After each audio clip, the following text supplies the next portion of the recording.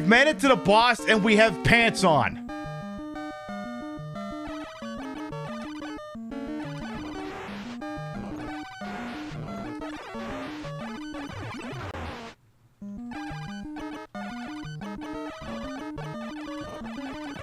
Oh my God!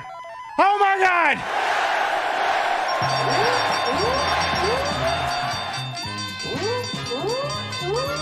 Big money! Big prizes! I love it!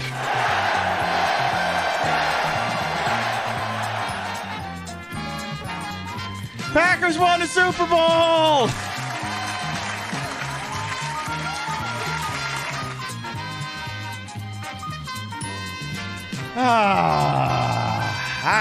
It's good to be the queen.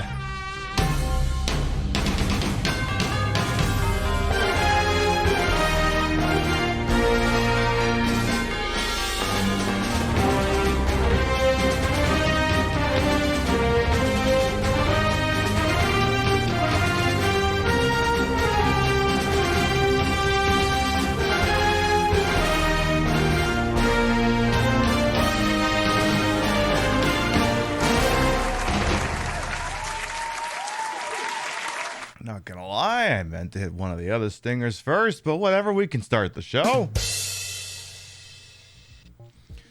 Good morning, afternoon, evening, whatever time of day it is. Welcome to the show. Hope you're having a good day so far. Yeah, I think I kind of meant to do either the Orion thing or the Paramount thing, but it's like once the intro starts, it's like, fuck it, I guess we're just going. We'll do it live! Fuck it! Fucking thing sucks! We're not doing it to play us out. We'll do it live. It's like we always freaking do around here. Now, hello, hair. Are you gonna play well with this earbud hair? Hey, you gonna do that? Because I mean, you've been a pretty reliable wig. You gonna play ball with this earbuds or not? Because I kind of need you to play ball with the earbuds. Otherwise, this whole damn thing isn't gonna work. But all right. Is this the part where I should introduce myself, or should I blather on for a little bit first, and before greeting everyone in the order to which they arrived? I wonder. Tell you what, we'll just go with that. Let's start from the top and make it drop. Let's see who amongst you fine, wonderful people are the inaugural people here for another Retro Saturday Night Nintendo Never Played This Game Before edition. Let's see what we got here. I'll work my way to the top, work my way back down. I see Sacerus, Arthak, Wulba, Stresia, Volcamon, Vectorman. Welcome on in. I see Angel Yumu as well. Hina Waffles, Mr. The Exception, Horror Kid as well. Good evening. Hello, Zyros. Nar, thanks. Of course I'm live. It's the Saturday night. It's the Retro Saturday. What am I supposed to do? Not go live? It's kind of what I do around here. Hello, King Monster as well. Welcome on in. I continue to scroll here. I see Mr. Lamprey. Good evening. Some people got to see some booty, I suppose you did. Hello, Frey as well. McBonus as well. Yeah, Ghosts and Goblins was a hell of a first date. I don't know if I'm going to call that game back. I don't know. See, like what this format's basically turning into, just like me going on a first date and then figuring if I'm going to fuck the guy or not, except the guy is a video game. And basically, it's just no foreplay. It's just I'm just immediately getting railed, which is what it is. Hello, Meta Dragoon, Gay Caliphate, Gaming Cyclist. Welcome on in as well. Hi, thighs. I mean, yeah. There's some thighs in there somewhere. It could be a wing too if you play your cards right. I don't even know what that means. I'm just making shit up. Hello, Golden Loki as well. Welcome on in. There. I think we're all caught up. So we were playing, I think tonight I was actually going to do, I wasn't sure if I was going to do game show night or a casino night, and then one thing led to another. We're like, screw it, let's like Blaster Master instead. Devastation. To unite all peoples within our nation. To denounce the evils of truth and love. To extend our reach to the stars above. Jesse. James. Team Rocket, blast up at the speed of light. Surrender now or prepare to fight. Dog and Raiders, hello, welcome on in. Well, going in Dog and Reddit, who is live on location in the Midwest from what I understand, a special broadcast.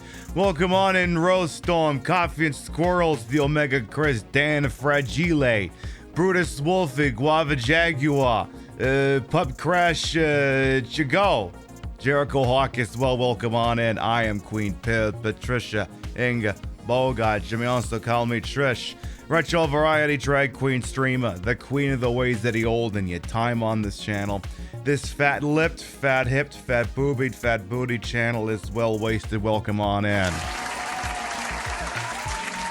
Dog, hope you and your friends were having fun doing a today. It looked like you were having a blast with that. We just started the program, and tonight we started doing. I like to play the older games, the really older games. I think we've informally created a new meta. Yeah, exactly. I did see someone did gift me a sub over there. I saw that. I did see that. Dog, we know you got a lot of raid targets out there on the TTV, and we're always thankful anyone choose Spin Town, little old me. Thank you so much for coming on by with your folks. Spoiler alert, round of marbles coming up shortly. I haven't even explained why, but we're going on a first date with another Nintendo game that I've never played before. It's called Blaster Master, and turns out a lot of these games like to fuck on the first date, and we'll find out if this is one of them, because I went on a date with Ghosts and Goblins last Saturday night, and I'm not calling him back. The sex was amazing. I just didn't much care for his bedside manner. So it was great, but I can't live on just that alone. I kind of need like an extra 5% to something else. So we'll be getting on the Blaster Master train when we get going here this evening. And one thing I just mentioned though is everyone's like, wait, we're getting Mubbles? The show just started and we're getting Mubbles? Yes, because while I was out today doing some light shopping, I got an email that said Miko did a $25 tip to the show, which put us over the 400% mark. So before we actually get going on the Nintendo stuff, we're getting around the Mubbles. So thank you, Miko, for that one. You got a book branded on Blaster Master? Ooh. Is it a nice big book? Could you whap a bottom with it? We also will not be live on TikTok this evening because I'm going to be drinking and got my fancy drinking cup here today. And would you look at that, Angel Yuma's also decided it's Morbin time, so you're getting at least 2 rounds of Mubbles. We will not be live on TikTok this evening because I don't think they like when you're drinking on TikTok, and we're drinking tonight. This will definitely be a show that has some alcohol flowing. I've actually got my nice fancy pants Bellagio highball glass here. A little bit difficult to tell because I poured a rum and Coke into it, but it has like a big black B logo for the Bellagio and then like a bunch of little itty bitty ones that kind of inscribed on the glass as it goes around. Very fancy pants. I figured if I made a killing over there at the slot machines, the least I could do is go to the gift shop. It's a nice fat 80 to 100 pages. Ooh, 8 to 10. I can deal with 8 to 10. I can fuck with that. Speaking of things we can fuck with, before we do get going on course on the Nintendo stuff, do y'all want Mubbles? Because y'all have earned Mubbles. You did 52,000 PiB tokens, which I gotta get used to saying that because sometimes we'll do some shows where they'll be more based on channel points wagering, and I got another microphone thing for that, so it could look like that. It ain't gonna look like that tonight because tonight's not really betting centric, but next Wednesday and next Saturday could be a completely different story. PiB tokens, I mean, they're tokens, they're casino chips, whatever you want to call the damn things. In any event, I suppose it's time for us to go spin the wheel of Mubbles, because we got to do that. Every time the tip jar hits overflows at 100% of, which is 50 bucks, we got to spin the wheel of Mubbles, and as it happens, we got to start the show with that. So here's the deal. You get at least 1 round of Mubbles guaranteed. Maybe you get more. You won't get less though, but you'll get more. And because Angel Yuma did some tokens, you get at least 2. Let's see if maybe we get a 3rd or a 4th. Let's spin this thing. Let's see, what are we getting? What's coming up here? Oh my goodness, one of the rounds has to be Coils of Power.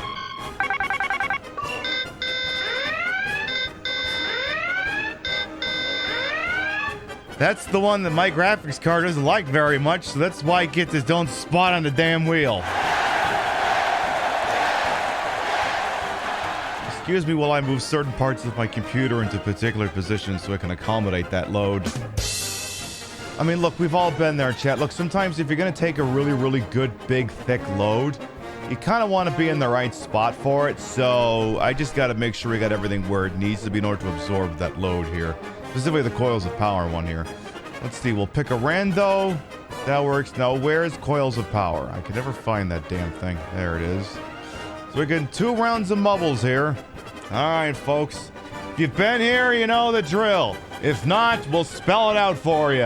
Exclamation mark play! Some people already know how this thing works. As I stated, exclamation mark play will get you in here. The way this works is, hey, you want to see a name in lights? You want to be cock at a walk? You want to see these lips scream your name in victory? Exclamation mark play gets you in here. This is the Mubble Mill. Craze of Glory holds the record here when 1 minute and 19. If you wager that you think you can do better, exclamation mark play will get you in here. We'll give you about a minute, and then we'll do the goddamn thing. Maybe while you're all getting your mubbles, then I'll argue with that Dorito. Give me a second here.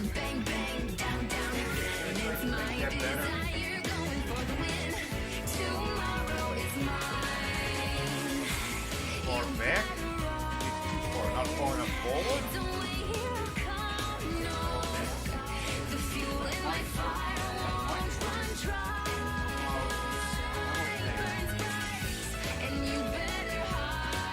I think that's presentable.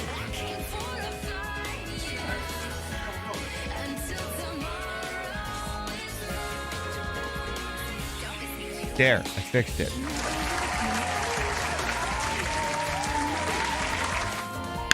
All right, we got 50 brave souls entered into the Mubble Mill. Exclamation mark play going once. Did y'all enjoy the view? Exclamation mark play going twice. I wasn't sure if I was going to go with the black leather jacket tonight or the snake print one. But then I figured I already knew what tomorrow's outfit wanted. I wanted to be a complete blackout. So kind of felt like maybe the black leather top tonight and then the black bodysuit tomorrow would be too much black. But now that I think about it, it's not like y'all care when I'd show up all dressed in black anyway. I look great that way. Oh, maybe I should get my mubble in there too. I mean, I'll make it 52. All right, here, folks. Here we go. 10, 9, 8, 7, 6, 5, 4, 3, 2, 1. Buggity, let's go ballin'! 60K games. If you did not get in, you can have my mubble. All right. This is called the Marble Mill. Not to be confused with the Game Mill, which is a really horrible company that makes really bad games. They made that Kong Skull Island, whatever it's called, game. And apparently they also just came out with a Walking Dead game that the internet is also dunking on right now. So maybe we just shouldn't be buying games from a company that literally calls itself a mill. I don't know. Look, if I wanted to see a bunch of things getting cranked out, I don't think it'd be video games. I'm just saying. All right, it looks like King Monster's in the lead if they can land the shot, and so far they have. You just pulled Pete's out of the oven, there's mubbles? I know. Oh, what's Hambutt think they're doing? Okay. As the crow flies, King Monster's lead. No, Zyros. Oh, you didn't say on the track. All right, King Monster and K9 Jocks are jockeying for position here. All right, K9 is so far doing all right here. They're in the lead. It's a pretty good lead, actually. You must have had one hell of a dropping off point there. All right, K9 in the lead. MSK behind them, but quite a fair bit behind them there. This is very much K9's match to lose here. They're going across the rumble strips, going across the yeetas, losing some momentum here. But they're not going to get yeeted. They're just going to win, baby. I'm a Luigi. Number one. Congratulations. K9 Jocks wins, and it's not even close. K9 wins, followed by MSK. Remainder of top 10 pending. Note to executive producer, ding, ding, ding noise. King Monster made it in next. We got Horror Kid. We got the star and roll. Some fat titty bint named Queen Pib. Handy Andy, McBonus, Cupcake, Gumdrops, and Blue Scribbler to round out the top 10. Ooh, my rum and coke is staring at me, but I'm like, nope. Wait till you get to the video game. Then you can start drinking. All right, let's see who's gonna be the last one. I'll turn out the lights in. You only got 10 seconds. Junker, if you want in, Junker's the last one, but you got 5 seconds. Ooh, not looking good. Not looking good for you either, Orion. Ooh, they didn't quite make it. K9 wins the race. It appears as though Craze of Glory will retain the track record by about an 11-second margin. Now, one of the caveats of doing 52,000 channel points, aka the BetPib tokens, to enter, is that if you win the race, if I win the race, or you come in 69th, or everyone dies, then you get your tokens back. Now, it didn't happen on this round, but they'll get one more time, one more try, because oh boy, folks. Please put your trays in the upright position, fasten your seatbelts, and get ready to kiss your ass goodbye, because we're going to see if my computer can even handle this shit anymore. Exclamation mark, play! Oh boy, coils of power, here we go. Okay, it's not too rough yet. I did close a couple of windows, I think it helped. All right, folks, once again, exclamation mark play will get you in here. The way this works is, hey, you want your name in the lights? You want this piece to work, these lips, legs, breasts, and ass to say your name and victory? Exclamation mark play gets you in here. This is Coils of Power, and it's normally known for crashing my computer. So far, it's holding up okay. For now, we'll see if it holds. I don't know if you're going to take the record, because I think the record here is a little bit fucked. But otherwise, Lover's Eyes got 216. You think you can do better? Exclamation mark play gets you in here. We'll give you about a minute, then we'll do the goddamn thing. You love the lip color tonight? Why, thank you, Sailor Soapbox. This is double espresso from ColourPop. And it might actually be available, because I think I bought this one quite recently. I did my blush re-upped. And they had, I think it was a cheap color, and I was like, fuck it, I could go for a nice espresso color, and suffice to say, I think I'm nailing it. A couple other things I could nail or get nailed by, but those are discussion for later. Watch so many old clips, you're surprised to see such an evolution of makeup. I mean, hey, you know, you do something long enough, you experiment with it, you get better at it, you change things up. You know, some things stay the same, some things change. It is what it is. All right, we got 54 brave souls entered into Coils of Power. Exclamation mark play going once. Hope everyone's enjoying this Saturday. Me too, Pains with Bones. Welcome on in. Exclamation mark play going twice. Exactly. If we're going down swinging, or we'll just be going down all the way to the all balls deep. Who knows? I mean, we're going on a first date with a Nintendo game. I may just suck that game's dick. It's possible. Might happen. Might say the right things to me. Might treat me right. I might just suck its dick, metaphorically speaking, because I can't suck an actual Nintendo's dick. That would be weird. Except for that one time I kind of did do that on TikTok last year. But TikTok doesn't know that's what was going on, because you just saw it from the back. And, well, anyway. 58 brave souls entered into Coils of Power! Exclamation mark play going once. Be sure there's not a Rob attachment for that. Well, I don't have a Rob, so it doesn't do me any good. I can blow a cartridge, though. That is true.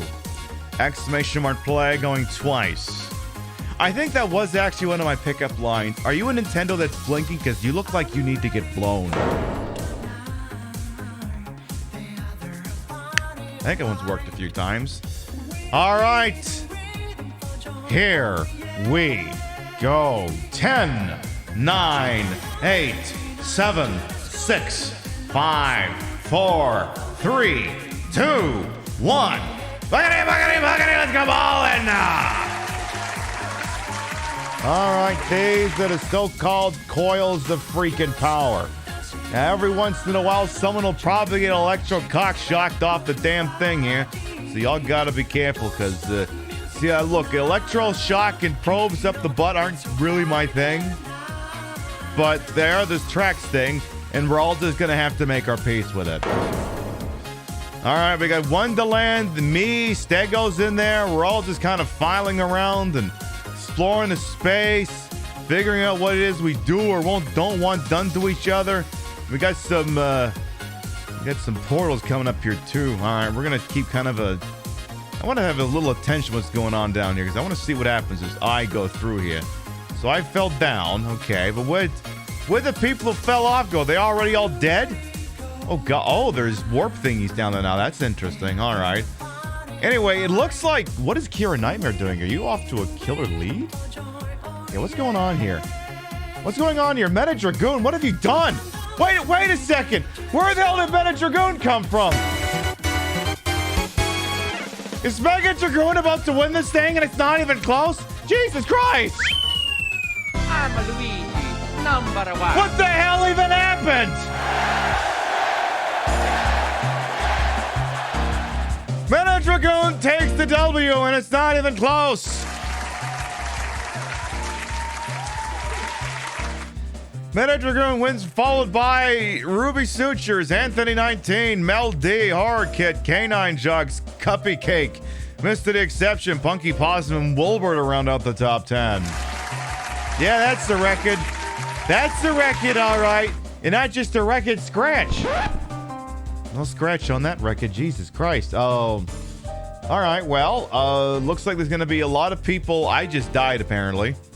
So anyone who falls into those portals will just die already. All right, well, okay. I guess some of you, it's been an honor and a privilege having you mumble in chat this evening. Oh, never mind, they all made it in, all right. Meta Dragoon wins and will take the track channel record.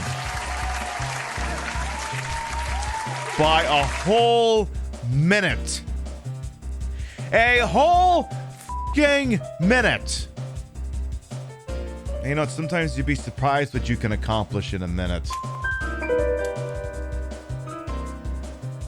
Sometimes a minute's all you need. Meta Dragoon wins with 1:16, which is 14 seconds off the world record, so not too shabby, but always plenty of room for improvement. All right, now let's see who won the whole kit and caboodle here. I think I know who it is. My money's on K9, actually. A top 10 finish as well as a dub. I think they're easily the marble to beat here. But let's see, after 2 rounds, what do we got? It's not going to be ended early like that F1 practice, is it? Third place overall in points is going to be the Horror Kid. Second place overall in points is going to be Meta Dragoon, which could only leave as number 1 overall. It is indeed K9 Jocks. K9 Jocks overall with 1 win and 159 points. Congratulations to you. Be a proud moment for you and your family. All right, now here's the deal, Angel Yumu. You've been here long enough. You know how this speech goes, but I gotta say it for liability purposes anyway. You'd like to thank the Academy, and what an Academy it was. Here's the deal, Angel Yumu. You didn't win the race. I didn't win the race. Neither of us came in 69th place, and not enough people died. As a direct result of all of this general shenanery, your tokens are mine. Make sure to everyone thanks Angel Yuma for putting 52,000 bet pib points on a table and letting it ride. Come on. You give them willingly? Damn right you do, because if you don't, it's just civil asset forfeiture. All right, is it time to play some Nintendo games, or is it time to play some Nintendo games? But, of course, before we do this, 2 things we gotta do here. 2 things we gotta do. First of all, I gotta introduce myself. I mean, it's me. I know it's me. Some of you know me. There could be some people who don't know who the hell I am. And, you want to get climatized. You want to know who you're dealing with, what they're all about. I am Queen Pib, Patricia, Inga, Bogart. You may also call me Trish. I'm a retro variety drag queen streamer. Sometimes I say the queen. I am the queen of the ways that healed. In your time on this channel, this fat-lipped, fat-hipped, fat-boobied, fat-bootied channel is well wasted. We're on the sauce this evening. I got my lovely new highball glass from the Bellagio. Again, I figured if I took them for a couple $100, the least I could do is let them have some of it back at a gift shop here. So, problem is with this, it's not a tall glass, so I can't do the thing I normally do, where I have the really big, tall straw, and then I just kind of pretend I'm blowing the thing, and I go 5 or 6 inches down on the damn thing, and then stare at you longingly. So I'm just gonna have to do it like this instead, and just appreciate the drink instead of trying to fuck the thing.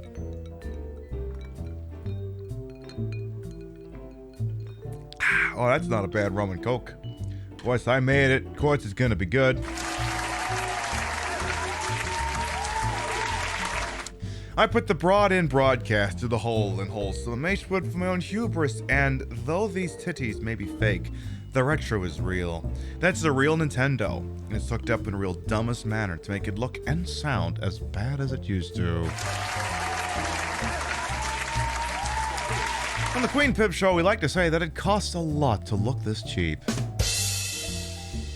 When did I go to Vegas? I was there for TwitchCon last month, and it was more so a Vegas trip that also included a convention rather than a convention trip that happened to be in Las Vegas. And had a lot of fun, and might even made some money. I might have been, yes, we did make some money. At the Bellagio. Not as much as Brad Pitt and George Clooney made in Ocean's 11, but I made enough change for it to be noteworthy. Alright, now here's the deal. Whenever we do the next Saturday night, the Retro Saturday Night Nintendo Edition, there is something of an opening ceremony we like to go through here. So let's go take care of that. Let's get WrestleMania, WWF WrestleMania launched over here. One of the worst games I've ever bought in my life. Hi, Hulk Hogan. Don't say the N-word. Just don't say the N-word. Your mission, should you accept it, is to please not say the N-word. We'd really love it if you didn't say that, please. Don't say it, it'll be real cringe, and Vince McMahon will start crying because he's got so much in your pot, and he doesn't have to want to kick you out. Something like that. I think I got that right. Now, wait a minute, hang on. Now, you may be going, what are we getting ourselves into here? Well, as you all well know, we have the commercial for the game right here. Totally real commercial. Totally not a thing that was just made up on the internet. Totally not. In the ring, in the air, out of control. WWF WrestleMania from NES. 8-Man Mayhem. Did you see that? Hulkamania, brother. Choose from 6 superstars. Unbelievable combat. No holds barred. Anything goes action. It's a slugfest. 2 wrestlers in the ring, brother. Kick from anywhere. Total chaos. Punch in 2 directions. Complete mayhem. Run at your opponent. Amazing. Spinorama. WWF WrestleMania for NES. I inject steroids into my balls, brother. You know, I say this every time. I'm actually not 100% sure that actually is the actual commercial for the game. And every time I watch that, I'm never quite sure, to be honest. Sometimes I think maybe there's something else going on. In any event, WWF WrestleMania for the Nintendo is easily the most I've ever been disappointed by a video game I bought for the Nintendo in my entire fucking life. I thought I was getting a really cool grappler in the vein of, say, WWF Raw, or even, heaven forbid, WWF Warzone. What I got was bad. Kind of lousy. Pro wrestling was so much better. Indeed, the Nintendo game of which you speak. Tell you what. Let's do a mirror. Can I do a mirror match? Can we do $1 Million Man versus $1 Million Man? Yeah, let's do Dingus versus Dingus this time. Alright. So I'm in the black, he's in the green. And I'm gonna see if I can kick his ass. It's not looking good already. Excuse me, could you please just die? Thank you. I just need you to perish. Not me, you. Maybe you just punch him really quick and he'll die. Isn't it nice he got stabbed in the back as being elbowed of the company? But no, is there a thing about Vince McMahon I didn't hear about? There's lots of things I didn't hear about. Like when y'all were making comments about Chris Pratt voicing things in Garfield. I thought you people were joking. I didn't realize he's actually voicing Garfield. Like, what the fuck? I haven't played Bionic Commando. I have played the original Bionic Commando for Nintendo, yes. On the show, it might have been a very long time ago, but it would not be a first date if I were to play that. I should voice Garfield. I mean, now this. Can I sound like an extremely apathetic cat? Gee, I wonder who that sign's for. Yeah, $1 Million Man versus $1 Million Man. 1,000 ways to lose. Like, that muscle game for Nintendo is better than this. And if you play the Japanese version, that one's got an actual Nazi in it. And even that game is better. Okay, but Mr. $1 Million Dude, this doesn't even remotely sound like a theme song either. Yeah, Chris Pratt, the official voice actor of whitewashing. Yes. Very, very yes.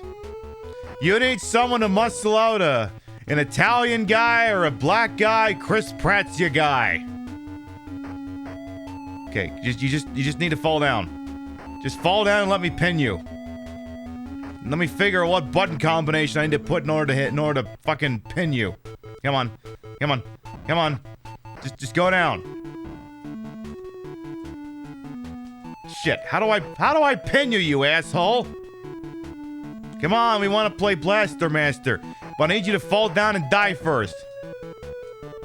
I think it's like maybe A and then down? Or B and then down? Select and down? Something and down? Going down? Come on, come on. Get your ass back here. Come on. God, the combat in this thing is so fucking stiff. There's lots of things I like I like being stiff. Controls are not one of them. Not a big fan. Stiffness, none of things, yes. This, not so much. You gotta be on the same vertical plane of existence in order for any of your shots to hit. And you can only hit, left to right, not, like we can't be facing each other up and down, you know what I mean? Come on. Come on. Just fall down, go boom here. Seriously, just get down. Vince sold too much of his stocks and the executives figured he was a liability. I mean, yes. Oh, Vince. Do I have to explain to you how running a wrestling promotion works? How do I pin you, you fuck? I swear Nintendo did not have enough buttons to play this game. Which is weird because I remember playing Steel Cage Challenge and thinking that game was actually pretty good. So I'm a little confused as to why this one plays like such ass. You know what the worst part of this is? You know what developed this game? Rare. Rare. GoldenEye, Donkey Kong Country, Jet Force Gemini, Perfect Dark, RC Pro-Am. They made this stinker. This game is their fault. You could have sworn it was A plus down. I could have sworn that too, and yet here we are. You know what? I don't care. You know what? This match ends in a draw. Nobody cares. No, you don't. Get it off my damn screen. Get it out of here. Be gone with thee.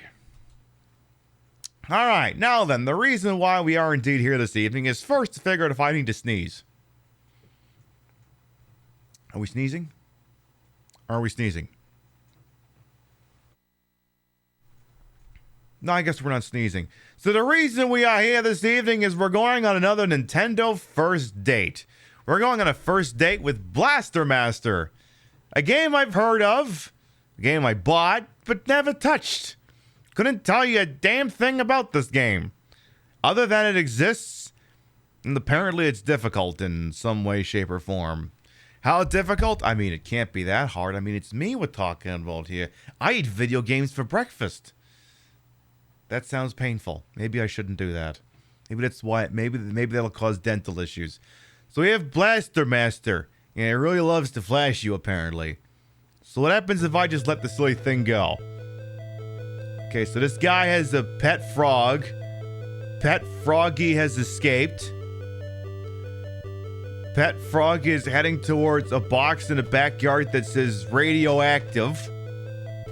Wait a minute. It dives in a giant hole? Wait, this is just Rachel the Queen Worm's origin story. Boy falls into hole and discovers the Mako from Mass Effect. Decides to become Captain Shepard? Oh, okay. Sure. Okay, and then you can drive the Mako like it's Mass Effect. Okay. Interesting. Yes, that did accelerate quickly. My goodness. Yeah, why is there a radioactive box in his backyard? I wonder, part of me wants to look up like the instruction manual, get for more context. And part of me is like, you know what? I think that's all the setup I'm getting, and I think that's just fine. Guess this was the prototype for the tank they'd use in Metal Slug. Seems like it, Volkamar. Alright, well, I guess I could start the game. I guess I could do that, so we don't keep getting flashed by the game. By the way, Mrs. B, Sylph Cove rival. Volkamar, welcome on and all of you as well. Alright, go dive in your damn hole in the fucking ground again and flash us with your really cool flashy thingy. So glad video games don't do that nearly as much anymore. Find that to be kind of annoying. Just a little smidgery smidge. Alright, there's your Mako. Whoop-de-doo, it gets 40 rods to the hog's head, and that's the way we likes it. Alright. You picked the ball game. Oh, did someone do my alert command? Is that what that was? Oh, that looked like Star Tropics for a second there. Okay, so you get in the Wagon Queen family truckster. Oh, this is where that song comes from. Okay, I've heard this song before.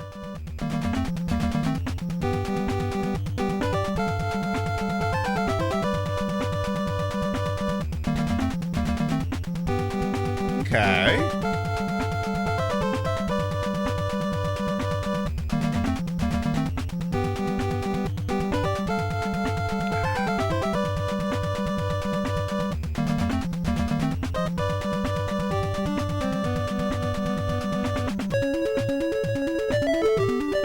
Hey, this is still going.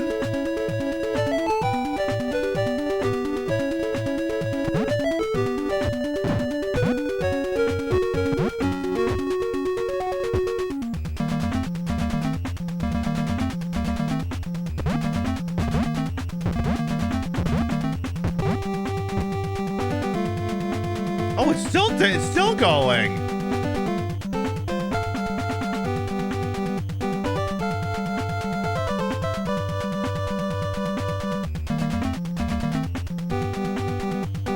Now that went for a while before it started looping.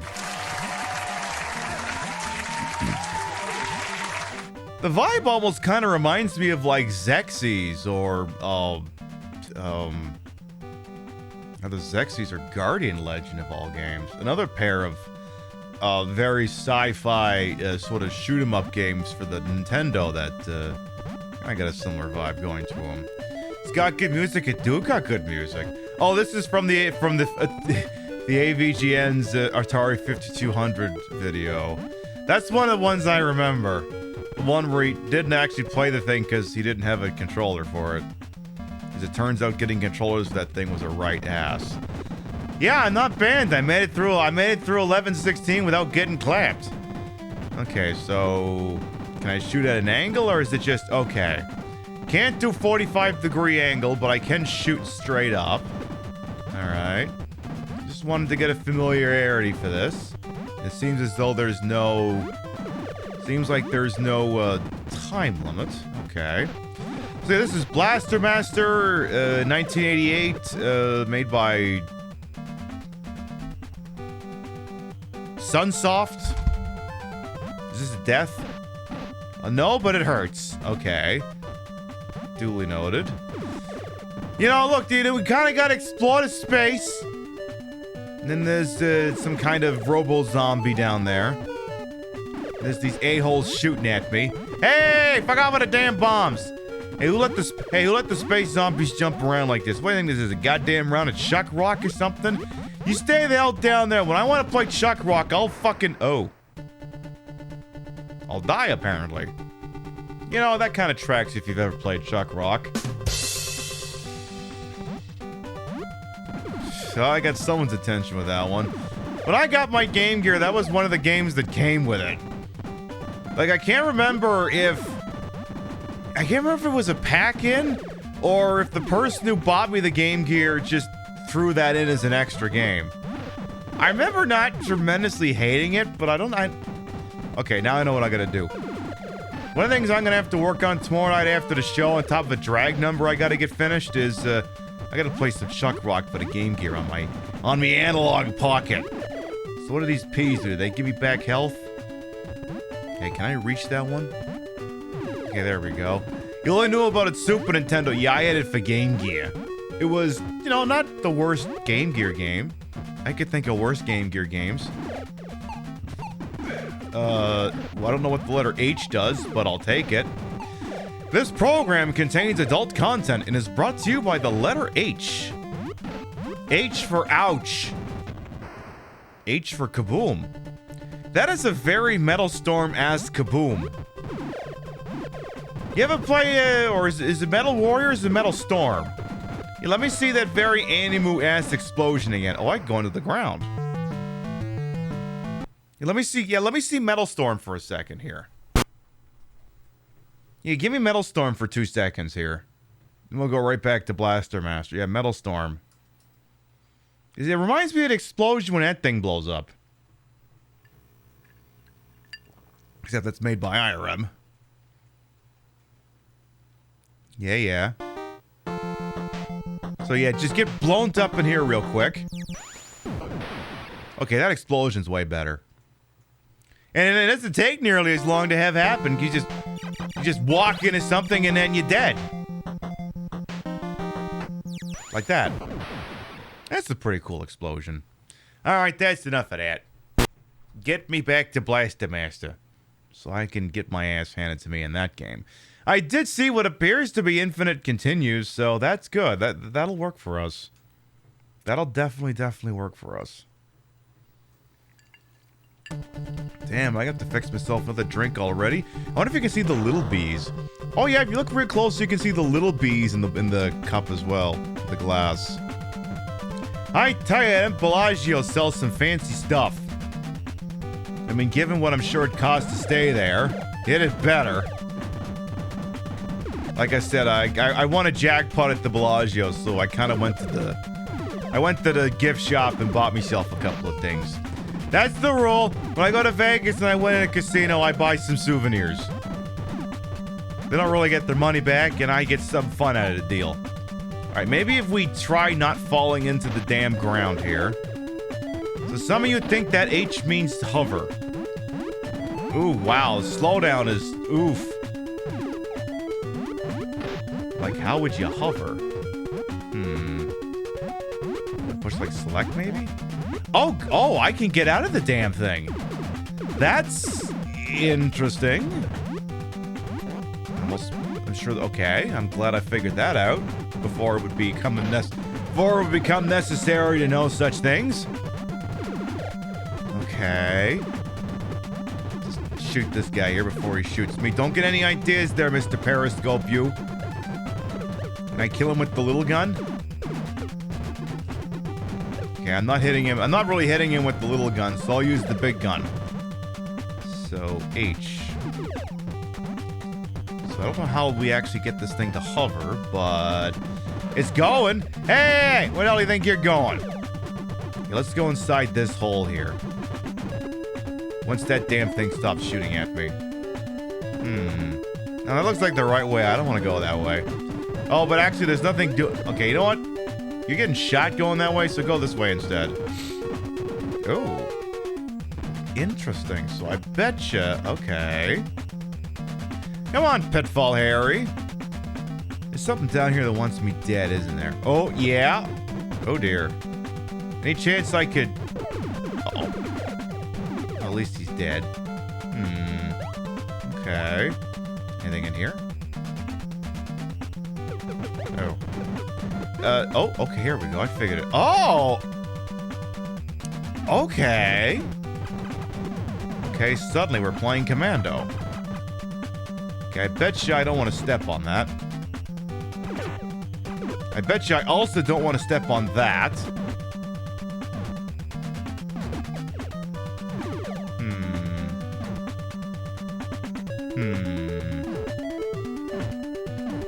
Come on, just trying to shoot it at diagonally, game. Help me out. Or that works too, I guess. Okay, so fire from... Yeah, exactly. When did we start playing Fester's Quest?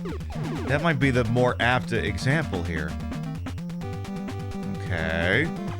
Seriously, yeah, it's like, when did I start playing... take your pick. Fester's Quest or Star Tropics? Okay, well, I got something that make gun happy, I guess. Those enemies don't respawn, right? Oh, no. Good. I'm glad. Oh, that guy respawns, though. Oh, fuck that guy. Oh, fuck that guy. Fuck that guy. Fuck that guy again. Pal. You know, I'm starting to think going in that building may not have been worth it. Considering I just lost 2 lives just leaving the fucking place. That may not have been worth the effort. Okay, I guess I'm gonna have to go down here in a very particular manner here. Alright, there better be something good for you in there. You little Oh, you can crawl along the ground. Okay, that's interesting.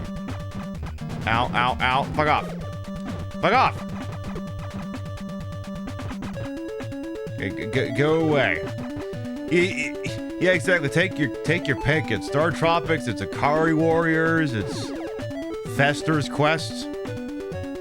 I mean, Sunsoft was Fester's Quest, weren't they? Commando, certain parts of Super C, Guardian Legend, certain parts of that game. Now, what in the hell would I be looking for here? Let's do a full perimeter sweep first. See if what I'm looking for is along the outside edge. It doesn't seem to be the case. So there must be something in center. Oh. Okay. Huh. And as soon as I figured it out, chat told me about it. Okay. Evidently, some facets of this may be somewhat destructible. Very well. Okay, well, I'm getting some pee. Wait, is that shit? Oh, okay. Okay, that's maddening. Oh, okay, I don't like the fact that the game is respawning the destructible parts. And I'll tell you why. It's because then I don't know if I've actually shot the damn thing or not. I had the same complaint and in Vegas when I was at Hell's Kitchen at Caesar's Palace. If you keep refilling the water glass, I can't tell how much water I've drank. And considering I'm consuming vast amounts of alcohol, I'd like to be able to track how much water I've had. But you keep refilling the fucking glass. Please consider stopping. Like, that'd be the thing. Like, when it's, like, I'd have to tell the guy, just, please stop. Stop. Believe me, I appreciate it. Could you wait till the glass is empty? I need this for tracking purposes. The Amiga version of Akari Warriors is a unique game over screen, a pop-up text that says stupid. Also, it's Kumi from UHF. Stupid! You're so stupid! Yeah, Pip, that didn't sound like the guy, though. Yeah, I'm not Japanese. I'm not about to try and fake his accent. It's not fucking happening. Okay, but could this game please stop spawning enemies right outside where I'm coming back in here, please? Please? It really mean a lot to me. It might allow me to continue to play the video game. Okay. Well, this is certainly an interesting game. It's kind of a, you know, a little bit of a slower shooter. Kind of a, well, I mean, like a moderately paced. Oh, I am underwater. I no longer wish to be underwater. Is that sonar or am I drowning? Get back in the damn thing! I hit the select button. I thought I was gonna. Okay, that's what I'm looking for. We have weapons and Sophia the Third Horror 1. Alright. Blaster Master was your nickname in band camp. Is that so, Brainy? Oh, come on in. Let's see what's doing over here. This game was Metroidvania before Metroidvania was a thing? Oh god, you mean to tell me I'm drinking and I'm playing a Metroidvania? Oh god. Well, this is gonna be an evening. What the hell is this thing? Will it die? I don't think this thing's taking damage. And I can't just drive into it. Well, I guess I could, but it wouldn't end well. Hey! Okay, well, I guess I could go in here again and look for more free upgrades, I suppose. Any more free upgrades for my GAT? My space GAT? Anything like that at all in here? Anything I can do while I'm on foot? I guess not really. Uh-oh. Uh-oh. Okay. I just want to see if, like, because I think there was, like, some sort of gun upgrade or something I got in here. I just want to see if either it respawned and I gotta re-get it, or maybe I don't. Now, it just dawned on me to remember why I'm even... Not why I'm playing this game, it's just why is this character where he is right now. We all saw that intro, right? Where he just came in and is like, okay, he's got his frog, and his frog escaped, and it fell into a radioactive gas can under a tree. And I know everyone's going, yes, this is the origin story for Rachel and Hillbleed, but it's still completely different somehow. Ay. You know what? Maybe we should just go. Just remember, when you step out of this thing, there's immediately somebody trying to kill you. You just jump in a damn tank and get moving. Am I trying to kill the frog? I have no idea. All I know is we gave it radioactive stuff, and now it's this. You know what it is? It's not the water that turned the frogs gay. It was the radiation. He's an extremely gay radioactive frog now, and I love that for him. But apparently this means I do still gotta put the guy out of his damn misery. Have you get the feeling maybe we've gone over too far? Perhaps we should attempt to climb. Well, I don't know that I want to be going down yet. I'm interested in this game, but I ain't going down on him just yet. Again, this is Blaster Master. I've literally never played this game before. This is the farthest I've ever gotten this video game. Namely because it's the first time I've ever played this video game. Okay, so the P seems to give me back my health. H does... Couldn't fucking tell you what H does. Apparently I can go in the HOV lane. Isn't that the thing where, like, if you're carpooling or something? Isn't that what that is? Does it mean every time I pick up the letter H, I'm just picking up someone who's carpooling? That's a good reason for the progress. It sure is, Sourners. Oh, come on in. Okay, there's a thingy. I enter the thingy. I'm being cute. There's an a-hole there. Well, I don't know what he's guarding, and I'm not going anywhere near him just yet. It's like he's guarding shit, to be honest. This one's guarding something. And can't aim for shit. Okay, what were you guarding? Okay, one of those stupid things. That I can just shoot from the side, so... Hey! Motherfucker! How dare you? Excuse me. The game's not spawning those in, is this? Alright, so... Ah! Motherfucker's adapted. Excuse me, you're only supposed to go up and down, not left and right. Alright, well, apparently my... Oh! Is my gun now Homer? Do I have a homo gun now? It's literally a homo gun. It's homoing. I mean homering. It's homering. So does that mean it'll... Okay, no, it's not. Okay, it's not homering. It's just being weird. Oh, okay. It's being random. Okay, that's definitely not annoying at all. Definitely not annoying. Definitely. What the hell is that?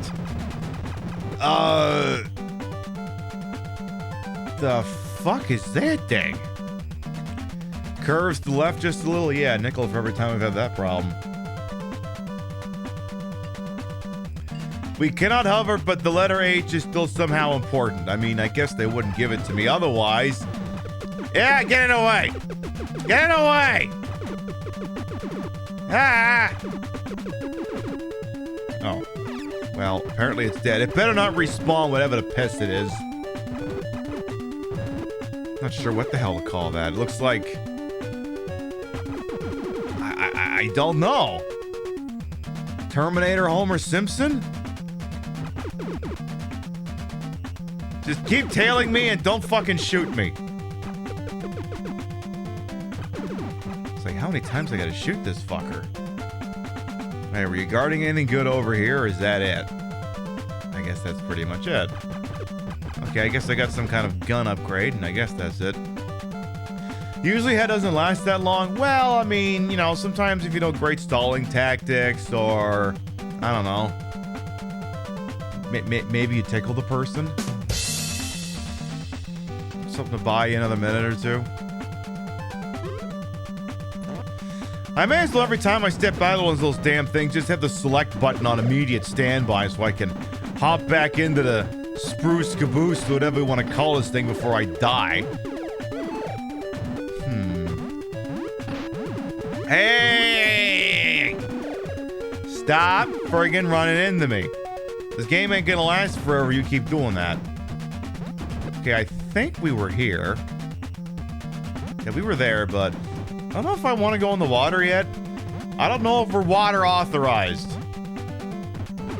Usually, I've played a Metroidvania before. Usually that requires something extra. Little something extra is usually needed for that. Let's do a very slow descent here and see where the hell that gets us. Oh, well, I mean, if you just fall off like that.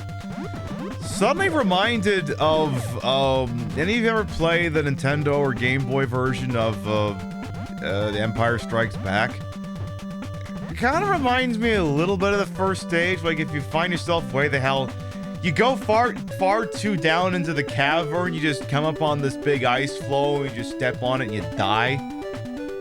Except this ice floe hasn't killed me, at least not yet anyway. Given enough time and the second coming of Jesus, maybe.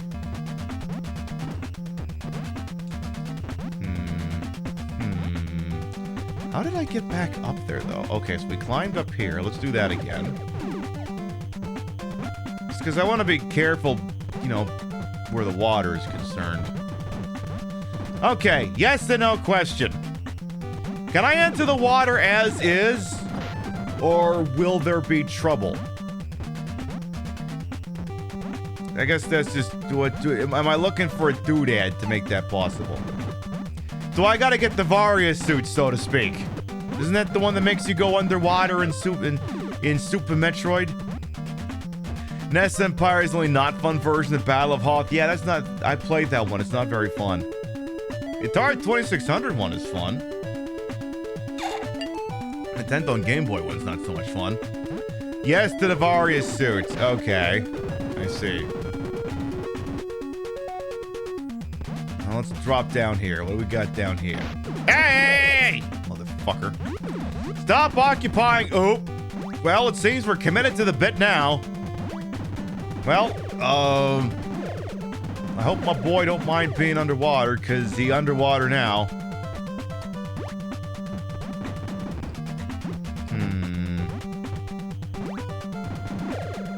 I mean... This isn't like an oxygen tank or anything. Let's just...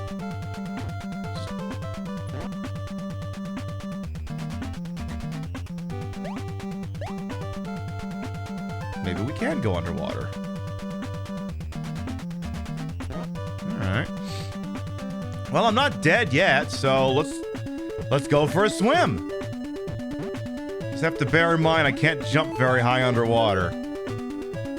And I bet you that thing would have hurt to stand on, so I guess I'll have to be careful about some of the things I choose to stand on.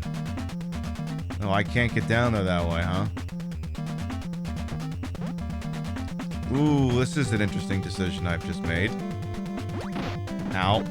Oh, okay, I can drive on that. Okay, I wasn't sure. Kind of reminded me of some of the stuff I'd seen, not under the water. Oh. Okay. Alright, boss, get your ass up there. Okay. There better be something good in here. Oh, no, you don't. I ain't falling for that goddamn thing. Hey, fool me once, fuck you. Fool me twice, double fuck you. Fool me 3 times, I should stop drinking. Oh. It's like, which way are you gonna start flying, idiot? Okay, it is kind of like I'm playing Star Tropics, and, you know, I like Star Tropics. Ain't a damn thing wrong with that. Okay, so I guess I'm gonna want to shoot my way through that. Well, let's see if there's anything good in any of these rocks. See, if this game really wanted to be mean, they'd start putting enemies in the rock. Like, you know that one part in Mega Man 3 in the Gemini Man stage? You know the one? Where you're shooting like all of them like salamander eggs, whatever the piss they are, and half the time tadpoles come out of them and they try to kill you. I mean, admittedly it doesn't work because they're small and they're cute and they die in one hit, but it's the thought that matters. Surprised they haven't pulled a stunt like that yet. Interesting mechanic going from vehicle to the suit.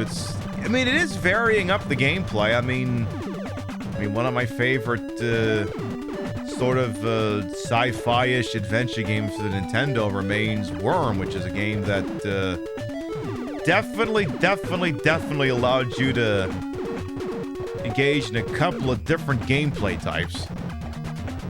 Because sometimes you're in the Vizolder stupid tunneling space doodad, and sometimes you weren't. And sometimes you're, oh my god, I'm hot, I'm anime, and I got a cheeky bodysuit on, let's fuck. That sort of thing. Okay, but can we hit this guy? Okay, there, we finally got the angle on this idiot.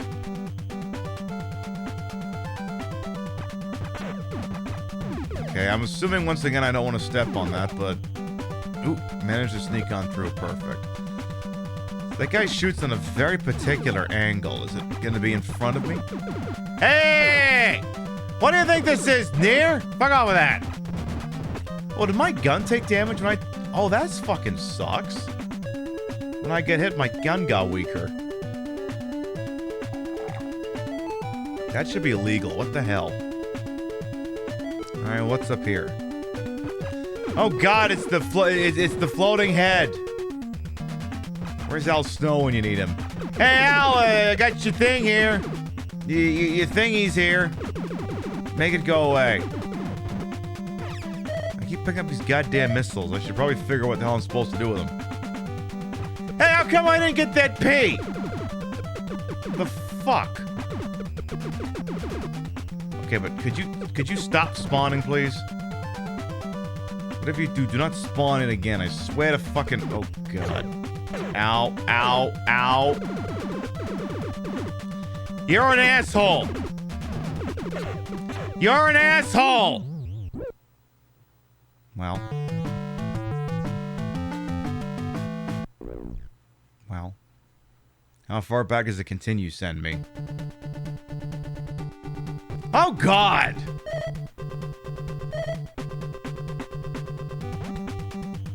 Well. I guess why bother having a continue function if it's just gonna send me back there? Alright. Okay. That would have been a good. That would have been a good time to BRB and grab another drink. But okay, we'll fuck with this again. Okay. See, at least with ghosts and goblins, like, it made abundantly clear what it wanted out of me right away, which was basically me pinned forward, just doing very inappropriate, consensual things to me. Well, I'm just screaming into the damn pillow. This one's being a little bit more subtle. This one, I think, lit some candles, kind of trying to set the mood, put some music on, and opened up a little bit of a foreplay. And it's made its first attempt. I mean, it's going okay. It's just, I guess this one's trying to be a bit more of a gentle lover. Little bit gentler. I'm not sure what I think of it yet. See, now part of me wonders if it's worth it to go into some of those rooms I was going in before. Because, I mean, all I got out of those was like gun upgrades that died the minute someone touched me. So I wonder if maybe that's something I shouldn't even necessarily bother with. Oh, those are mines. Can I shoot them? I guess I could have. Alright. Well, let's just keep going here. Let's scoot on down here. Now, can I drive through there? Okay, just wide enough, it seems. Except that fucking dickhead's still down here. Alright, I mean, the game's fairly generous enough with some heals occasionally, so that's not too shabby, but in and of itself. Alright, well, boy, what's this thing under the sea? Well, whatever it is, I can actually breathe down here. I'm not sure if I approve of that, to be honest. Imagine a game letting me breathe. Any chance I could kill that guy from here? No. Is that the thing? Like, shouldn't this be trying to drown me or something? Shouldn't it be doing that? This content is indeed for certain audience. It's you, Twitch. Your audience is, I know, Portia. How you doing? Welcome on in. We're playing Blaster Master for the Nintendo. It's being a lot gentler to me than that Ghosts and Goblins game from last week. I don't know if I care for that, to be honest. I don't know. I think I kind of wanted the video game to rough me up a little, and so far it hasn't done that. I mean, I got a game over, but, you know, it wasn't the world's worst game over. It was just kind of a thing that happened. It was kind of a mild inconvenience. Is this game set in Gitmo? I'm looking to have a good time, not looking at my fingernails pulled out. There seems to be a shocking lack of fucking pronouns. I know. Well, there's a couple of things in here that are kind of moving around in the same movement arc as the pronouns, so there's that at least. Or there was. They seem... Okay, there it is again. Okay, but you can't... Y'all can't be putting... Okay, there better be something good in here. There better be something really friggin' good in here. Because, yeah, so far this isn't... I mean... It's just... I don't know. I mean, it's interesting. It's one of these games that really lets you explore. There's not a whole lot of games, Nintendo games, that let you do that. I mean, I could think of Solar Jetman, Legacy of the Wizard, I suppose the overworld of the original Legend of Zelda, a little bit like that as well. Because otherwise, for the most part, these games were fairly linear, but this one's kind of, you know, maybe some of these places mean something, maybe some of them don't. You know, one of those friggin' things. That being, there's a severe lack of tits and ass, and I will hold that against this game. I will do that. I will invoke Tom Petty-minded skullduggery for this particular concept. So that it needs more boobies. I cannot be the only one providing tits and ass on an evening like this. The game needs to meet me halfway. It's gotta meet me somewhere with this. Okay, so far I've yet to find really anything embedded in these rocks other than just heals, which are only really necessary because I'm hanging around here in the first damn place. Starfield hates Mondays but loves lasagna. It me. I'm Starfield, apparently. Alright, so more missiles. Oh my god, how big is this fucking room? Don't worry, it's the 11th night of work. You shall be breasting boobly behind the bar. Excellent. We do love breasting boobly in leather. It's one of our favorites. This is my faux leather snakeskin jacket. You know, this little thing I got going on here is kind of a little pleather there. So I'm with you in solidarity. Oh, I paused the game and oh Jesus. If I pause the game, it respawns those things. And if I'm standing in it, the game gets a little irate. Just a smidge.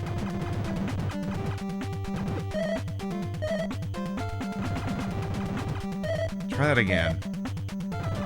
Okay, that's interesting. Never seen that happen before. Well, I guess maybe you weren't silly enough to pause this game in this section. Okay, but there's still a surprisingly large amount of nothing going on here. Come on, game. Give me something I can work with here.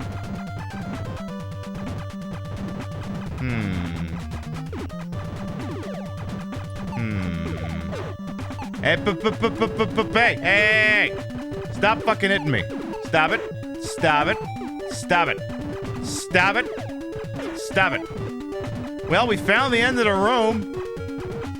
I guess if there's anything tremendously interesting in here, it's gonna reproach and speak now if ever holds you Pisces.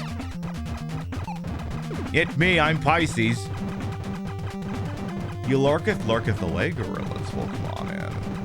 What the hell do I want to drink next? I mean, I guess I do have a can of Pepsi open. I guess I could do a Jack and Coke. I did a rum and Coke, I'll do a Jack and Coke next. Stands to reason. Okay, I'm detecting a whole lot of fucking nothing in this room. I mean, I guess it's interesting that the game let me explore a room that's literally just nothing. But at the end of the day, this was the room full of nothing. Oh, hang on. I have an H rocket. Is that like a horny rocket?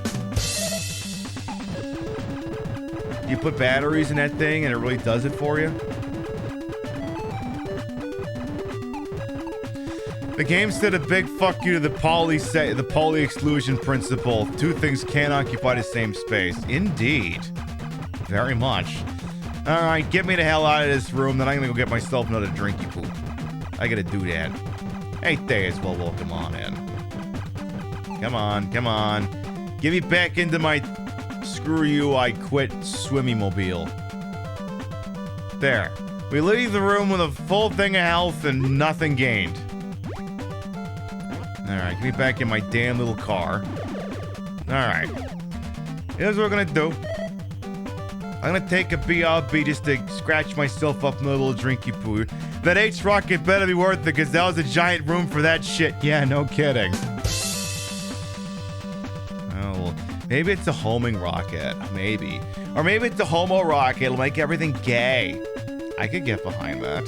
Alright, we're gonna do two things. First of all, one, I want to see how good this booty looks in leather, because this is kind of a leather bikini I'm kind of wearing. I want to see how it looks. How's it look?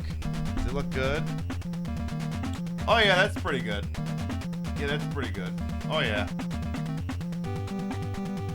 That make my booty look good.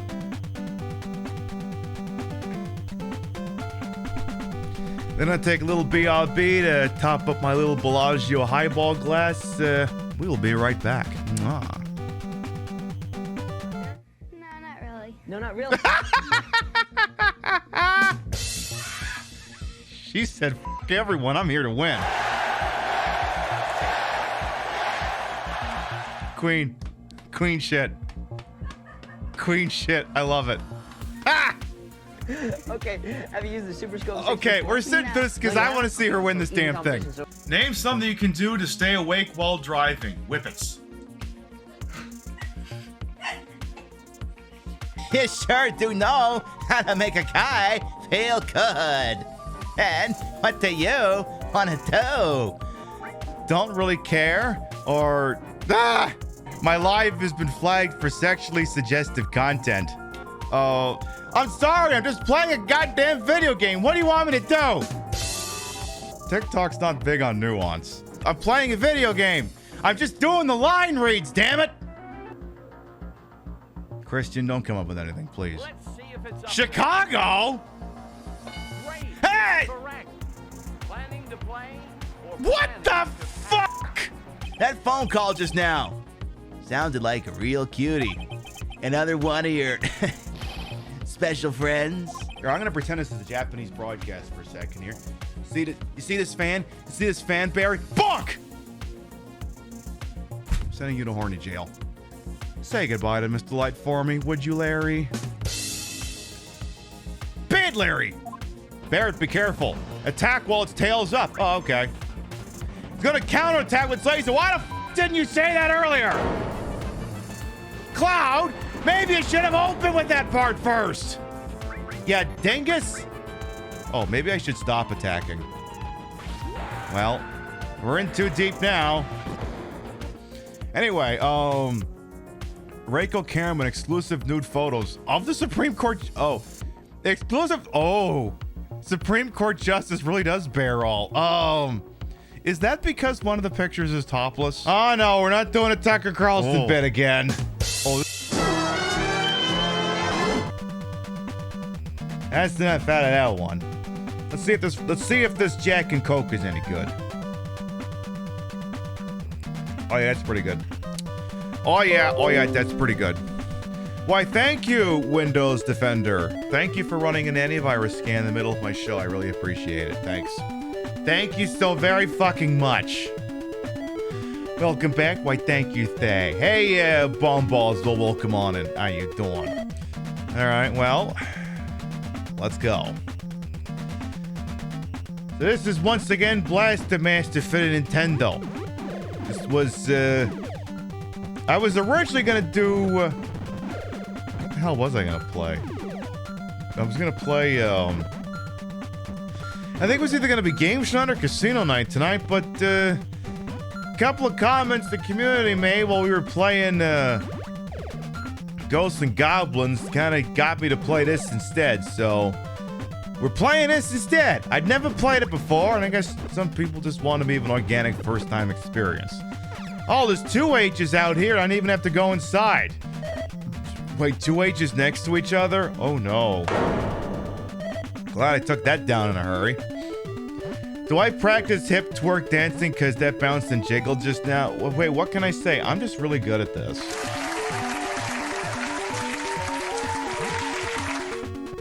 Look, I'm just good. You're dealing with a professional here. At least I don't have to stop by the clinic. That is true, yes. As long as we don't have to do that. So yeah, this first date is being a lot more gentle than Ghosts and Goblins was. I don't know. I kind of wanted to mistreat me a little.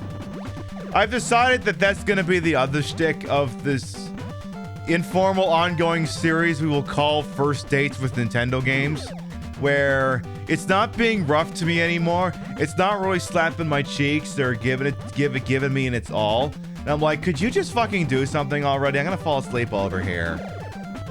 Which isn't to say I'm not having a good time with the game. It's serviceable. The music is nice. The graphics are very good. It's just I want it to fuck me. And it's not fucking me yet. It's just making love to me. It's not fucking me. But yes, there is a difference. There is a difference. I was expecting a fucking, and so far that hasn't happened yet. Maybe I gotta make it further to get fucked, I guess. So I think we went down there. I think. And we could go down there again. Well, I think I can't fucking remember. I honestly can't. How do you get a fabulous booty like mine? Lots of squats and be overweight for a while and lose the weight. That's kind of a big one because that gives your booty a lot of jiggle. So one thing I looked at, and one thing if you can't even feel the cartridges, then what's the point? I know. It's like, game, look, I understand you're making an effort. Look, there's a strap-on in the drawer. Just use it. Just put lube on it and let's go. Maybe I'll blow you after. We'll make it even. But, what was I gonna say? Oh yeah! So, we were rewatching Sophia, what's the names? She did like, she stayed, they did a thing where they stayed at every hotel in the Las Vegas Strip. And one thing I wish I'd bothered to look into was when they got to the end of it, they got to the Tropicana, which is a hotel that's not gonna exist much longer. And apparently at the pool, they had a swim-up blackjack table. And I'm like, oh my god, if I'd remembered that was a thing, we would have stayed our last night at the Tropicana. So I could have gone there in my little blue and white sporty thong, could have gone up to the blackjack table, mask presenting, of course, and just, you know, lost my money, except I would have had my ass out the entire time. Instead of losing my ass, it would have been right there. Ah, well. Maybe one of the other Vegas casinos can put up a swim-up blackjack table.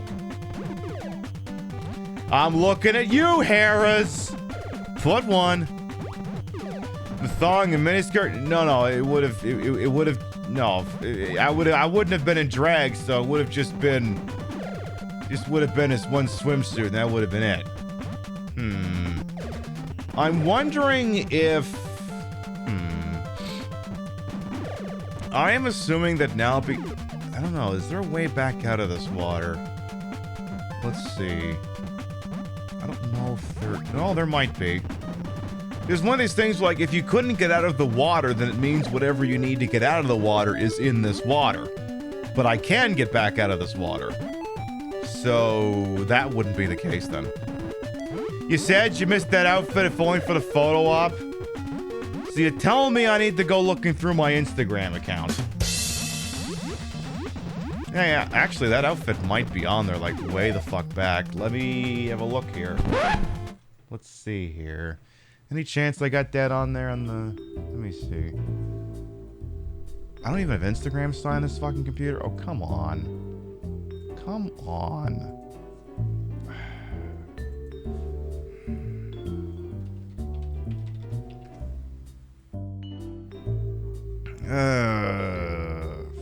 Okay, can I look at my Instagram account without being signed in? Oh, no wonder I can't sign in. That's not my name. Okay, try that one.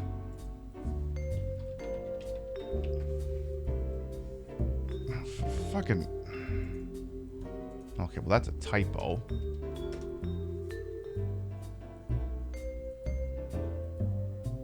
You're still giving me fucking shit.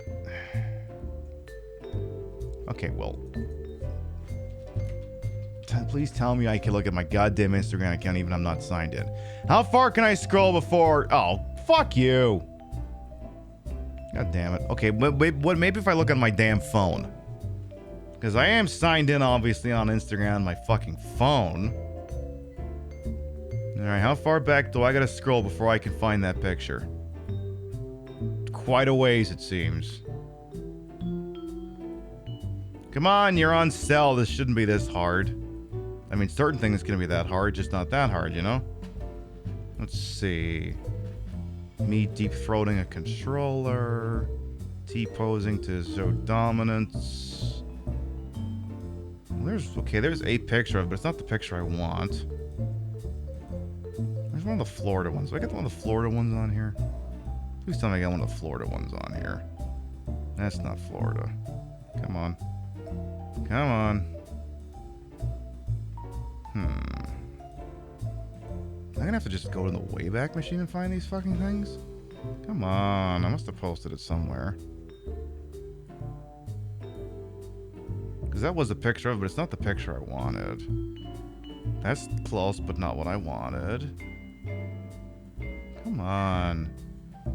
I'm not I don't have, where's my old thirst traps?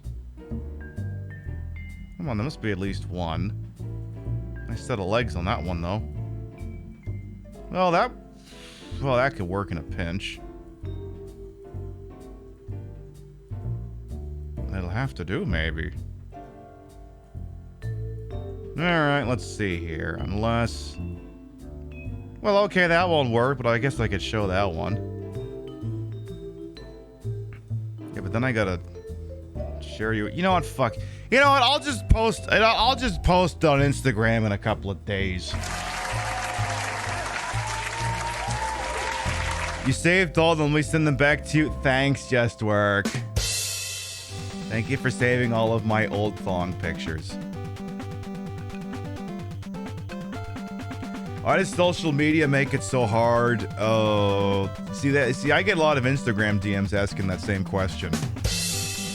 I don't reply to a single one of them, though, because, hey, the tip jar is right there, asshole, if you want a conversation. And even then, that's not guaranteed, let's be honest. Alright, so maybe if I jump into this water, it'll get me somewhere. Or is this the same water? I think this is slightly different water? Maybe. Maybe not. Okay, no, this is different water. Let's go down this way, then. Or maybe this is ultimately the same water, but it's the one I died in earlier. That could be what happened. Okay, so this is about where I think... Okay, this is where we died before. So this is where the game finally went, okay, I'm gonna give you the sex now. I'm like, oh, I'm glad you decided to start. Just get up there real nice and slow like. There you go. So we died in here because there were too many big, stupid floating heads. And not in a good manner. But yeah, like I said, apparently once upon a time, and I don't know if they still had it, we were there, yeah, the Hotel Tropicana had a swim-up blackjack table. And it would have been great. Because, like, it's like 50-50 chance, because here's the deal. When I'm mask presenting, I'm not in drag. It's like, okay, it's a 50-50 thing now. Either I'm going to wear the board shorts because it's what everyone else wears, I'm just trying to blend in, or I will wear something that's got both cheeks hanging out. There's like no in between on this. It's board shorts, which are drowning hazard, or thong. Look, when I'm wearing it, I'm not wearing it because I'm trying to show off. I'm wearing it because I don't want to drown. You have any idea how heavy board shorts get when they're wet? I'm just being practical. It's not my fault it means people get to look at my butt. It's not my fault to walk by on a beach and random people like, hey, come on over here. I'm like, nah, I'm gonna keep walking, but thanks for noticing. Pib, you're not making that story up, are you? No, I'm not. I'm really not. Board shorts means you're just ready for moist environments. Yeah, I suppose. I suppose. I don't know. Let's see here. So you guys gotta go down. Now, you one that goes down and one that goes across. Oh. Yeah, you witnessed it happen while I was fully clothed, I know. You did. How can I say I got a great ass? I mean, hey, Dan Clancy technically got to look at it. Hey, that guy saw me a couple of times and like, you know, that guy sure was an awful lot of the places I happen to be walking around. Dan? You know, Dan, I didn't think of this. Does he want this ass?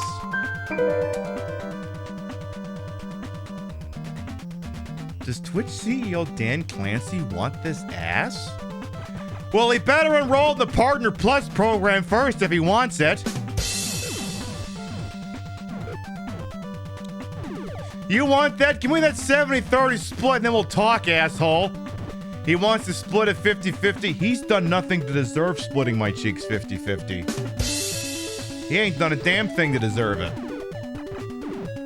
You know what he is? He's one of these guys that rolls in just like, oh my god, you're so hot. Send me pics. And it's like, do you want to compensate me in any way for this? No, I just want to jerk off. Okay, fuck off. Get out of here. Get out of here. This is for paying customers only, you cheap ass. Also, literally, when did I start playing Nier? Look, at some point I will play Nier. I just don't want to be doing Nier right now where I gotta do bullet hell stuff in a game like this. Okay, don't let all these floating head things kill you. Okay.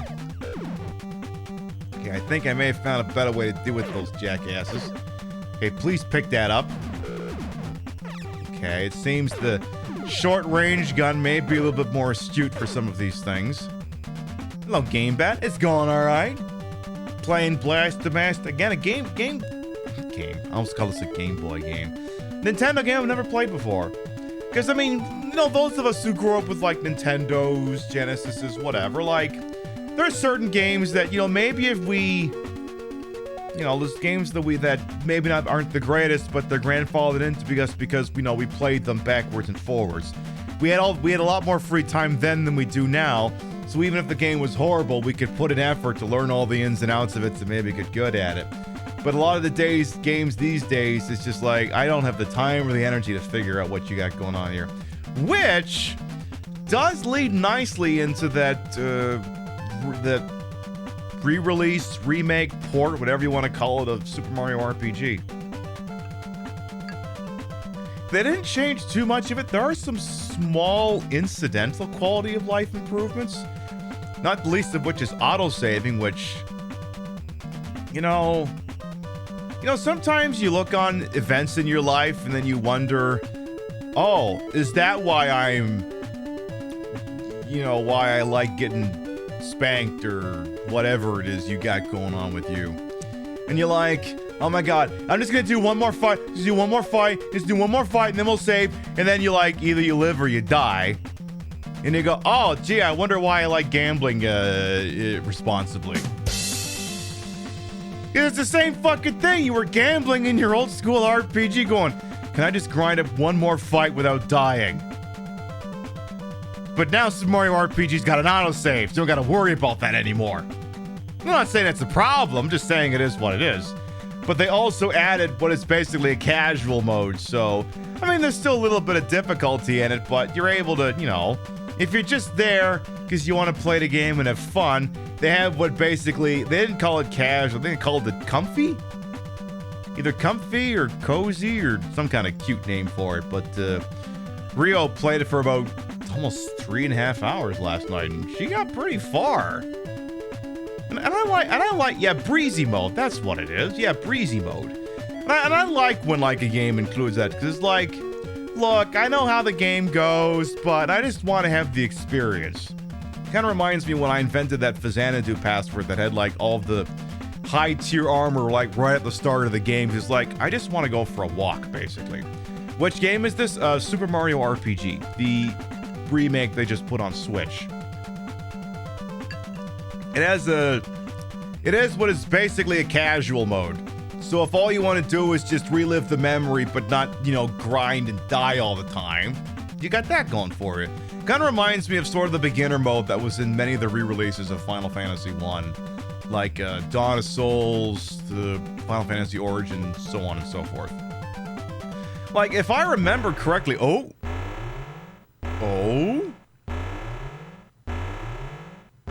what the hell is this?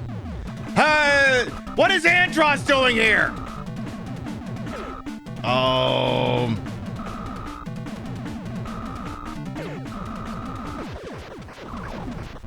Only I have the brains to rule like that, bitch.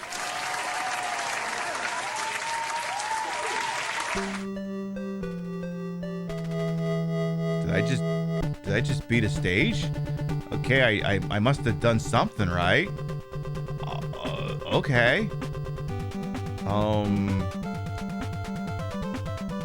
So it sent me back to the start. Okay, so I guess I unlocked something useful.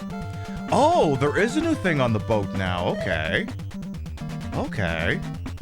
Anyway, to complete the thought that I had before that happened, if I remember correctly, the Dawn of Souls Final Fantasy 1-2 thing for Game Boy Advance,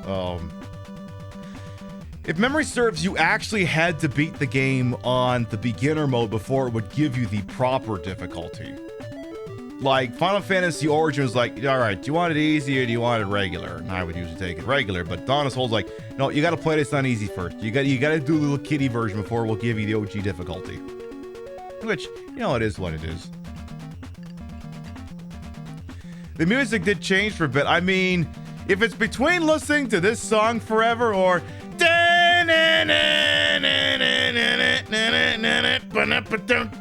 I think I'd rather listen to this if I'm being honest. This is a bit of a marked improvement. Alright, so I unlocked something for the space boat. Let's just drop on down here. Is it a bigger gun or it must be this gun, because that seems like it's got a little bit more heft behind it. Because the jump is exactly the same. So it must be the gun that changed. But yeah, but yet it's pointing at the cockpit, so I don't know. But it seems like it's more badow. A little bit. I'm trying to remember, was it this, when were we having the SNL discourse? Was it start of this week, or it must have been start of this week? Yeah, where SNL had like a bunch of really cringe, I mean, SNL having cringe skits isn't news in and of itself, because as an institution, that show should have ended like 20 years ago. But they did like a bunch of skits that had a bunch of shots at a bunch of Hamas jokes and stuff, and it's just it's surprising sometimes when you go and you look at it how much sometimes where SNL just does participate in manufactured consent. There was this one skit I wish I could I found it on NBC's website, but it wasn't loading properly because NBC is garbage. From 2000 and it would have been, actually no, it was around December 2002. It was an episode that Robert De Niro was guest hosting because he was doing press work for Analyze That. And, I mean, there was some good stuff in there, but there was this one sketch he did with Jimmy Fallon, which your first mistake was doing anything with Jimmy Fallon. It was a pre-recorded one. It was called UN Weapons Inspectors. And this was in the lead up to this. Okay, so December 2002 is 3 months before the United States invaded Iraq. And the whole thing at the time was, oh my God, did they have weapons of destruction? Of course, we all know nowadays they didn't.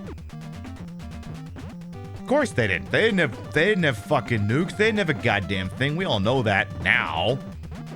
But the U.S. was still in the weird will they, won't they? How did I fire a missile? How did that happen? Anyway, yeah, so the UN was going to do weapons inspectors just to prove if there was or wasn't something. And SNL came up with the sketch where it was like Jimmy Fallon and Robert De Niro was weapons inspectors. Like, we're going to find those WMDs or whatever. So then they roll up into like Baghdad or something and they knock on this door. And like Fred Armisen as an Iraqi, what were they called back when it was Saddam with the Republican Guard or something? Whatever. Anyway, Fred Armisen playing one of those dances at the door, and Robert De Niro just asked, "You got weapons?" Fred Armisen just goes shifty eyes and says, "No." And then Robert De Niro and Jimmy Fallon just look at each other and go, "Oh, yeah, okay, fine." And then basically they do a little outro. It's like, oh, hi. Yeah, it's kind of I mean, at the time, I guess maybe we thought that was funny, but oof. Huh. Oh, yeah, it turns out they didn't actually have weapons. Huh. Maybe you should keep your damn nose out of these things, SNL. Hey, Benz, I welcome on in. Maybe you got no business commenting on these things. Maybe you're perfectly good at... Maybe leave the topical humor out of it. Maybe don't do that. It turns out maybe you guys just aren't very good at it. I don't know. You know, saying those who don't learn from history are doomed to repeat it. At this, you're convinced at this point it keeps repeating because of adamant refusal to learn. Well, that's the thing. We're getting close to breaking the cycle, actually. I got a really good TikTok for you here, which again, we're not live on TikTok tonight because clearly I've been drinking. Here's this really, really good TikTok here. And it's not even mine. This one. We are under. Whoa. Hang on. And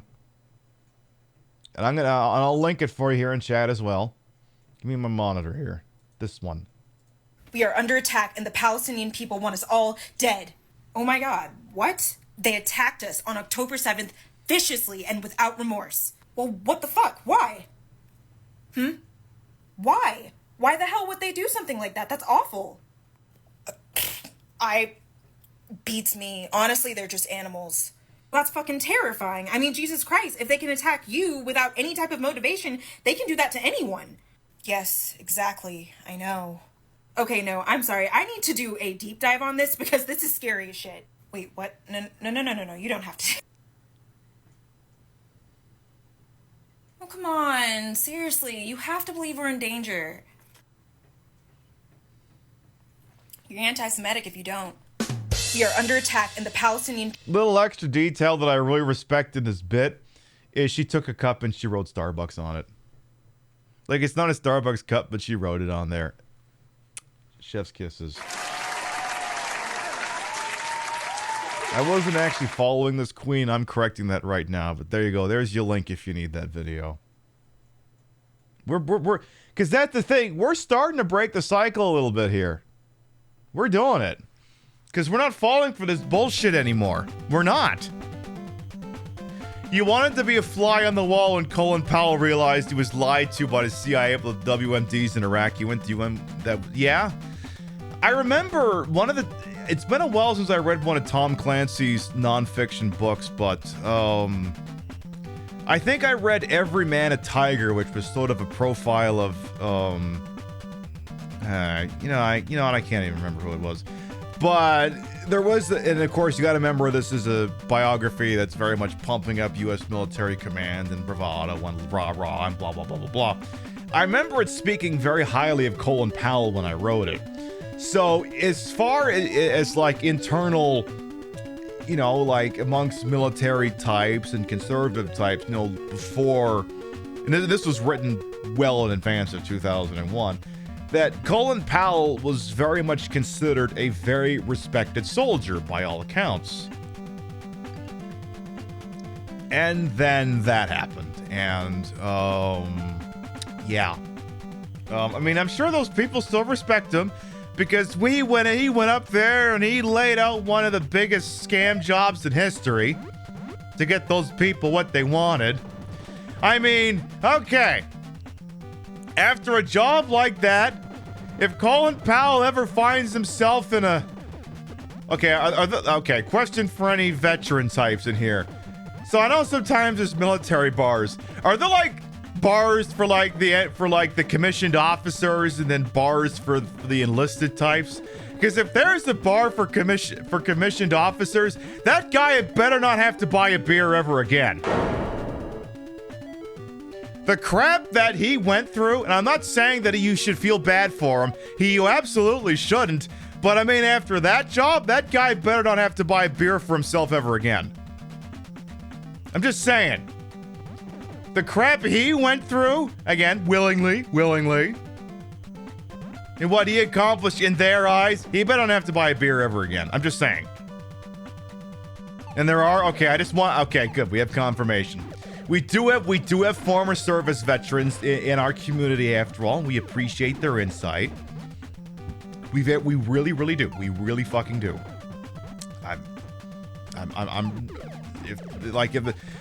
You build a big enough community, you start to get a grasp of, okay, this is the expert we have on this thing, this is the expert we have on that thing, that sort of thing. It's just, I really like that, we have veterans in our community. I really do like that. Because, I mean, there's lots of things in life that, where like a bunch of people can tell you how thing X, Y, or Z goes, but like, that's the kind of insight, depending on, I mean, for this kind of community, not always the easiest stuff to find. So, look, I appreciate when I get that kind of insight from people who have been in those places. I really do. You're a former Marine Corps officer? Hey, we're building our ranks.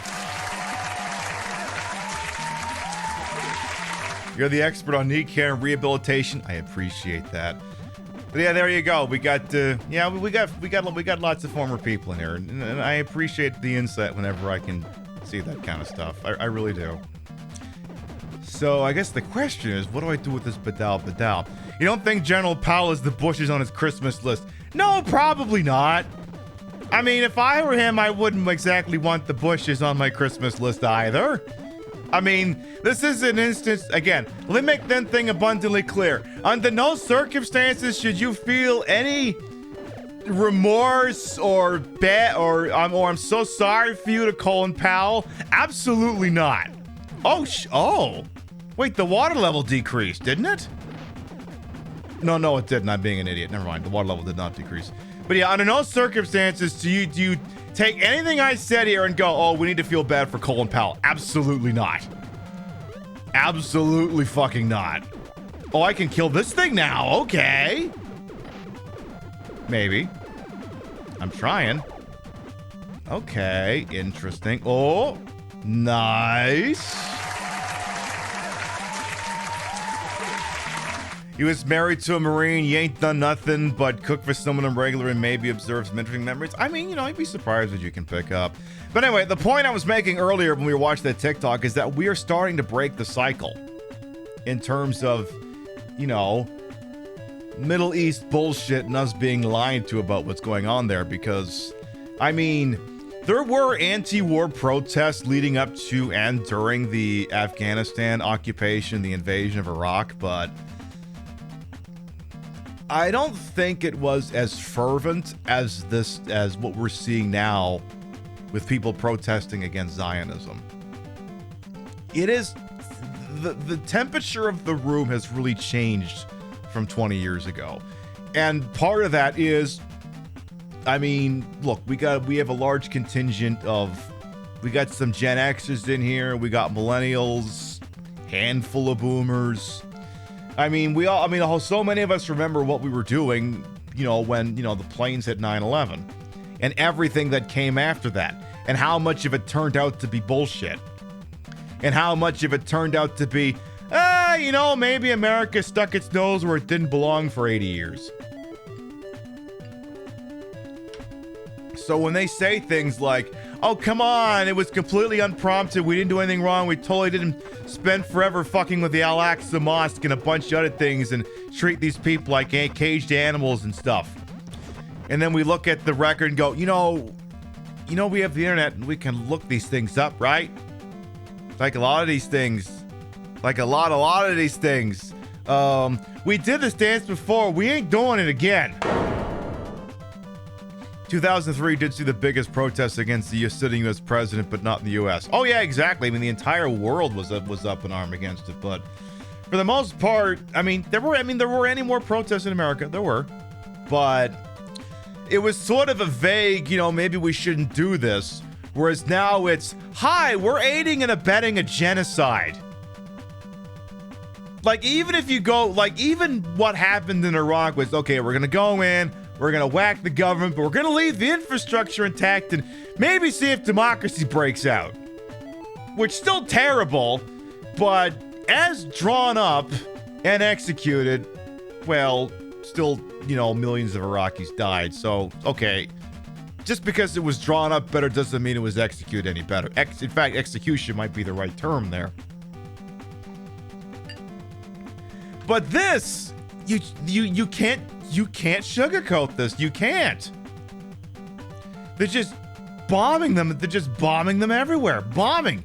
More bombs. It's like the Oprah thing, except instead of getting cars, you get bombs. That's literally what it is. And we're not falling for this shit anymore. And they're trying their darndest to paint it as anti-Semitism, but it is not winning and not happening. And they're pissed off about it. They're scared shitless. You know why? Or you rather you know how? Because they're going after TikTok. They're going off to TikTok and saying, hey, you dirty Chinese company. Quoting them, basically. How dare you spread such virulent anti-Semitism? Because how they're trying to frame it is that, oh, it's a Chinese app that's trying to sow dissent in the West. And not, this is just organically what the main people who use this app think. They're trying to hand wave it as that, but it ain't working. It ain't working.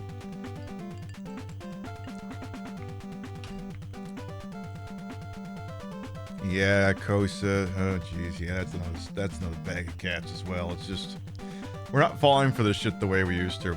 And the other thing too, and there's, you know what? Let me go in this hole here. I guess I could try to advance the game a little bit here. A phenomenon that has happened, and it's happened a couple different ways, is, you know, the more that generations are removed from a polarizing thing, the more likely they are to hold a kind of contrarian opinion to it. So, for example, an example is for Cuba. So you have hardliner former Cubans who are like, look, the embargo must stay. Cuba has to get fucking dumpstered, so much and so forth. And then you have younger Americans and younger, you know, second or third, maybe third generation Cubans living in America who are like, you know, I don't see what the big fucking deal is. I mean, you know, why maybe we shouldn't be a dick. And let me tell you something right now. I am very much against the Cuban embargo. And I know there's lots of good reasons to be against the Cuban embargo. Because what's happened is the rest of the world is using Cuba as a cheapskate tourist trap. Where they can basically engage in, what is the term? What's the term they use for, like, when basically all they can get by with is tourism, like indentured tourism, slave tourism, something.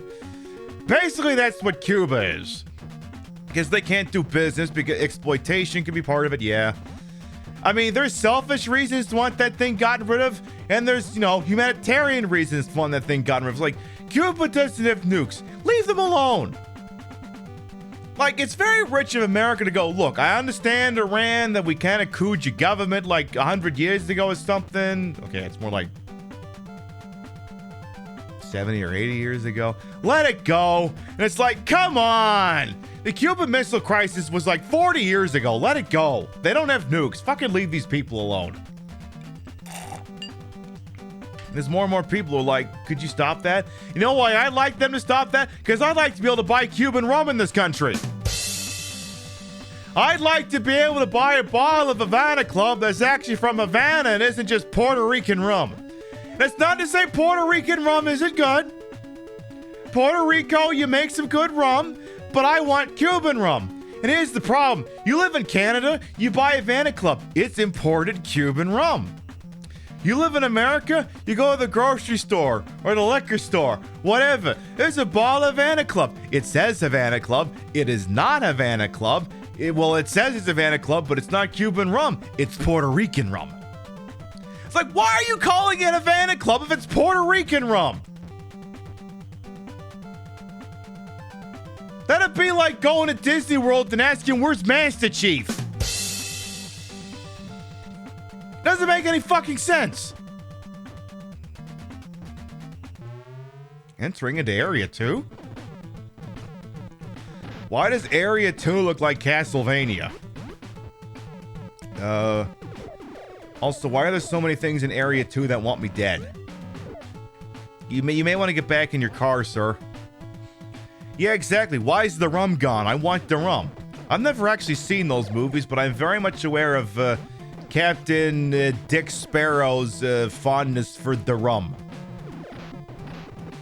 Because that's the other thing, too. Like, Santa Booze is coming, and Santa Booze likes to buy lots of really good booze for all the really good drag queens and their partners. But rum will not keep until Christmas. The rum must be purchased immediately. Why is Pitbull the only import conveniently available from Cuba? Makes no sense, because he's a U.S. nationalist. He's one of the quote-unquote good Cubans who wants Cuba to eat shit. That's why he's so easy to get hold of. That's actually what it is. Yeah, you don't want to watch those movies anymore? Yeah, I don't blame you. I mean, why is there an extended Disney series based off a really shitty ride at the Magic Kingdom? Look, I've been to the Pirates of the Caribbean ride at Disney World. I twice actually. Two different times I've been at Disney World. Granted, it was in the 90s, but still. And I've been on that ride, and I don't get where like a 4 or 5 movie slate deal came from that. I really don't get it. It's just a weird, stupid thing full of animatronics. That's it. It's a Small World would have made more sense. I don't know. Maybe I gotta go again. But you know what? Well, okay. Maybe I gotta go again to understand what Pirates of the Caribbean, the ride, was all about. But at the same time, I don't really want to go back to Disney World. Like, okay, some of you may be offended by the following statement, and I apologize that I'm going to make you feel this way, but I have to speak my truth, you know? There are some things in life I don't want to go to without kids in tow. Disney's one of them. Like, I feel like if I go to Disney World without kids, it's like if you show up at a like a little league softball game without kids. And I understand it's not like that. You're going there because it's an intellectual property that you enjoy. It's just a mental block that I have. Just because I impose a restriction on myself doesn't mean other people have to impose that restriction on themselves. It's just where I set the yard marker for myself individually as a person. Now, conversely, I look at a place like Vegas where I can walk around the drag with my ass out and nobody blinks and go, oh, this is great. I definitely wouldn't bring kids here. I mean, there's a couple places you can bring kids in Vegas and not get into too much trouble. I mean, there's Circus, there's Treasure Island. That's basically it, I think. But I would not, me personally, like, unless Rio was like, I suddenly really discovered a really crippling desire to want to go to Disney World, I don't think it'd be something we would ever do. And she's not a Disney gay outside of a few very specific situations, so it's probably not going to happen. You also don't want to do 100-degree heat with 90-degree humidity. At least in Vegas, it's a dry heat. You love the Jack and Coke version of me? Yeah, well, I mean, the Saturday night when we're just playing a stupid video game and... Well, that's the thing. We wouldn't really been able to have these conversations during the Ghosts and Goblins, because that game just fucked me for hours. And it wasn't exactly subtle. Like, I mean, I couldn't walk straight for a week after that show. It felt good, but goddamn. The not safe for TikTok version, pretty much. You've been to Vegas during the summer? Oh yeah. I mean, the thing is, when we were there in October for TwitchCon and everything else, it was unseasonably warm. Like, it should not have been as warm as it was. And it seems I lack whatever machinations I need to get through, so we're gonna have to double back. Bart was like, oh my god, we should go again. But I'm like, but then I looked up how much that shit cost, and I'm like, you know, maybe we'll give it a little bit. You know, if you want to go to a casino that bad, just drive down to Atlantic City. We have casinos. We do have casinos. There's, you know, there's the Golden Nugget in Atlantic City. You can go there. You're going to have to go to Fremont. Just drive down to Atlantic City. You can go there. You can do that. I think Gordon Ramsay had something at, what was that goddamn one called? I think it started with a B or something. I can't fucking remember these things. You'd rather Universal Studios and Disney slumming issues? Yeah. I mean, I'm not saying that anyone who wants to go to those places shouldn't do that. I I mean, if anything, you shouldn't patronize Disney because Disney donates money to Israel, and along with so many other things. But I mean, at this point, I guess that's the thing. After all the things Disney has been accessory to, mega media conglomerates donating to the Republicans who helped put in the Don't Say Gay bill as much as they pretended they were against it. Like, at this point, if you haven't given up Disney now, I don't know what's going to stop it for you. So, you know, live your best life, I guess. Compromise with Six Flags and a pub crawl. There you go. There you go. That's exactly it. But yeah, we'll just go to Atlantic City. I think for Rio's birthday, we are actually going to go to Atlantic City. Her birthday's next month, and we're going to do that. We'll just go down there. Look, just drive down on like a Friday night. Go lose some money at, I don't know, the Golden Nugget or something. Spend the night, drive back the next day, do the show. Something like that. But yeah, her birthday's next month, and we'll just do that. Let's try going through. Ooh, oh my goodness. The drink is empty. Chat, do I get myself another drink? Trashy Queen, you're drunk and loving it. Love that for you. All right, chat says I have to go get another drink, so I guess I have to go get another drink. I guess that's just gonna have to be a thing I do, and then talk about the slot machine I might have purchased. Though if you're following me on social media, you might already know that. All right, we'll be right back. I'll go grab a drink. Grab two. They're small. I mean, I don't know. I kind of like these half-size drinks because then I can try multiple drinks. So I'm gonna go grab another drinky poo, and we'll be right back. Mwah. There you go. Arrest that guy. Thank you.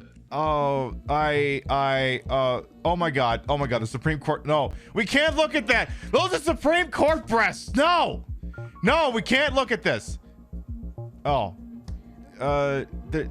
she's just slapping him with his tits. No one's having sex here. They're wearing clothes. Okay. Okay. Actually, there might actually be something going on there. Oh, stop! Okay, I'm actually drawing the line at that one. The other ones were a little bit more ambiguous. That one, not so much. I just had sex with Supreme Court Justice. She's throwing a kitty cat. How old are you? I turned 8 last week. So, Mary couldn't have died 3 years ago. Could she really be here? Is this the quiet, beautiful place she was talking about? Played us like a damn fiddle! Me and Mary talked a lot about Silent Hill. She even showed me all her pictures. She really wanted to come back. That's why I'm here. Maybe you'll get it if you see the other letter. The one Mary... Was I obvious enough for you, chat? God damn it!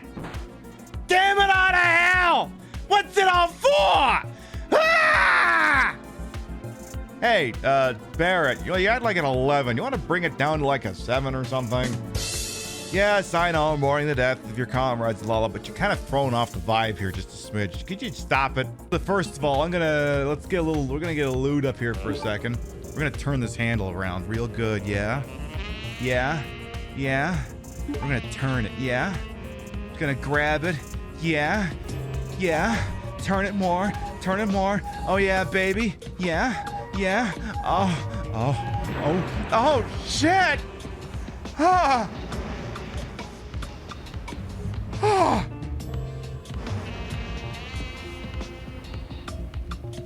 Oh!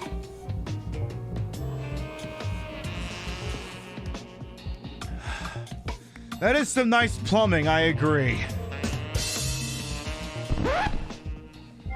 Oh my goodness, we plumbed so good that fire went out. Imagine that. He is greeted with thunderous cheers and applause from all his loving friends. Why does it look like Bugs Bunny was farting in that one scene? The Bugs. Bugs, why'd you look like you were farting there? May you have some, please. Yeah, okay, chat whores. I will steal a note from Kira. Chat whores. Now there's some lipstick on this straw, but chat whores, if you want some drink, here you go. Don't all hog this. Just have a little, have a little suck on it. Okay, you're enjoying it. Good. All right, I'm gonna give you one more second there, and then boom. All right, hope you all enjoyed that. My fancy pants Bellagio highball glass. I should have gotten one from Caesars as well. I wanted to check something while I was in the BRB. Give me a second here. Okay. Thank you. The trauma's been sufficiently numbed. Yay! I'm glad. Ashbury Park was the best. Oh yeah. I have to think about that. I guess I could go through this hole in the wall here. Yeah, that seems a little bit more hospitable. What was they blathering about? Alcohol, Cuba, flipping the script, booze. Oh yeah, I bought a slot machine. Actually, no, for liability purposes, it's not a slot machine. It's not a slot machine. As I stated previously, I live in New Jersey, right? New Jersey state law says you can't have a game of chance, a currency-based game of chance for private ownership unless it was manufactured before 1941. Which is very weird because if you go across the river to New York, it's any machine older than 30 years. But anyway, so wait a minute. If you can't have a slot machine in your house that was manufactured that was manufactured after 1941, what did you get? I bought a Apache slot machine. Apache slot? You mean like those weird slot machines that are in Yakuza games that are confusing and you have to play them for like an hour to really have fun with them? Yes, as a matter of fact, yes. Well, wait a minute. Why Apache slot? Why didn't you get like one of them IGT things like the Double Diamond game or something? Would that I could, but again, state law being what it is. But wait a minute, Apache slot. Now wait, help me out here. I'm your imaginary straw person, by the way, who's asking all of these questions on chat's behalf. Isn't gambling in Japan illegal? How do Apache slots work? You're very right, straw person. Here's the deal. So you may be shocked to hear this based off the amount of gambling that does take place in Yakuza games, but gambling in Japan is actually illegal. Gambling for money. Completely illegal. Not supposed to be doing it. And yet, how do Apache slot or pachinko parlors, whatever you want to call the damn things, how do they operate with impunity? Well, they get cute about it. Now, here's the deal. Like, at those places, it's low stakes. It's not like you're going to walk into Caesar's Palace, go to the high roller slot machine area, put $1,000 into a machine and walk away with $2,500. Yeah, mahjong parlors too, yeah. What happens with those things is the logic sort of seems patchy. Well, what it is, right? And now think for a moment. When's the last time you went to your local movie theater, right? And that's why there's no game centers in Pokemon anymore, right? When's the last time you went to your movie theater, right? They usually have like an arcade, right? You buy tokens, then you can play the Galaga machine or whatever they have for fucking arcade games these days. It was weird. It was wild actually when we were in Vegas. We looked at the arcade in the Horseshoe, that casino used to be called Bally's, and then it was renamed to the Horseshoe. And like this big cabinet that was Cruisin' Blast. And it would have been fun to play, but I always looked at it and went, "We have Cruisin' Blast at home on a Switch," which we do. But in order to play that, what do you need? Tokens. It's a secondary form of currency. You don't just put quarters into it, you buy tokens. Which isn't just because they could charge more for tokens instead if it was just quarters, because I'm sure, depending on what it is, it's probably 3 tokens for $1 or whatever the hell. But anyway, so you would use tokens to play those machines instead of just regular quarters like you did back in the day. Kind of the same principle here. But wait a minute. If there's if it's like a bit of a game of chance involved here, can the tokens be turned back into money? Yes, they can. But wait, that would make it gambling, right? Yes. So how does it happen? Well, it's real simple. The parlors don't do any of that. They just have the machines. Wait, I'm confused. Okay, so here's the deal. So those tokens you would use, like little itty bitty ones, are smaller than a quarter, right? They are actually smaller than a quarter. What you do is if you go to the parlor and you don't have the tokens, they ain't gonna sell them to you. They're like, no, you can't buy them here. This is where law-abiding citizens who already have tokens with them can play them. Yeah, but I want tokens. Yeah, you can't buy them here. What they do is you can buy those tokens. You just can't buy them at the parlor. You got to go somewhere else to buy those things. And it's perfectly legitimate. You're just buying tokens. All you're doing is buying tokens. There's nothing illegal about buying little manufactured coins that don't have any real monetary value. You're just buying coins and blowing up while it's happening. So you go to this one place, and you buy the tokens. And then when you have those tokens, you can wander into the parlor. And, oh my goodness, you can play the games like the Million God machines or the Fist of the North Star ones, and I just found this out. There's a Resident Evil Revelations patchy slot. I gotta get me one of those. Or you could get the one that Eternal Enigma has. He's got the Silent Hill one, which he busts that thing out like once a year. And I gotta find out when the hell's the last time he did that. Because, yeah, he's got the Silent Hill patchy slot. Hey, Jade Kitsune's one. I think there's a Metal Gear Solid 3 one as well. Yeah, because Konami does make Gamba machines. They also make that horse racing one, which we'll talk about some other time again. But, so what you do is you buy the tokens somewhere else, then you go to the parlor. And either you play them and maybe you lose them all or whatever. Or, maybe you go there, you get like a bonus thing and you win big and you get like 2,000 tokens or whatever the hell you got. And you're like, wait a minute, how do I turn this back into money? Do I go to the place where I bought them? No. But what can I do with these tokens then?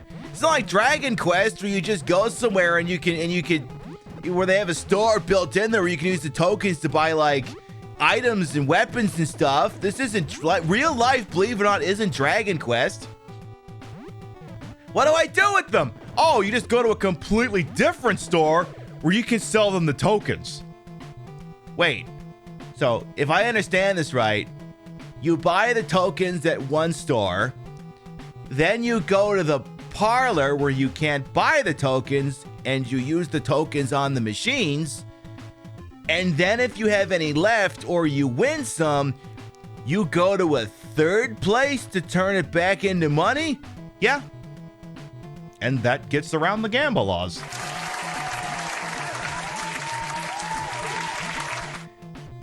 How did the... Wait. So, wait. Hang on a second. So, wait. How do the people who sell the tokens get the tokens back after I've won them? Oh, the place that buys the tokens and the place that sells the tokens, oh, they talk to each other. The place that buys the tokens back from you will sell them to the place that sells the tokens for a finder's fee.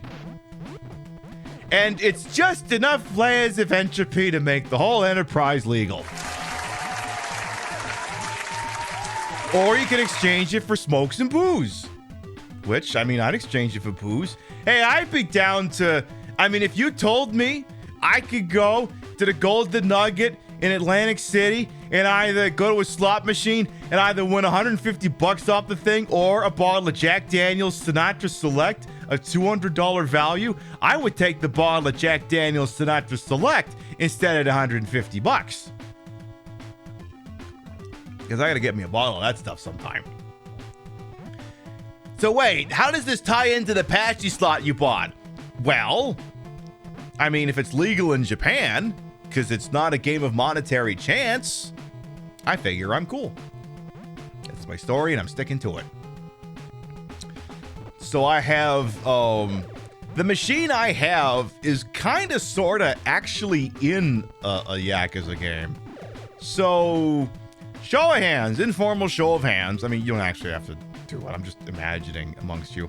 So we played Yakuza 7, aka Yakuza Like a Dragon. We played through the whole game on this channel like 1 or 2 years ago.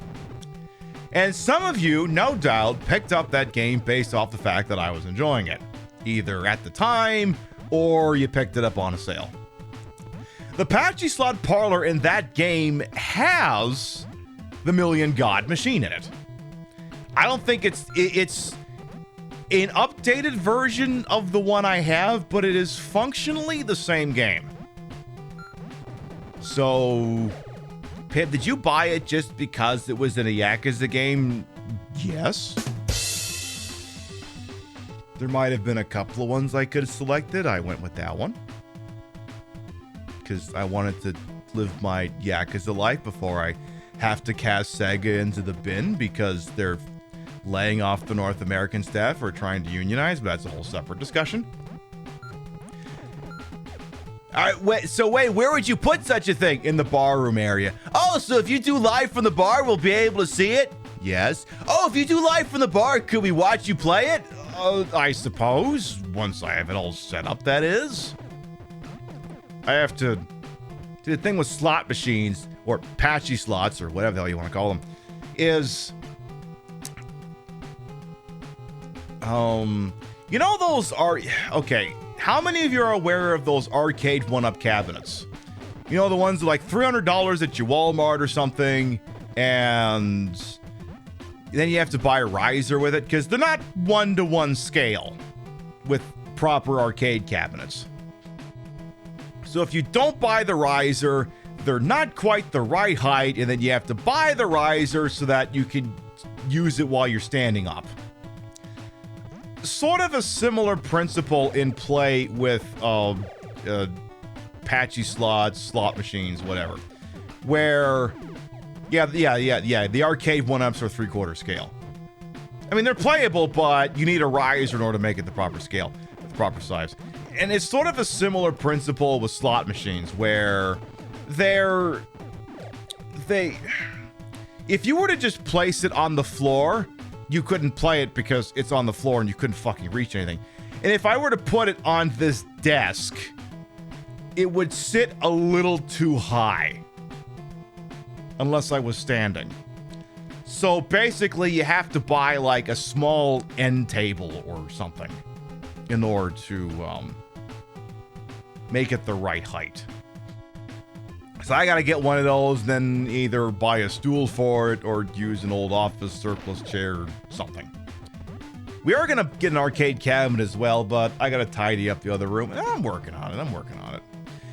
Pib, wait. Okay, so you said you bought a patchy slot. Did you buy that with the tip jar money? Nope, I didn't. Honest to goodness, hands to my chest, no, chat did not pay for that. I paid for that myself. You didn't pay for that. I paid for that. And if I was told to open up my books, which is just the PayPal account, to interested, trusted parties who would have to vet some things, they would reach the conclusion that nope, you did not purchase that using the show funds. You did not. So that claim will hold up. Now, that being said, y'all have been quite generous with the tip jar. I mean, you're always very generous. So I do need to start thinking of other show improvements beyond just, outfits and wigs and stuff. I do want to change up the microphone that I'm using for the bar streams. I've been using my old Blue Yeti. And I mean, you can tell that it's a different microphone versus the one I'm using right now. And I don't know that I would get the exact same microphone for out there. I don't think we need a Shure SM7B out there, but I would like to get a different microphone. And I mean, I'm open as to oh, did I figure out how to fire the homo missiles? If I hit down and attack, it seems to fire different weapons. I'm just finding this out now. Well, would you look at that? There's a Terminator one. Yeah, I heard there's a Terminator patchy slot. I heard they had to stop making it because Arnold sued them because he didn't want to be associated with a gambling machine. Or whatever they call it. I heard about that story. But, yeah, I want to get a different microphone for out there. I think the computer that's out there is fine, but, you know, we got money for improvements. And, you know, if there's certain outlandish things we think we want to do, we have the financing for it. Because, again, like I said, anything that goes into that tip jar goes back into the show. Like, I need, once a year, every year I replace the backdrop, and this thing's been here for almost a year, so it's up for replacement. One of the things I do every year, and this is, you know, you hear on the Saturday night, I'll explain to you how the Twitch show works. Once a year, half for tax purposes and half because it's good to get new assets, I'll go on iStock.com and buy new assets, you know, backdrops, things of that nature. And that'll be something, you know, some of the tip jar money goes towards is, you know, buying new fancy pants graphics so I can do fucking stupid ass shit like this. Pib Sports, in association with BetPib, welcomes you to the following presentation of the Mario Party League. That full backdrop video cost me $60. But I can use it for whatever the hell I want. So, you know, stuff like that. Like, or the backdrop we have there, for instance, or some of the other videos. You know, I mean, some of the stuff I can make myself. Some of the stuff other people can make custom for me. And some stuff I just buy it and mangle it around myself. Because one of the other things that's coming to the Queen Pib show is, what's this? Oh, what's this? What's that? What's that logo? What's that? Did I pay someone to make that? What's that? And that did come out of the tip jar. What's that? Well, y'all remember how when we were playing Fallout New Vegas, there was the Tops Casino? And we surmised that if there was a Tops Casino, there also had to be a Bottoms Casino? Well, who says the Bottoms Casino has to remain this faux, retro 1960s inspired casino? Why can't it be contemporary? We'll also be bringing the Bottoms Casino and Resort into the 21st century. We'll be rigging up our own Bottoms Resort and Casino with full exterior shots and a sports book. In fact, next Saturday night in this very time slot, it's gonna be fight night. We'll be doing some UFC on the show.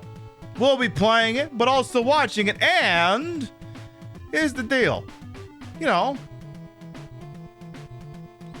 sure, there'll be betting points opportunities, but maybe that won't be the only thing. Hey, remember all those horse racy games I've been showing off lately? What if those things were all fleshed out and ready to go? And y'all could wager your channel points on those. What if that was a thing that happened? I'm just saying that could be a thing that happened. Bottoms Casino Resort. Will there be a spa? There has to be. How do you recover from being a bottom?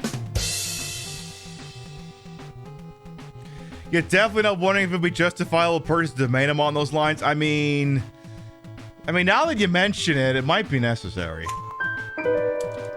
I may have to investigate that. I might have to do that. What the hell are they? I don't know what those things are. I just want them dead. What in the Star Tropics is this?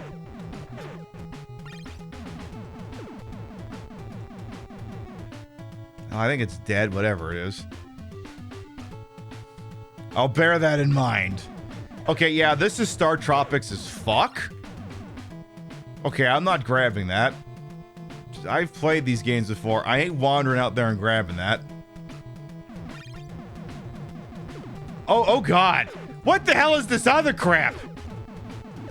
Oh my god, this game is adapted. Well, this is a big fucking whole lot of nothing. Anything worth the cost, time, and money. The tip jar serves the queen. Exactly. See, like I said, anything that goes in there goes back into the show. It doesn't buy anything that Pib enjoys outside of the show. It didn't pay for this tag Hoyer. It didn't pay for the slot machine. It all goes back into the show. I mean, that was the entire reason we set the damn thing up, because Twitch was taking away far too much of your money. I'm not calling it my money. Twitch was taking away too much of your money. Twitch is taking away far too much of your money in exchange for bullshit. So that's why we set up the tip jar, and we're doing great. We're doing fantastic. So that's another example. Okay, I can get the graphic off the screen now. It doesn't need to be there anymore. But yes, you know, like I said, you know, we're always looking to make improvements. Always looking to make the show a little bit spiffier. But yes, next week in this time slot, we're going to be playing UFC 2. We're going to kind of... What we're going to do is two things. We're going to play sort of the create a character mode, where you create a character, and then we'll play the game on the easiest difficulty and just wreck people. But every couple of fights, what we'll do is we'll exit out, rig up a fight, and then y'all can wager on who the on an AI computer fight. And UFC 2 is from about... I think we're living in an apartment when we bought that. 2017 or 2018, thereabouts. So it was before Ronda Rousey got dumpster at UFC 207. So it's kind of on the tail end of the Ronda Rousey Conor McGregor supremacy moment in UFC history. So kind of around the part where I was paying attention to it and then kind of lost interest. And it was also when Mike Goldberg was still doing commentary, because the minute he stopped doing commentary, I kind of stopped giving a shit, because the man talks like an alien. And that just made it so much like it was a joy to listen to him, because he sounds like an alien trying to speak, but doesn't know where all the inflections are supposed to go. And the minute he got kicked out and had to go do Bellator or whatever instead, I was like, you know, I don't think I really care about this much anymore. I'm sure John Anik is fine, but he's no Mike Goldberg. He's no Mike Goldberg. He's not. Honestly, what Twitch is doing is like when you go to a restaurant to do tip sharing with the management. Yeah, pretty much. Pretty fucking much. They didn't do anything to earn 50%. Like, that's the thing. Like, okay, so, here's the legendary moment in PIB channel history. It's right here. We've made it to the boss, and we have pants on.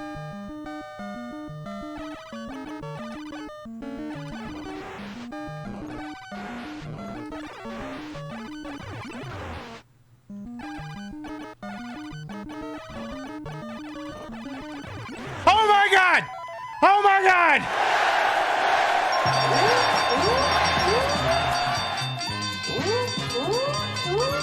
Big money! Big prizes! I love it!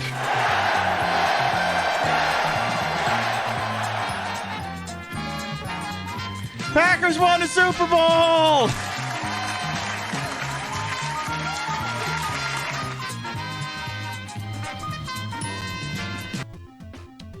Right after that happened, I mean, some people did give subs and the tip jar went wild. You all saw that feat of strength, right? So here's the deal. I actually said as a joke during that show that I was like, oh my God, I could be the first drag artist ever to beat Ghosts and Goblins, but I was like, you know, maybe not. I bet you Lucy McGillicuddy, aka Shady Gaming, got there first. I actually asked her about it. No, she's never finished that game. So if I were to finish it, I would be the first. Now, you saw that feat of strength, right? What the fuck did Twitch do to earn 50% of anything earned off of that? What did Twitch do to earn anything off of that?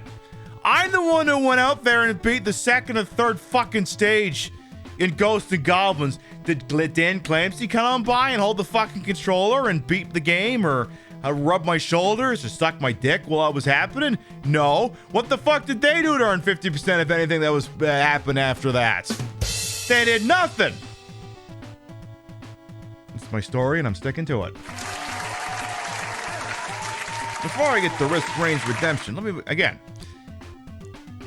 I got no look. If you want to do gift subs, do gift subs. It's fine. I understand. I'm not gonna throw the book at you. I'm not throwing the book at anyone who does gift subs. You know, it's easy. It's convenient. It's right there. Bada bing, bada boom.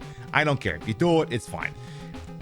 If you want to sub for yourself, of course, sub for yourself. You don't like the ads. You want the cute little emotes. You want the little piece of flair next to your name. Whatever. But you know, if I beat a video game or do some kind of monumental thing, sit there and think for 1 second. Did Twitch earn 50% of the revenue on that? More often than not, the answer is no. You already buy oat milk at Whole Foods. Twitch doesn't need 50% of shit. Exactly. See, the interesting thing, again, we'll get to that redemption in a second here. So on the what is that website called? Ko-fi. The base amount that anyone can tip is $3. I mean, usually people do 5 or 10, but the base amount is $3. The interesting thing is that even if all you tipped was $3, now remember, a gift sub on Twitch, I'm just going to assume, you know, US market is $4.99 plus taxes and shit. After that, I will get not even $2.50. I'll get less. It could be $2.40, it could be $2.30, it could be $2. But if you tip $3, it costs you anywhere from $2 to $2.50 less, and I got more money out of the exchange. All because all we did was cut out the middle person. We cut out Twitch. There is a minute transaction fee because it is PayPal, but it is insignificant compared to the tax that Twitch levies anytime you do that shit instead. And that's why every $50 it's mumbles. Here's the other thing, and this is I wonder if how many of you have picked up on this.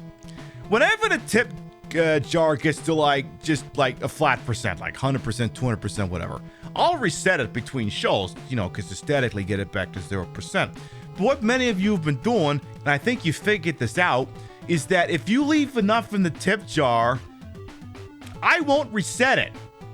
So even if no one else does anything after Miko's dono from earlier today, you will still be 88% away from another round of mubbles, which is like $43, which is still less than 50. You hate PayPal? Exactly. I mean, exactly. It's, yeah, right. There's incidental reasons to not want to do it, and I get it. It's like, you know, those who can should, and those who can't don't sweat it. That's what it is. It's like, again, if you're the sort of person you don't want to argue with PayPal, I get it. It's not a problem. I'm not gonna be mad about anything like that. I'm not. I'm really, really not. And yeah, oat milk is expensive. Anyway, Risk Rain's like, excuse me, I put some tokens in. I want my pay dirt. You're like, okay, fine. You want me to see what's under here? You sure about that? What's under here? Oh my god, is that a lacy bra? What's that all about? Do you want to see what's behind it? Do you want to see what's behind this thing? I got a feeling you do. I just got a feeling it's a new car. It is not a new car. It's not a new car, but I'll tell you what it is. It's a large, wonderful, voluptuous, world famous, terms of service compliant. Tet? Huh?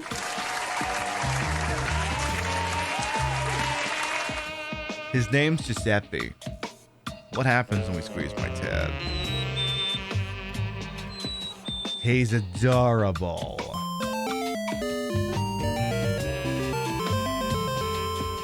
We love him so much. Mwah. See, I got a couple of different bras I use for the show, and I'm like, I think maybe you should, because that's the thing. I wonder if, Because, again, I'm wearing kind of a snake print outfit. I wonder how many people saw this and thought it was just part of the jacket and not a little bit of trim on my bra. I wonder if maybe that's what was going on. Well, now you know. And knowing, of course, is 9/10 possession of the law.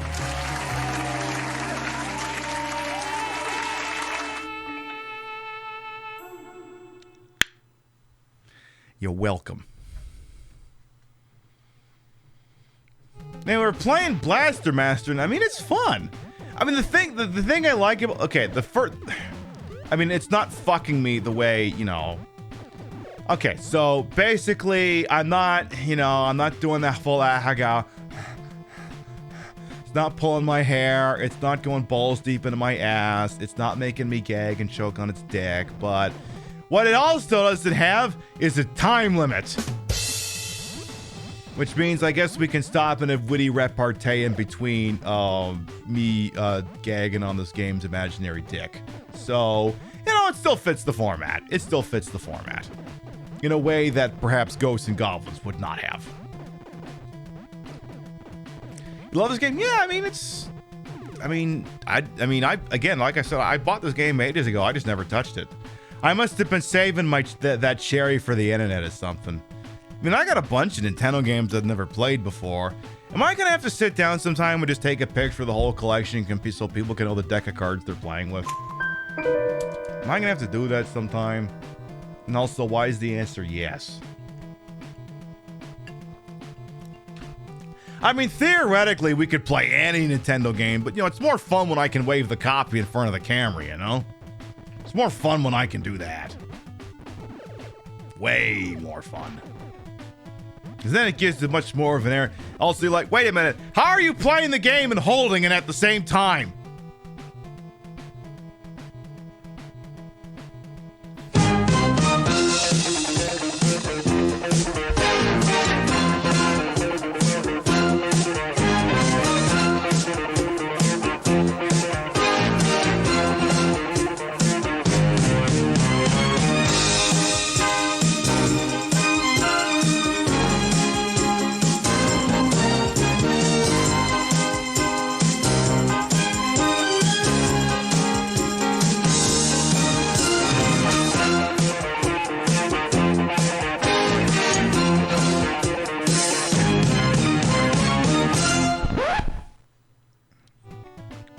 Clearly I have 2 copies of the game. That must be how it is. Was just going to ask if Ghosts and Goblins had a bigger dick. Yeah. Ghosts and Goblins had a gigantic 11-inch cock with lots of girth. I mean, like I said, I couldn't walk straight for a while after that game. I really couldn't. This one, okay, it's not as great and bad, but, you know, it's listening to me. We're having conversations. You know, maybe we can work on the bedroom stuff, but, you know, it's interesting. It's listening to the things I have to say. You know, it's making points in other places. Like Bowser? No. And thank God for that, because, look, I don't know if you all have seen Bowser's dick, but it's a trip to the ER if he uses that thing on you. It is. I know y'all like, oh my God, I would take anything. No, that's a trip to the emergency room if you take his dick. There's no ifs, ands, and my butt about it. Ghosts and Goblins says an 11-inch rooster, so is Lily Rasputin. Yes. Pretty fucking much, yes.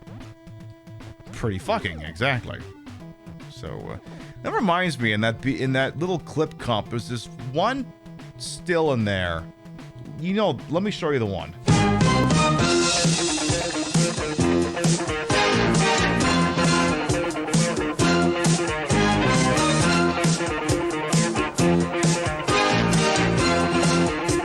No, not that one. No, not that one.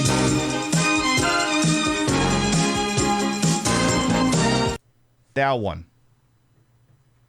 We gotta play that game again sometime. Let me unpause these things so that if, you know, I do this bit again, it won't just do nothing. You get the idea. That was a weird game. I know, we have to play it again sometime. For those of you who don't know what that game is, that is Sentient for the PS1. An extremely weird first-person... I'm not sure how to describe that game, to be honest. A social interaction simulator might be the best euphemism I can come up with for it. Where you just run around and you talk to people. But the manner and the way and the timing in which you talk to people will affect the outcome of the game. An adventure, I suppose one could call it an adventure, yes. Could be. Ghosts and Goblins doesn't cuddle you. You might need therapy, but you still go back. I mean, look, sometimes you just want to get fucked. That's Ghosts and Goblins. Look.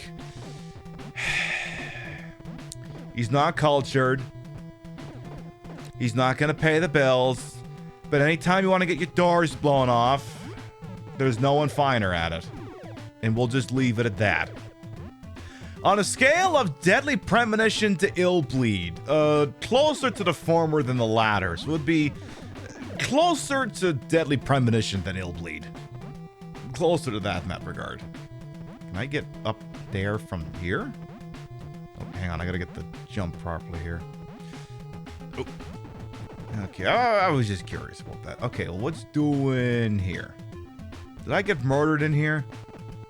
Or did I come from here? I'm confused. I'm not actually sure. I don't know where I am anymore. I'm just gonna roll with it. We're having fun. It's Saturday night. We're drinking. I didn't even explain this drink, to be honest. It is a margarita, but I ran out of margarita. Okay, so the margarita was only up to like here.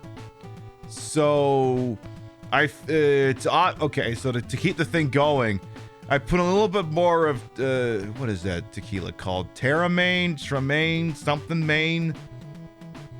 And then realizing that too much tequila, then I threw some 7-Up into it. So it's like half proper margarita, half something from a shitty episode of Bar Rescue. Which means probably the next drink is going to be whiskey or bourbon based. Because I got an open can of 7-Up to work with now. And a big one at that. That means next drink is scheduled for about 22 minutes from now. On the 15 of every hour, it's time for another drink. Basically. Okay, just don't step on the... Don't pretend... Okay, act like this is RoboCop and don't step on the fucking mine. Just don't do that. You got your usual Captain Morgan, Cherry, Vanilla, and Dr. Pepper? Interesting. How about an old-fashioned? I mean, I could make a pseudo old-fashioned with that, but no self-respecting Midwesterner would call it a true old-fashioned. I mean, if I put a maraschino cherry in there, mull a little, then maybe put a little bit of bourbon, a little bit of cherry bourbon in it, maybe some Crown Royal. It could be something vaguely resembling an old-fashioned, but no self-respecting person would call that an old-fashioned. But, I mean, it's booze. Who cares? It's booze with a mix, and it won't taste completely horrible. That should be sufficient. That's more like a Manhattan. Whatever. Gee, we haven't been to one of these places in a while. I hope I don't have to shoot all these fucking things. Or we're gonna be here all goddamn night. I'd be banished for the Midwest for calling that an old-fashioned. Well, if it was the old-fashioned, they say, yeah, don't put bourbon in it, you put brandy in it. Y'all are nuts up there with the brandy. Where's this? Lewis Black's got this bit. Does he have that? I was trying to remember if he had the fucking thing here. Yeah, there's this old video on YouTube where he's talking about it here. Is this the one I'm thinking of? I love Wisconsin. Yeah, that's it. Alright, yeah, here's... Okay, here's... I mean, Wisconsin's in the Midwest. Here's Lewis Black talking on getting drunk in Wisconsin. I love Wisconsin. I love coming here. I perform here a lot because I've discovered that you people apparently have some sort of federal grant for drinking.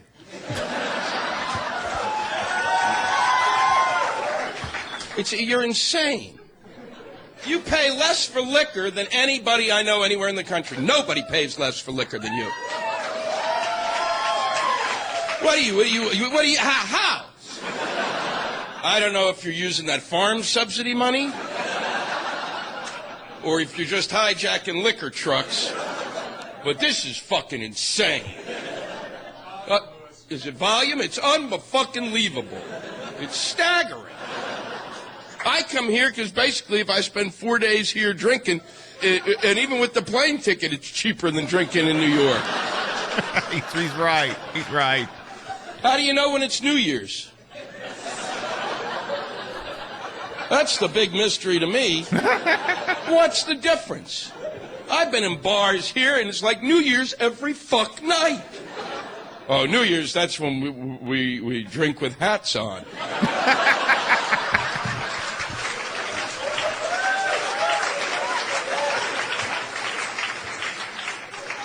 Now, I've been drunker here than any place else I've ever been in my life. And I'll tell you this, and I love coming back here, but I've done a lot of stupid things when I've been drunk. And if I ever wake up with a man, I'm fucking not coming back. Okay? Not for me, not for me. Sure. No. I'll go right into rehab. And then we'll never return to the quiet charms of Wisconsin.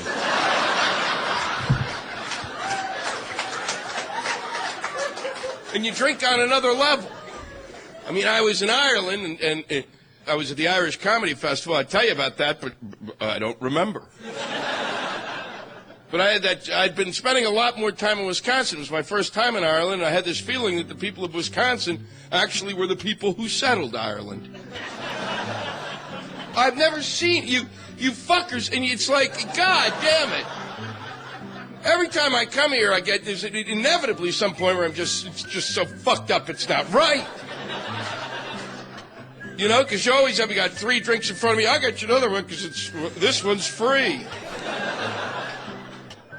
You ought to give people who come from out of state a card that says, "Hi, my name is Louis Black. I am new to your city and its ways.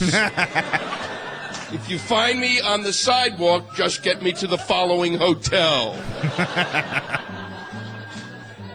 It's unbelievable. This is the only state I can tell this story in, because you're the only people who understand it.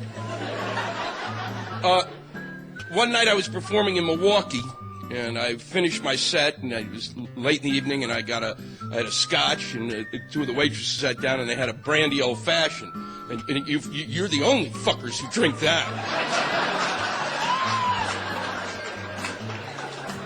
More brandy's drunk in Wisconsin over Christmas than was drunk during the entire Second World War. Gotta get a bottle of brandy. I actually had a cab driver who was driving me back one night, and he said, "Son of a bitch," he said, "I was in New York City, and they don't know how to make a brandy old-fashioned. I had to jump over the bar." You people are nuts! So we're sitting there, and at that point, they ordered a shot of Jaeger. Because I guess,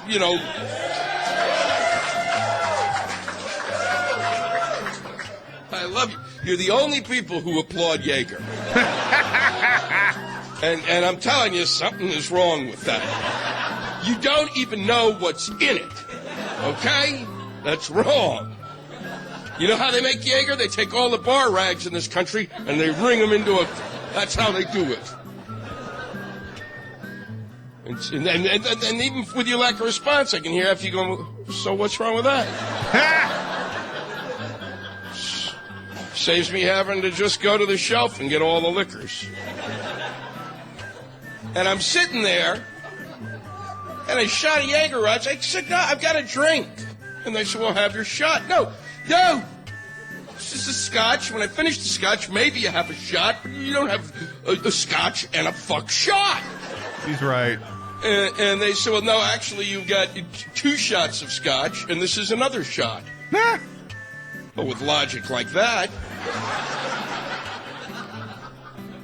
I said, "Well, I'm not going to do that." And they said, "Well, what are you, a pussy?"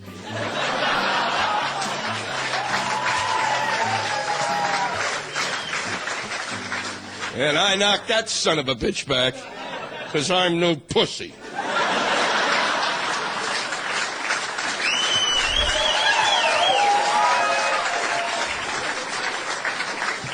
And remember this, you were not alcoholics. You, and my hat is off, are professionals. Yeah, whenever visiting Rio's folks, that state's pretty fucking drunk. Yeah, Lewis Black's pretty based. He actually just retired from touring, but the man's like 100 years old, so he's allowed to do that. I just gotta make sure he's not a Zionist. I'm pretty sure he's not, but I just gotta make sure. No, he's based, you know, he says, I don't know how in the tank he is for trans rights, but he does say, look, this shit's not going away. Just fucking deal with it. Like, I've seen him say that, so... Lewis Black said trans rights. I mean, I'm pretty sure based off his I'm 99% sure he's not a Zionist. I just need to confirm the other 1% and make sure. No, Lewis Black's one of my favorites. One of my favorites. His sense of humor. You post a picture in Discord. I look.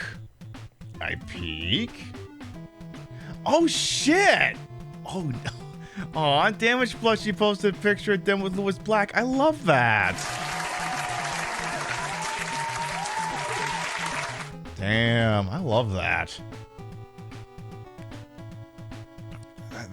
That's amazing. I'm so happy for you.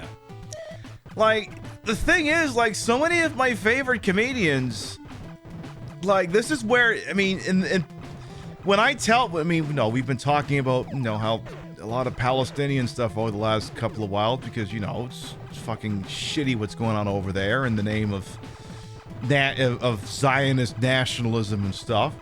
And I'm always saying, look, all units, we have a code red. You gotta dance a very fine line.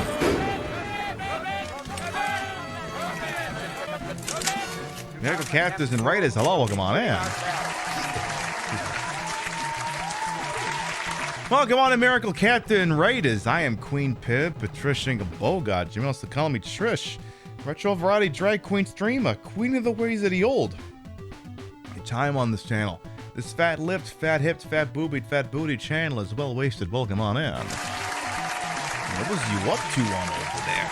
We're playing Blaster Master for the Nintendo. I've never played this game before. I think we've informally created an occasional Saturday series called Nintendo Game First Dates, where I play a Nintendo game for the first time and either it rails me or not, and we figure what we think at the end of it. Breath of Fire, ooh. I've heard good things about those games. And I got a lot of raid targets out there on a TTV, and we're always thankful anyone chooses to spend time with little old me. Thank you so much for coming on by with your folks.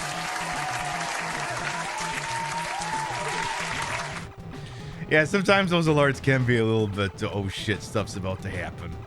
And anyway, thanks for coming on by with you folks. Thank you very much. I appreciate that. We've been discussing alcohol, comedians. I was just explaining before y'all got here. We watched a, well, okay, we didn't so much watch as we listened to a comedic set done by the comedian known as Lewis Black. He's a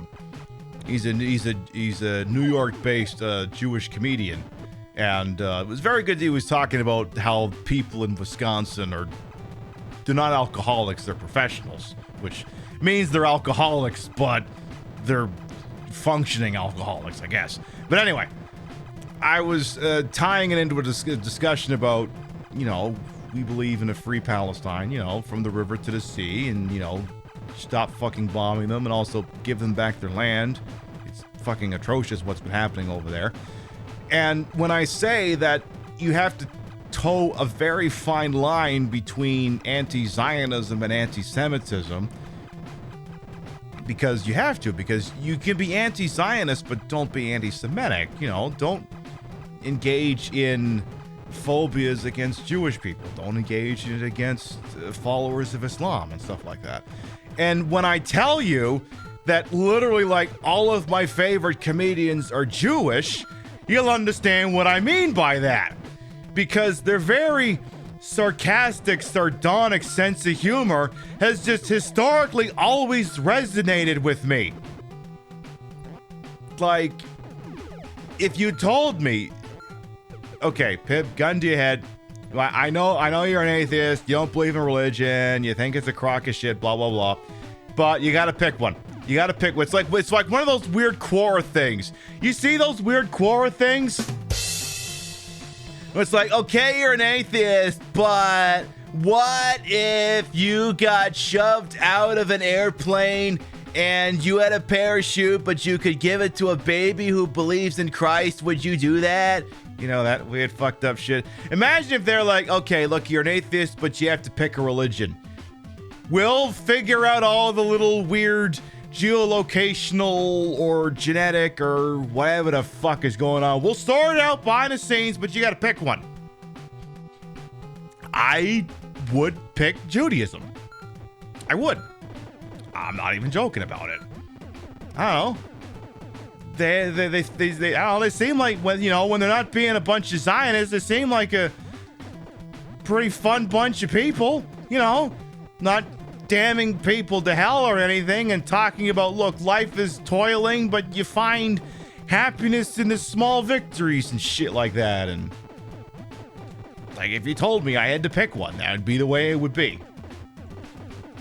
So you will understand that when I say, look, all of my favorite comedians are Jewish, don't be anti-Semitic. Because, like, if I were to do that, I would be hating some of the very foundations from a comedy standpoint, entertainment standpoint, that made me who I am. And I'm not down with that. I'm really not. He appears to be on record as socialist. Oh yeah, I mean he's, I wouldn't go so far as to say that he's like, if there's a common thread between him and, say,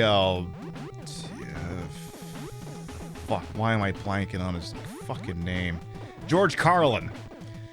He's the kind of person who doesn't like bullshit, no matter who's putting it out there. With Lewis Black, however, he seems to target the right's bullshit more often than the left's bullshit. I mean, and it helps that he did a stint on a Daily Show as well, because, Daily Show is a very liberal program. Like, very rarely are you going to be a correspondent on a Daily Show and then end up on Ben Shapiro's show or something. It's just not going to happen.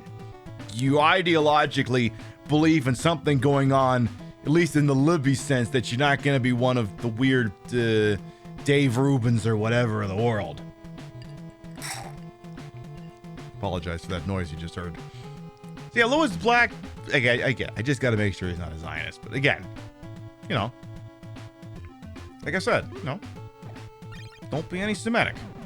You can be anti-Zionist, just don't be anti-Semitic. You lead with your strongest argument. Because the thing is, and that's what's been going on lately. Like, there's a lot of, and Kira mentioned it on her show this week, where, if you're someone who's kind of like-minded to the things we believe, you're on the Queen Pip show, you understand that more often than not, you may have to cross your T's and dot your I's better than the other guy, You may have to police yourself more than, the fucking Zionists or nationalists or transphobes do. Crazy glory. Get a 4 months with your Bezos bucks. Thank you. You understand that you kind of got, it's just the Top Gun thing. You got to be doing it cleaner and better than the other guy. You understand these things. So that's why I keep pointing out, Kira pointed out, when you do that, your operational security's got to be tighter and your messaging has to be more on point. So,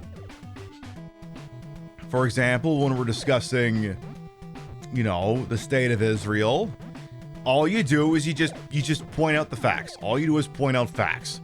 It's a settler colonial nation. Settler colonials tend to eradicate the locals. Therefore, the indigenous population ultimately often has no has no recourse but to act in violence because, again, the presence of the settler colonial tends to liquidate the indigenous population and so on and so forth. All you gotta do is just stick to base facts like that. The minute you waver into anti-Semitism, you lose. Like, you can't say something like, yeah, actually, it's really fucked up that Hamas is conveniently wherever the IDF or IOF want them to be. And then you also can't come in with, like, Jews control the media. You can't say that! Besides, you're supposed to say the Zionists control the media. But anyway, you can't say something broad-based like that. Because they're gonna look at you and they're gonna go, oh, you're just a fucking anti-Semite racist. And I mean, now many of you can also see where the next talking point is going. Well, even if we policed ourselves, they're gonna say it anyway. Which they are. Because there's no shortage of incidents where, you know, people are correctly pointing out anti-Zionism and protesting the genocide that's going on there. And mass media is just going, oh, well, you know, it's an anti-Semitism. The problem is, on their side, that is like I said, and I pointed this out earlier, less and less people are falling for this bullshit. More and more people are looking at these things and going, and not buying the story. They're not buying the narrative. Hey, remember that big violent protest in front of the Democratic National Committee that made all the rounds this week? Hey, did anyone else happen to notice it was a really fucking peaceful protest until the cops showed up? Because even if the media brands that shit as anti-Semitic, you're all smart enough to look at that and go, it's not. Because again, even if they're trying to control the narrative, which it's getting tenuous. A lot of the news agencies are having problems carrying the story, so to speak. The BBC ran a spot late last week like, we can't actually verify the authenticity of what the IDF is telling us about this fucking hospital, or something along those lines. The point is even if they're going to brand it as such, you can't make it overtly possible for the people who are willing to do the deep dive. And that is why you can engage in anti-Zionism, but do not under any circumstances engage in anti-Semitism. Just don't. Jewish people are amazing. I know a lot of Jewish people. It's not just, the Jewish comedians are my favorite. No, I know no shortage of Jewish people. They're amazing people. They're just people like anyone else. I know Muslims. They're just people like anyone else. They're not dicks. They don't deserve to be lumped in with the pieces of shit. Because, I mean, you can be an atheist and you can be an asshole. You could be as, well, I was going to say if you're Jewish and you're an asshole, you could be a Zionist, depending on what it is you're being an asshole about. The point is,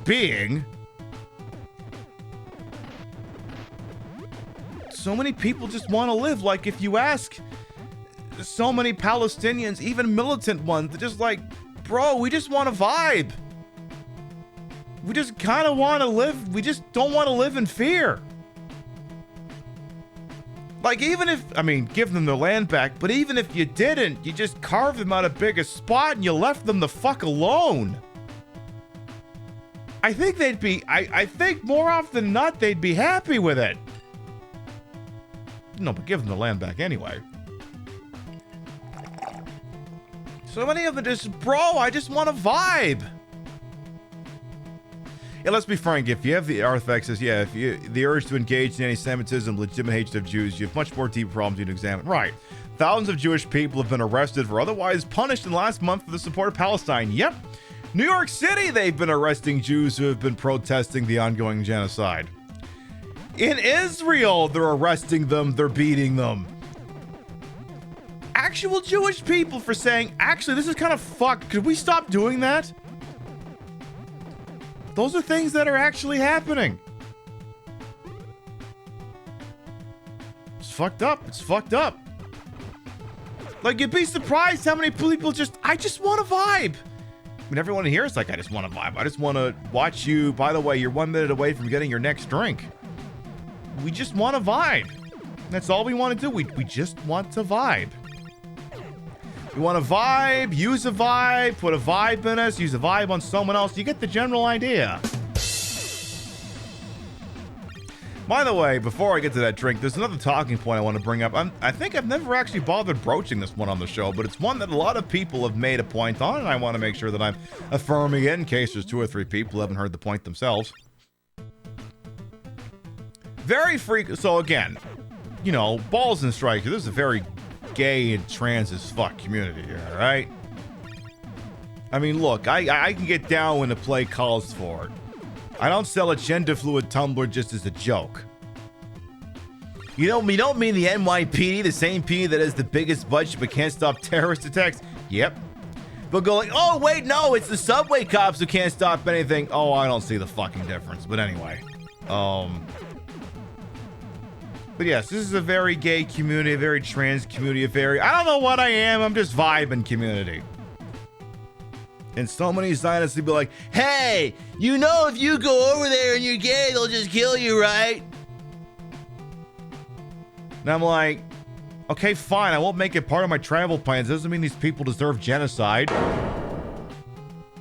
Why don't you go? Well, first of all, okay, don't actually lead with this argument because you're supposed to lead with your strongest argument and then never do anything else. But we're doing a fun show for youngsters here. First of all, who the fuck can afford to fly overseas in this economy?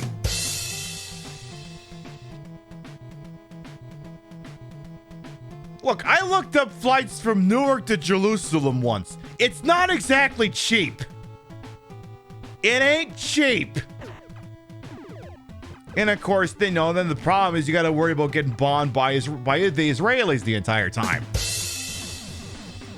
So it wouldn't matter if I wanted a vacation there or not. It's a moot point. We don't have the money for that, and then the Israelis would just bomb us anyway. But don't lead with that argument because, not everyone has the financial constraint. But the better point is, no, these people don't deserve genocide just because they don't agree with me personally. Just because, I'm going to steal a line here, I want them to eat, just maybe not at my table. Maybe they don't approve. Maybe if they would look at this show and go, you're an abomination. Fine, whatever. That doesn't mean you deserve to have the shit bombed out of you. Like, we get that, right? We get that. Even if they don't approve of us personally, they don't deserve death. They don't. They really don't. Fuck, what else was I gonna say before I get my next drink here? It was something along those lines. It was a parting... Okay, it's actually a great little parting thought before I go get the final drink of the evening here. Y'all ever noticed how, like... Okay, I'm gonna go broad-based neocon terms for a second. We'll just call it Islamic terrorism. You ever notice how that wasn't really a thing like 100 years ago? I wonder if something happened in the last 100 years that would really aggravate an entire militant group of people to be very upset with at U.S. imperialism and, well, Western imperialism as a whole. I wonder if maybe, and this might be a controversial statement, I wonder if maybe the West kind of stuck its nose where it didn't belong and started doing forced regime changes and colonialism and strip mining natural resources. I wonder if maybe we just stopped doing that. Maybe the reaction to that stuff would stop? I don't know. It's just a thought. I don't know. I kind of feel like maybe back when these people had no idea who the fuck we were, they didn't have any reason to get pissed off at the things they were doing, I don't know. Just a thought. Your mileage may vary. I'm gonna go get the final drink of the evening. We'll be right back. Dave Matthews Band.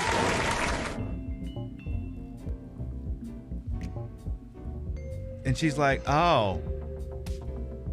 Okay. What's going on over there? Okay, let's go.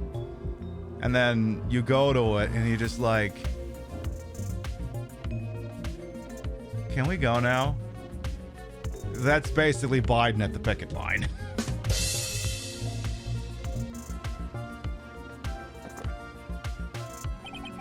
You did it, didn't you? Yes!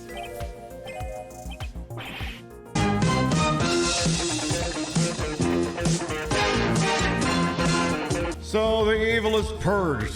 Fire purifies all. The bones are ashes, soon to be dust. Freddy registered trademark is dead. And the nightmare is ended. Or has it? I don't know, has it? Has it? Well, has it or hasn't it?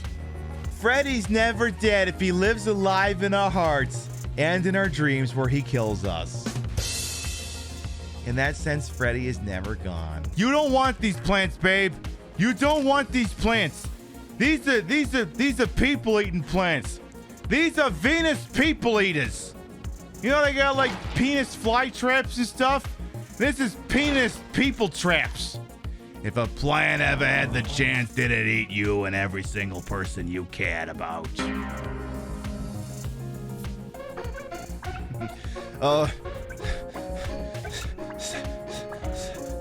Having sex.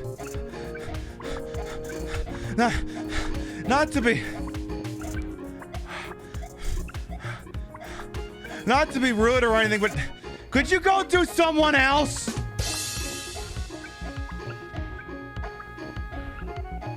Oh. Well, if that's how you feel, too bad. We got a trip planned to the cabin out in the country. 5, 4, 3, 2, 1. Oh my God, get this giant cock out of my ass. All right, then 10, I'm out of here. Why don't you stick around? Me on a date with Ghosts and Goblins. Daddy's so... Oh my God, look, can I get like 5 minutes without your giant dick in my ass, please? There, I got the final drink. It's like Final Girl. It's not a very scientific beverage. It's a splash of cinnamon whiskey. It's not Fireball. It's not Fireball. It's proper Tennessee whiskey. It's technically Old Smoky Tennessee whiskey if you're curious about brands, which is of a cinnamon variety, and then the rest of it's just 7-Up. Fuck me, that's good. Do not underestimate the effect cinnamon can have on a cocktail. And we'll leave it at that. Bowser can't help himself. I'm irresistible. I know, but sometimes I just need like a 5-minute break, you know? A little applause, an ad break in the middle of the marathon fucking. So, Blaster Master. Again, it's not the full-blown sex orgy that Ghosts and Goblins was, but I mean, I'm having fun. It's not kicking my ass the way, say, a Guardian Legend would. Despite those two games sharing a little bit of commonality in terms of gameplay here. But Guardian Legend also has an anime waifu character, so it gains points for that. I would pull that out, but I don't think... does this game have a level select cheat code? Because that's the only way I can whip out Guardian Legend on no notice. You know what? I don't even want to be in this room. I'm just going to leave. But yeah, like I said, you know... Free Palestine. No, like I said, I didn't put the name out there just for funsies. That's what we say, you know. Give them back their shit. Stop fucking with them. Jesus. Like so much of what goes on in this world is you know, a reaction to fucked up things the Imperial Core has done. Like, again, the attack that Hamas did. I'm not sitting here and saying that was a good thing to do. Tactically, it was a horrible thing to do. Because, again, assuming all things are equal, you know, it gave Israel a blank check to do what it's doing now. So, based off the strength of that alone, no, that was a very bad thing to do. But anyway. what's the point I was making? I am a little heavy on the whiskey here. The point of it just being that just like, you know, if you left these people well enough alone, I don't think it would do anything. Like, okay, pretend for a second. Okay, no shortage of you have had to deal with vote shaming. Now, what I mean by that is you expressing any kind of regret or apprehension or skepticism of the Democrats. How while Joe Biden can sit there and say an incidental progressive thing once every 3 years, at the same time, he's doing a lot of the same things that Republicans are doing, or that Republicans started, or that Republicans would do if they were in power. And still going, well, you have to vote for Joe Biden or else la la la la la la la la la la. Which is horrible for many reasons, not the least of which is, the thing is, and this is, you know, it's a perspective I don't necessarily have because, you know, I'll delve in this a little bit more. You know, outside of this, when I wake up in the morning, look, sometimes, you know, like I said, I'm gender fluid. Sometimes I beg, borrow, and cheat and steal feminine things and apply it to my personality. But there's some times where it's like, I just want to be a guy. I want to wake up. I want to have a little bit of stubble. I want to put on a nice sassy outfit. I want to put on some Cologne, some YSL, whatever. I want to be a dapper gentleman. Sometimes I have days like that.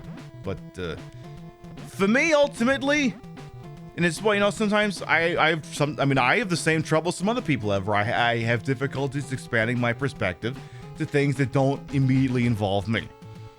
So sometimes the things I say are not indicative of all use case scenarios. So when you have a lib who's trying to vote shame you, what they're really doing is they're telling marginalized people, shut the fuck up. And I mean, many of you already know that. You're like, this isn't a revelation. This is just our lived experience. They're just telling you to shut the fuck up and accept the shit sandwich. They said, yeah, right.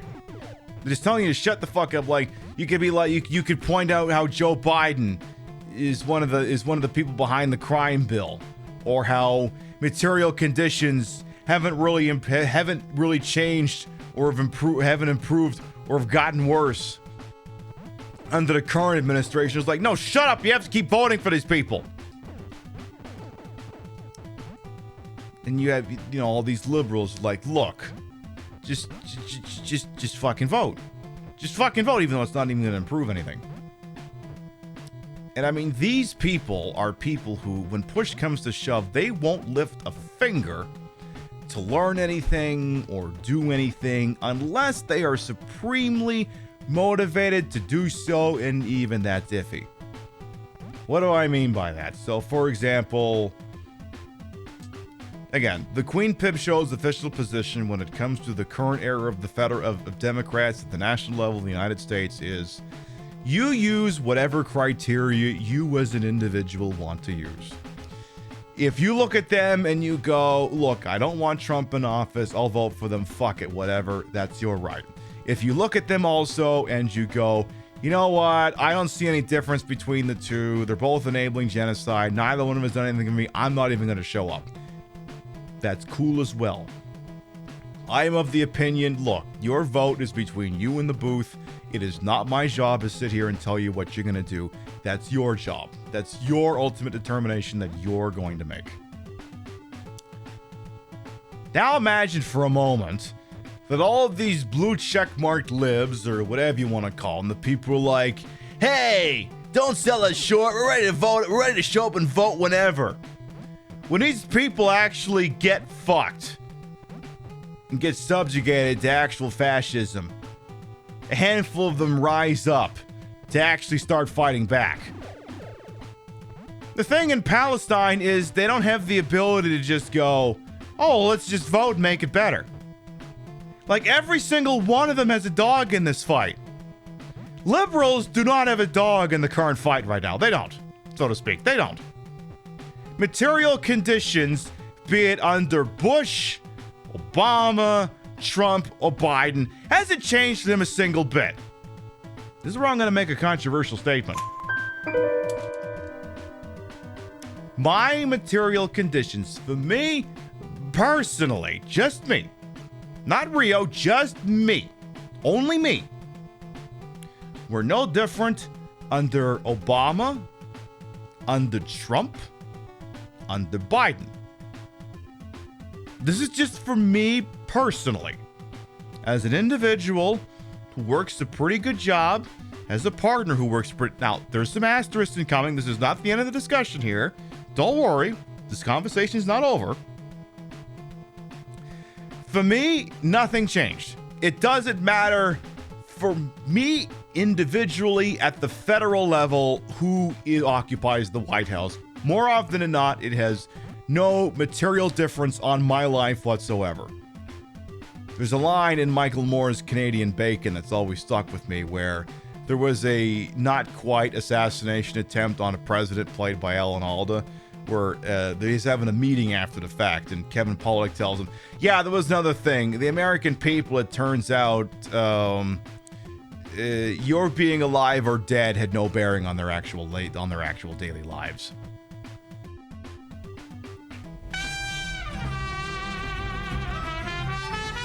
Yes, Flounder, you're right.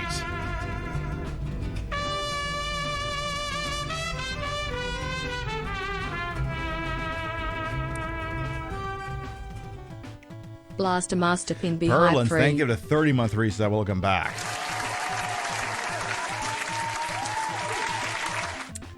Now, that being said, when I say it didn't change, nothing changed for me personally, it's just me. Now, Rio, on the other hand, has a uterus. And as you are doubtlessly aware, something changed under the Biden administration that kind of made so many of these people feel like second-class citizens more than they already felt. You know, at the federal level, they lost certain protections that went back to the states, and certain states said, fuck you, all right, we're going to take this all the way to the bank, and certain other states said, okay, we're going to enshrine this in our constitutions, except apparently in Ohio, where they can vote for that, and then the GOP goes, fuck you, we're still not doing that, but anyway. At the same time, I'm looking at it and going, again, liberals, your bourgeoisie, middle class, it doesn't even have to be a coastal elite thing. It's just wherever. Like you could be a well-off middle class, live in a red state, and it doesn't matter to you what happens at the federal level. Not too much with your life actually changed, other than, you know, the whole loss of bodily autonomy, depending on who you are. But so many of these people like, look, I just want to vibe. I just want to vibe. Don't make me protest. Don't make me playing things. Don't make me whatever. I just want to fucking vibe. Palestinians don't get that luxury. They don't get to be able to sit on the sidelines. They don't. Israel made that decision for them. They don't get to be libs. They can't be libs. The lib ones are dead. Israel killed them all. Happy to be here. Proud to serve. Why, thank you. So, libs, controversial opinion. It doesn't matter to them who's in charge. It's just team sports. And I mean, for the most part, I'm not saying anything that the people who watch this show don't already fully understand. Wait, Pib, if things didn't change for you personally, why are you saying and doing the things you do? Because I'm a class traitor.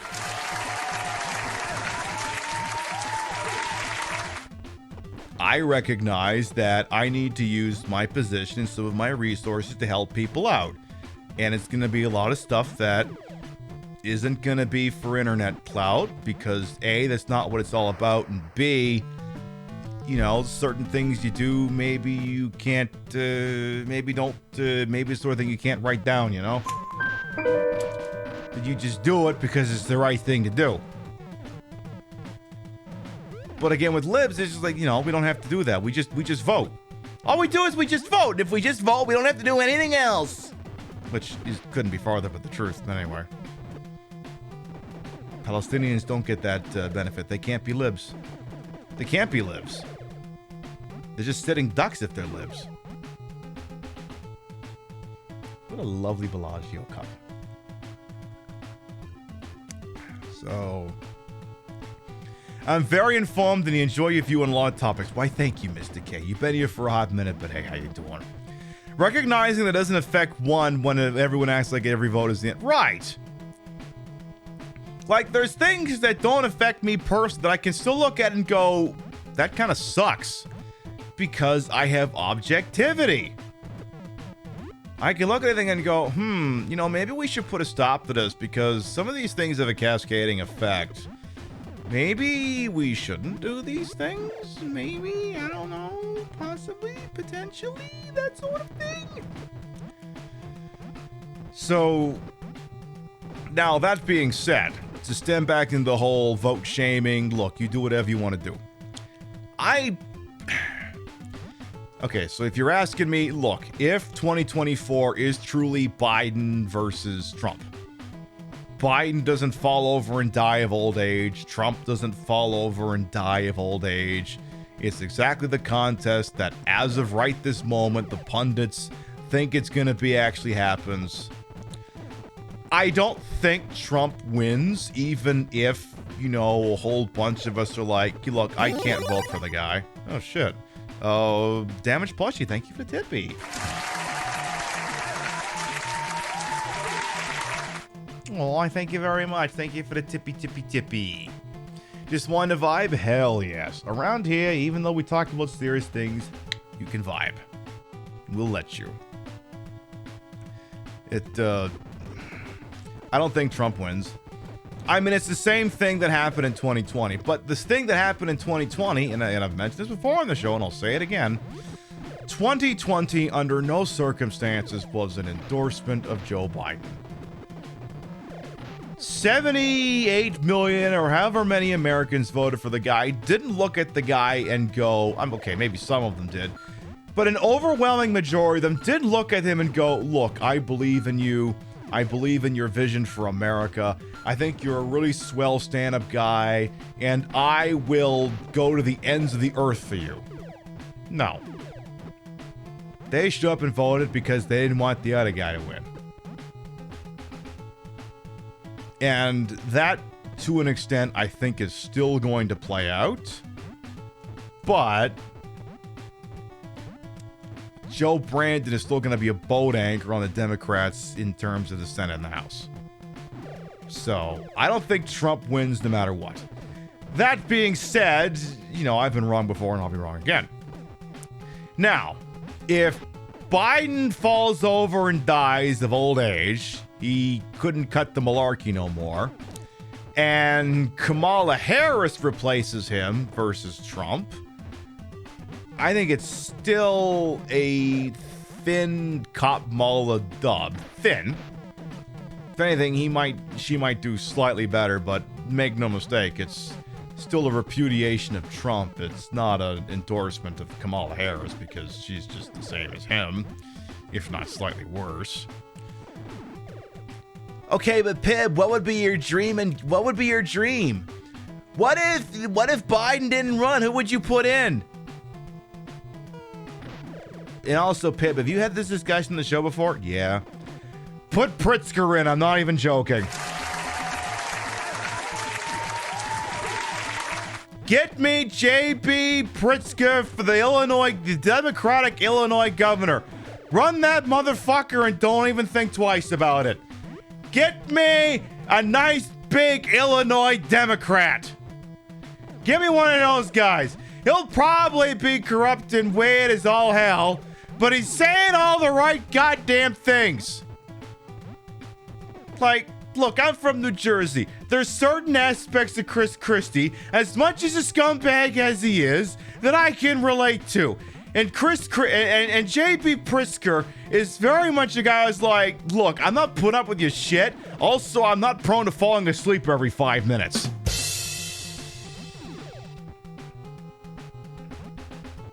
The guy is at least willing to say trans rights more than once a year. Also, he's also under the age of 85. Run that guy. Don't even think twice about it. Just do it. Humans remain to be all for themselves and fight. Nobody seems to realize in this world we can all compromise and get along and please. Right. Yeah, I mean, I know. It's just... Again, so much of it is... I mean, so many things in this world would have been perfectly fine if America had just left well enough alone. But America couldn't leave well enough alone. We had to create and we had to stand behind, and I use we in air quotes, the nation of Israel. Why? Because first of all, it serves, the Christian belief that if in their mind, you know, the whatever you want to call them, occupy the holy city of Jerusalem will bring about the apocalypse and the rapture and all that stuff. And it also serves America's foreign policy interest, which is, hi, we want oil and we want to fuck with countries that won't give us oil. And if America just left well enough alone, and if America and her allies had left well enough alone, so much of what is going on right now would not be happening. I mean, again, I'm not explaining anything to you that you don't already know. Chris Christie doesn't upset me too much. Well, I mean, at the same time, too, all he's done is fuck up New Jersey, which, I mean, have you been to New Jersey? It's pretty fucked up. I mean, Chris Christie's a sleazeball, but he's a New Jersey sleazeball. Which, you know, a New Jersey sleazeball is a little bit like an Israeli occupation force sleazeball in a sense that they think they're being so sneaky, but everyone can tell in plain view what the hell it is they're doing and go, yeah, you're a fucking asshole. Like, to tie back into that discussion, like, you've seen somebody like, oh my god, we found AK-47s next to an MRI machine. First of all, an MRI machine's a giant fucking magnet, but go off, boss. And second of all, again, we're not buying their excuses anymore. We're like, oh, there was some rifles near it. That's how you know this whole place was a giant Hamas stronghold. We're like, you do understand that the Kalashnikov is the most ubiquitous assault rifle in the world, and I think if you just walk 5 feet in the Middle East, you'll trip over one. So it's not like it's difficult to find those things and just place them wherever you want. This isn't the smoking gun you think it is. Like, but the rifle's like, could you give me something more concrete? And, you know, it's kind of frustrating them because, you know, up until about maybe a couple of years ago, they could have just done that and everyone would have been, okay, I believe your story. But, you know, the goalposts kind of moved on that and we don't fall for that shit anymore. And it's a little bit like, you know, corrupt New Jersey politics. I mean, I should know this being in New Jersey, so didn't one of our Democratic senators get indicted for massive fucking fraud? Like, fucking New Jersey! You know, it's what happens when you live here. On a long enough timeline, you do turn into a little bit of a sleazeball. Am I immune from that? Probably not, but I'd like to say I'm holding the line pretty well. So... They're sleazy in that you know they're sleazy, not in... I don't know. But yeah, run Pritzker. Anyway, the whole point was like, okay, if Biden versus Trump... I'm pretty sure it's Biden, but there's still some variables. If it's Kamala versus Trump, it's probably Kamala. I'm not saying vote for these people. I'm just saying how the chips will fall when, you know, everything's down. Now, here's where it gets fucked up. And again, I'm not explaining anything to you that you don't already know. If Trump falls over and dies before the Republican primaries are completed, which, okay, look, again, we're talking about Joe Biden, we're talking about Donald Trump. These are people in their 80s. This is not an unrealistic scenario. I mean, people fall over and die in their 30s, but not nearly as often as people fall over and die in their 80s. If Trump falls over and dies, and say Nikki Haley gets the nomination, she wins and it's not even close. It's not even fucking close. Because, you know, because the thing is, the Democratic Party has spent so much time not courting progressives, they spent time trying to court conservatives. So any of these conservatives who have an ideological problem with Trump being, because, you know, he's too mean, he's too nasty, whatever, they will look at a Nikki Haley or maybe even a DeSantis and go, oh, well, you know, they're not Trump, and, you know, they seem to wear suits that aren't completely ill-fitting, even though that guy's got lifts in his shoes. And they'll vote for them. Like, right now, if I'm Joe Biden, You ever watch From Russia with Love? Good James Bond movie. It's the second one, 1963. Good movie. If you're gonna go, Pip, I need you to name 5 James Bond movies for me to watch. That would be one of them. Throughout the film, James Bond has a guardian angel. He doesn't know it, but he does. Someone is purposely keeping him alive until he accomplishes something, and then after that, the chips fall wherever they may. If I'm Joe Biden right now, I'm doing that for Trump. Because I need that motherfucker alive, because I ain't gonna beat anyone else. It's not happening. So you need someone there, like, you ever play like one of these weird Japanese games, all the quick time events, like, I don't know, fucking, I don't remember the names of these goddamn games, but you know the ones I'm talking about, where it's like, weird things befall these people unless you push a certain button. That's basically it. You gotta hire that guy and make sure that motherfucker's life, because you ain't beating anyone else. Reliever, welcome on in. The greatest Bobs on Twitch. Well, the greatest Bobs so far. Someone could yet still take this crown away from me. Welcome on in. Hope you're doing all right over there. Mwah. Welcome on in, Reliever. If we got a mod on deck, please issue a shout out for Reliever, please. She's wonderful. She's amazing. She's awesome. She puts on a great show. She loves gooses and stuff. And she knows someone who owns Apache slot machine, like me. Check her out, please, and thank you. I mean, when you get your boob implants, you up for the challenge. I mean, I wasn't gonna bring that up until you did. But hey, feel free to come from... Hey, if you're coming for the queen, you best not miss. Also, don't miss. Live your best life.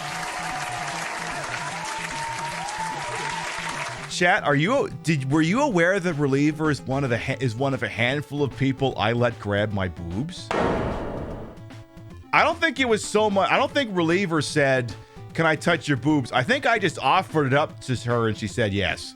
It was like, oh my god, I have to touch. He's like, Reliever, hey. Want to touch these boobs? She said, oh my god, yes. And that's exactly what happened. Like, some people are like, oh my god, can I? I think Reliever's like, I'm offering it up to you. And that's exactly what happened. Unless I'm drunk and I'm misremembering the story, which... This is my 4th cocktail. It's entirely possible. But yes, check out Reliever, honestly. Please and thank you. She's amazing. She's a sweetheart. She could also kick anyone's ass. Which, you know, we're doing... Hey. Now... Okay, Reliever. Feel free to yay or nay this. Next Saturday in this time slot, we're doing a fight night show where we're playing UFC 2. We're gonna create a person and then run them through. Oh my god, the Perlin's thank you to 5 toast. community gift subs. Thank you for gifting subs to Syphilis, Tempia, Frankie, and Lola Chill About and Hina Waffles. Thank you.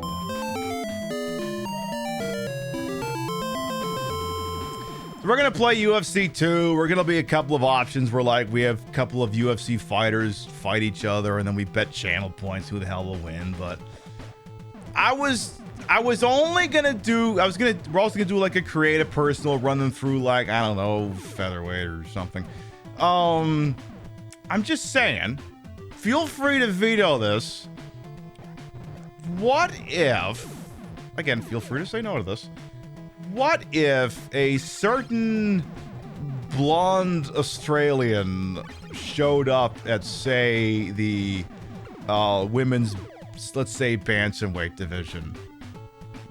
What if that happened? Would that be an interesting thing, or just just do the guys and leave it at that? I'm just saying. Just because, again, when I tell you Reliever can kick your ass, I'm not joking. The broad has an actual MMA fighting record. I'm not saying stuff just to sound fancy. No, that's the honest to goodness truth. Okay, it sounds like we're getting the go for this. How tall are you? Like, I think I remember, just give me, that's the only information you need. How tall are you? I just want to make sure we're doing accuracy here, and we'll leave it at that. The rest of this we'll sort out amongst ourselves. If I have that information, the rest of it will figure itself out. But yeah, that'll be something that goes down in this exact time slot next week. 5'5" and bantamweight. Okay, I can work with that. I can work with that. Thank you very much. Also, we're playing Blaster Master, a game that doesn't fuck me nearly as much as Ghosts and Goblins did, but it is at least enjoying my witty repartee and conversations. So there's that. I got that going for me, at least. But yeah, I think, I'm trying to remember. Okay, all the people got to touch my boobs. It was Reliever. Though I offered up to Reliever because I was like, come on, go for it. And of course, she enjoyed it. Hey, Chief Beef as well. Welcome on in. Deer, I think, grabbed my nip with permission. With permission. Nobody touched my boobs without explicit permission from me. Nobody did anything inappropriate. Dola definitely did, with permission. She asked, and I said yes, because she's Dola. She gets to grab my boobs. I'm trying to remember if there's anyone else that might have. It honestly may have just been Reliever, Dola, and Deer. I should have offered it up to Zach. But I wanted to be professional and nice to Zach. I didn't ask if Zach wanted to grab my tits, but honest to goodness, I should have. I really should have. And next time I see him, he can grab my tits. But yeah, it might have just been those three. You heart permission? Exactly. We love obtaining consent. Consent is very important. The very soft and... Oh, what's going on here?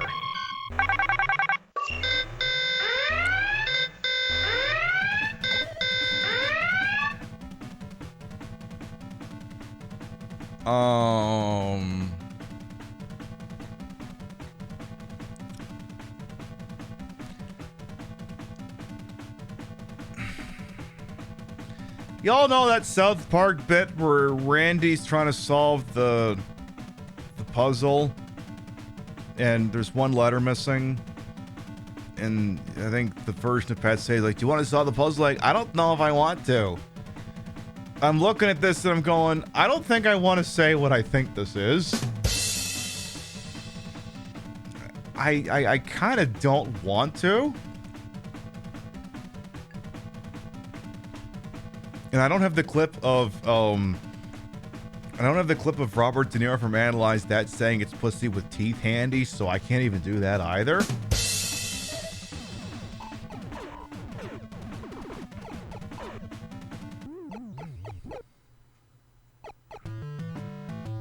It's just a George O'Keefe painting. Oh, is that what it is? Yes, with consent. That is a good emote. That is a very good emote. So I can't say what that was. Pip, you kind of said what you thought that was. Well, no, I didn't. I said that there was a certain sound clip I would have looked up, but I don't have it handy. Because I didn't realize I was gonna have to do that. Have we all seen the movie Teeth? I have not seen the movie Teeth. Have not. Honest to goodness, can't say that I have. Not a thing I'm familiar with. Anyway, the point I was making earlier is, you know, Palestinians don't have the luxury of being libs in the way that many of our libs have the luxury and privilege of being libs, and no. Libs lack a lot of perspective. Like, I could sit here and I could be a lib, you know, I mean, okay. When I say that I could get away with being a lib, like, you know, Rio and I do very well with us or for ourselves, but with the giant caveat that we don't have fucking kids. If we had kids, very different story. Margins would be a fuckload razor thin. We do well because we don't have kids. If we had kids, hey, I don't think there'd be too many trips to Atlantic City, I guess is what I'm telling you here. We would not be doing as well as we are now, because, you know, we don't. I only have to feed 3 mouths. My own, Rio's, and the cats. And then any number of additional things that this household supports, which, you know, it's neither here nor there, and not the sort of thing that needs to be said to an electric stick. But, again, I recognize that, you know, they'll come for people like me on a long enough timeline. They will. Get on a long enough timeline, they're not going to sit still and let me do what I do here. So I got to do this to save my own ass as much as anyone else's. You know, we'll use my resources where I can, when I can, how I can. Sometimes it will be overt and sometimes it will be subtle. Like, for example, maybe if my company, PiBCorp, was considering doing business with something, a commercial entity that might be on certain BDS lists, and maybe a quiet, unsung hero thing is to try and torpedo such things, maybe. I don't know, who's to say? TwitchCon was actually the first time I ever met someone with the exact same name as met IRL. I know! Exactly, it was Rio. Meet Rio. It was an iconic moment. One thing I do gotta do sometime is I gotta hit up you and Enigma, cause the two of you got most of the pictures of that meeting. I'm gonna have to bug you two about that sometime, because I was just like, yeah, let's let them take all the pictures. Should I take pictures? I'm like, nah, I'm just happy to meet these people. I'll have to do that sometime. You say, hey, you got any pictures? I just wanna, you know, because, you know, y'all are icons and you're fun and you say a lot of the good things and you're both good people. And you entertain the shit out of us too, but you're also good people. You know, that sort of thing. Anyway, where was this giant, not reproductive organ with teeth we saw? I gotta figure where the hell that was. You got super sick. Oh, yeah, I mean, go at your pace. Yes, you,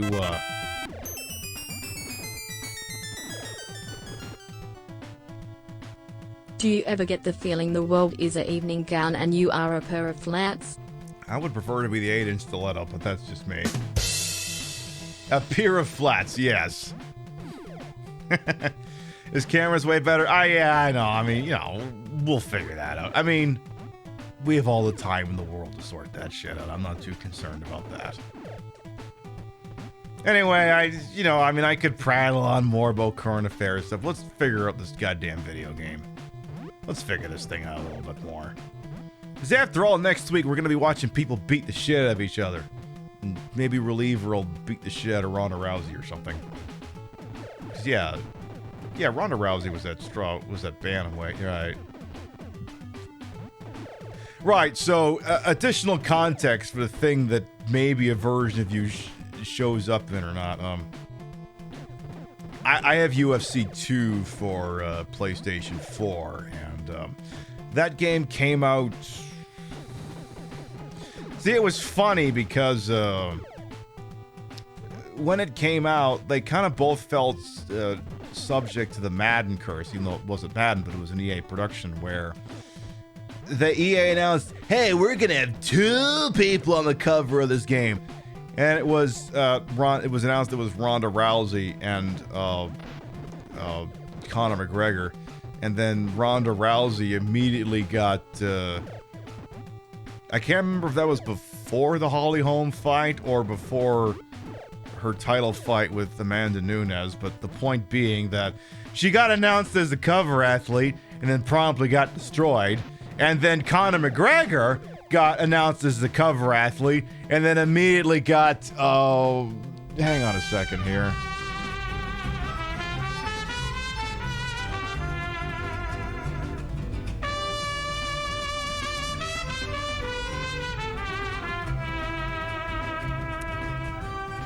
Victim. Pin B win, pin B win, Thank pin you B for the win. Twitch, baby. Thank you. Mwah. Yeah, because then they announced Conor McGregor, and then this happened. Nate Diaz, you just shook up the world. How's that feel? Hey, I'm not surprised, motherfucker. I thought I was... Okay, right side monitor. Wake up. Nate Diaz, you just shook up the world. How's that feel? Hey, I'm not surprised, motherfuckers.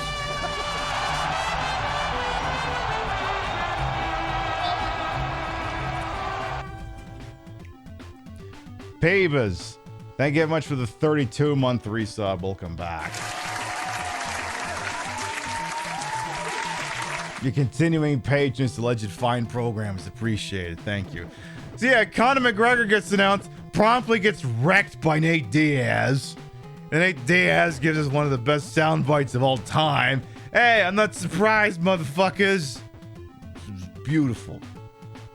So, yeah, it's that era. Yeah, she lost twice and then retired. I mean, I think, yeah, I have two, I have a big wall of sports paraphernalia because sports.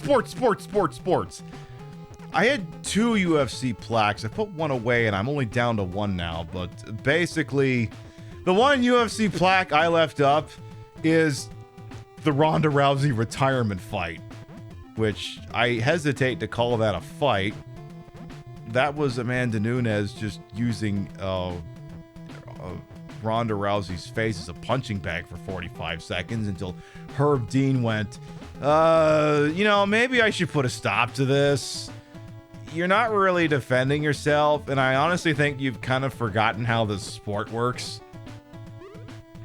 Oh yeah, I think the other one I have is when Nunes beat Holly Holm for the title. So I was like, do I have both of... Because I was like, do I have plaques of both of Rousey's L's? Nah, just the one. Just the one.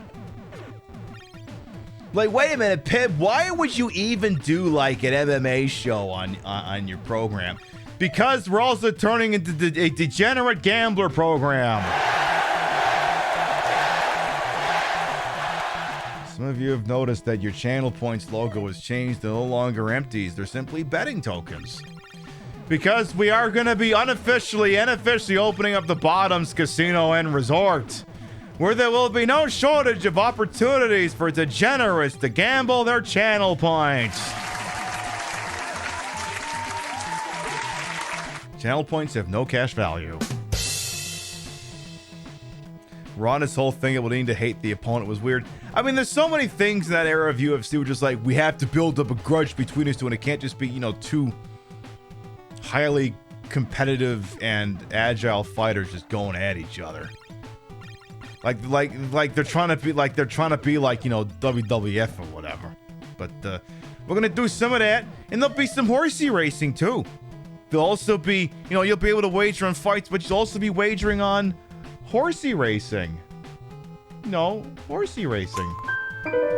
Everyone's like, Pib, are you gonna pull up another horsey racing clip as an example of what may be a coming feature to the Queen Pib show? Maybe. It could be. It's possible. Are you pulling up an example right now? No. Maybe. Well,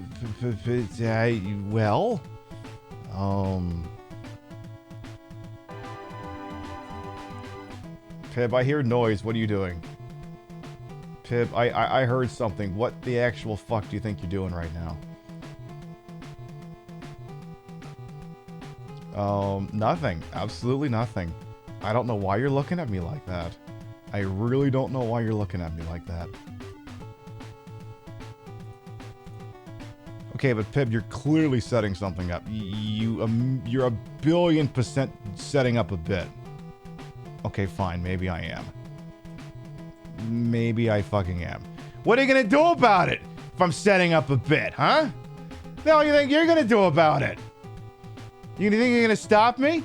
You're gonna somehow stop me from setting up a bit? Of course you're not.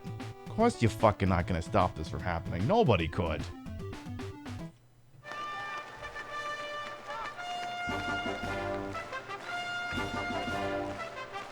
You'll all be able to wager your channel points on horse races. 初参戦タイのジャンボナンプラーにも注目です。全馬ゲートイン体制完了。スタートしました世界最強決戦です。まず飛び出したのは Except I don't think all of those are horses. 見分けのつかないチキン兄弟と早くもコサック。続いて3番直線番長翻る金色の襟足。そしてフランス2番ピンクフェロモン騎手はフレンチスキャンダルクレモンティーヌ。1番銀シャリボーイ松岡正美はこの位置と早くも寿司を下してきた。これは早すぎないか。その後ろ6番 PB ドーナツ。Is that little Sebastian? 続くのは5番中国からの仕掛けコンコン。馬には見えない。 That's not even a horse! What the hell? 非常に大きな馬騎手は無愛三根です。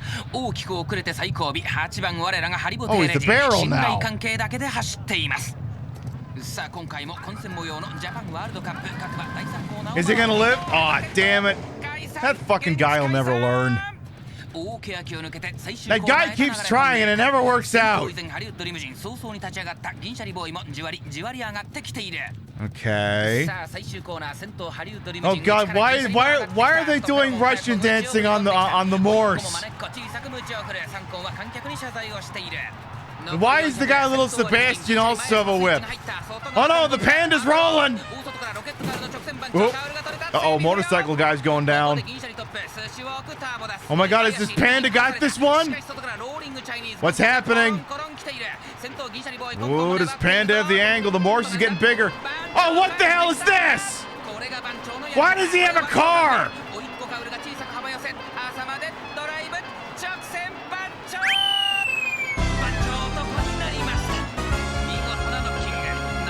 I'm Luigi, number one. 確定しました。1着3番直線番長、2着は弟子入り PP ドーナツ。ジャパンワールドカップまたお会いいたしましょう。そこんとこよろしく。There. Horse racing. In air quotes, horse racing will also be coming to the Queen Pib show.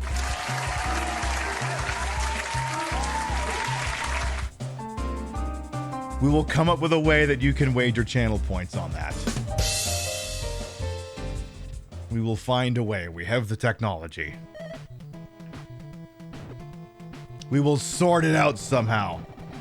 I'm not even sure which way I'm going. I'm just running around so I can find a thing with teeth again. Is it here? I don't think it's here. Where is the thing with the teeth? You know, the thingy. The thingy. It's just the thingy.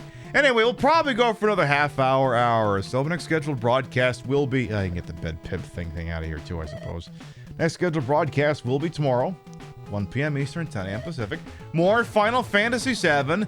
You know, we just finished that Mount Toboken place thing, and I think we're about to get to Rocket Town. I forget what I would actually call Rocket Town. It's Rocket Town. I think some guy named Sid is there. And I think he's some repute. Maybe people like that guy or whatever. That's what will be tomorrow for Final Fantasy VII. It's news you can use. Pop on over on Sunday.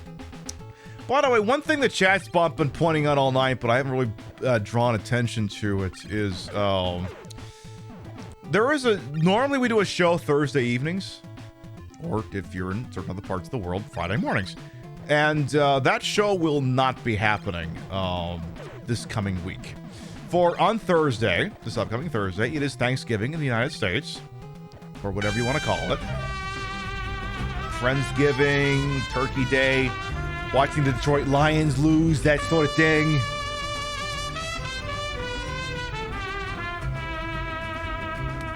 Spicy Mad Libs. PB Dance. Thank you to 2-month resub with your Bezos bucks. Thank you.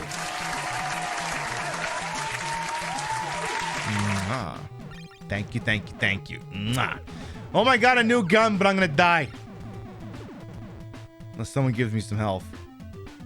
But yeah, next Thursday, it's a holiday in the States. Rue and I'm gonna take the day off, and then, well, I should say the night off, technically. Rue and I is gonna relax. We'll cook up a meal, vibe, watch the Packers lose to the Lions, that sort of thing. Maybe I'll work on a drag number. However, as it has also been pointing out, tune in Friday for a very special episode of the Queen Pib Show. European friendly hours. It'll be basically the same time slot the Sunday show would be. 1 p.m. Eastern, 10 a.m. Pacific for the 6th annual Queen Pib Black Friday Sonic the Hedgehog special. I have been streaming long enough that I now have a 6th annual something. How long have you been in this business when you have a 6th annual something? Never mind a 2nd or a 3rd or a 4th annual. A 6th annual! I've been doing this a lot. That's a lot of annual somethings. No fucking kidding. We're gonna change it up a little bit this year though, because we hear me this late on a Saturday night. You're gonna get the tea because we're gonna change the format a little bit. The previous 5 years, it has been basically 6 Sonic games, 6 Sonic 8-bit games for the Sega Game Gear / Master System, which is Sonic the Hedgehog, Sonic the Hedgehog 2, Sonic the Hedgehog Chaos, Sonic Triple Trouble, Sonic Spinball, and Sonic Blast. All of the 8-bit versions for the Master System and or Game Gear. This year, we're going to change it up a little bit. What's going to happen is some of those Game Gear games will still be involved, but we're going to change the manner in which we have been featuring these games, because sometimes they've been played through emulation, sometimes they've been played through a Genesis with a flash card shoved up its ass, that sort of thing. This year's going to be a little different. We're going to use the Sonic Gems collection for the Nintendo GameCube. Now, some of you people know where this is going. Some of you people maybe don't. Because that game does indeed feature some Game Gear games, but it features some other games. It has Sonic CD on it, which is a game I don't think we've ever featured on the Queen Pib Show before. It also has this game, which I don't think has ever been featured on the Queen Pib Show and is long overdue for such a thing.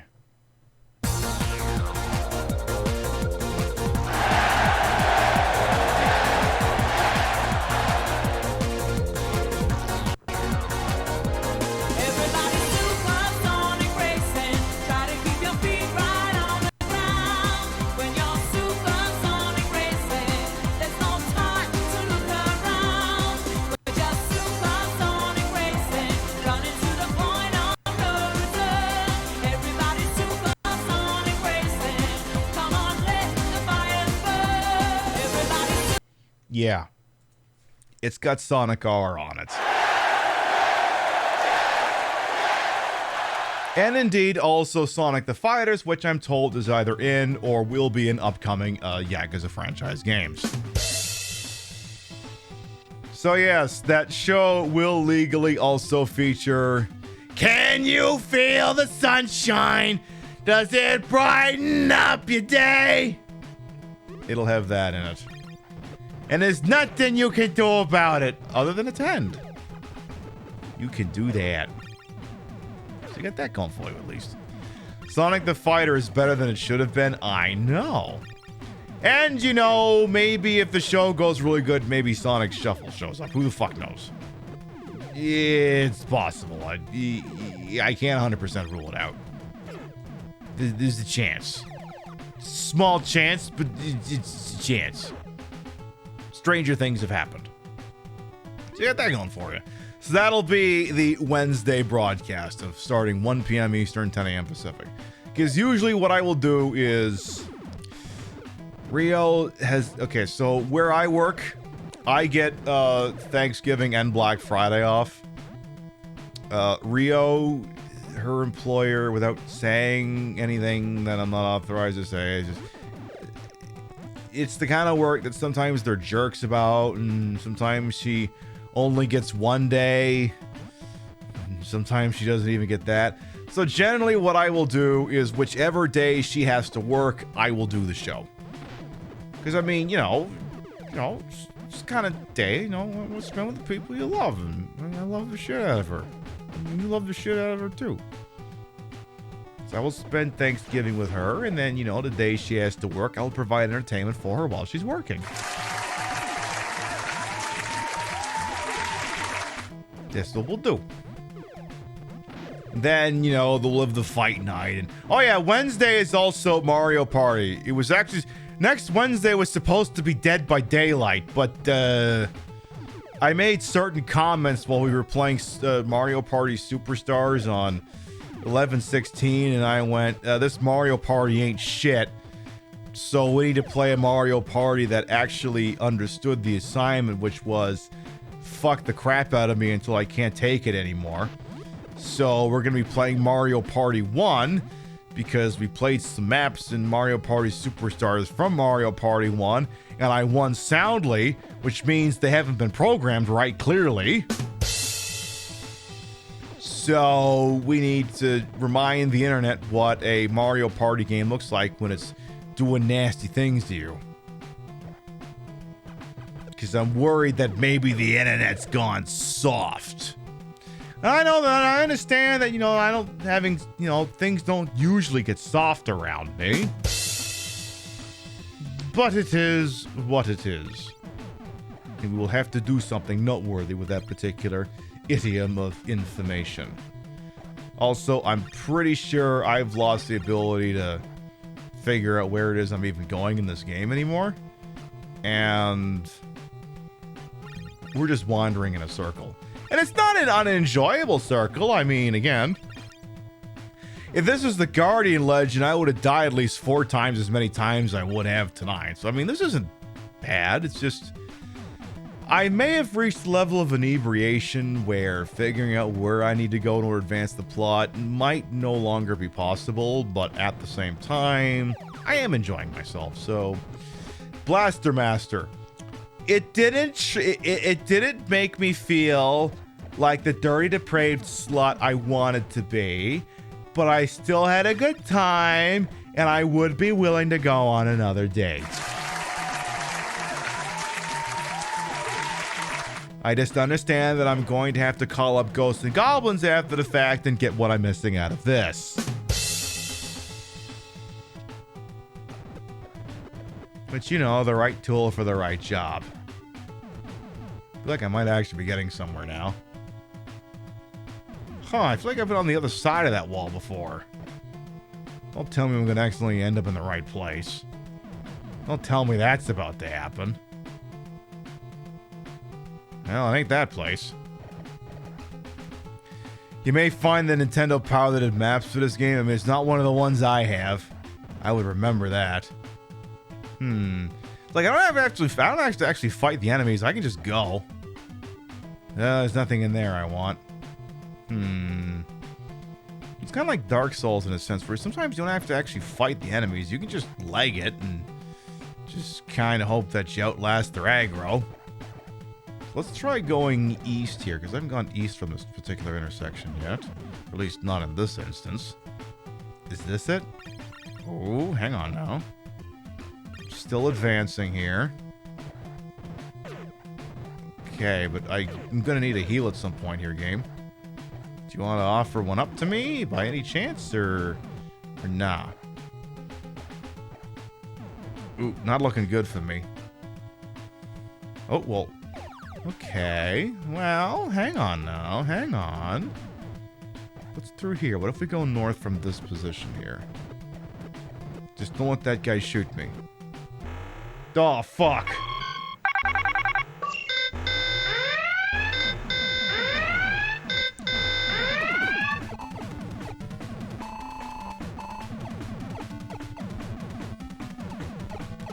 Do I have to shoot the arms before I can shoot the core? Because it's... Oh, I got something in there. Ooh, okay. Don't panic. Don't panic. The arms can't seem to do much. Just aim for the core.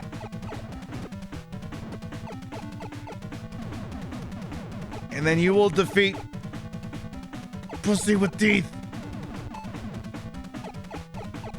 Okay, so it takes 4 shots, stops, waits for a second, and it'll take 4 more shots.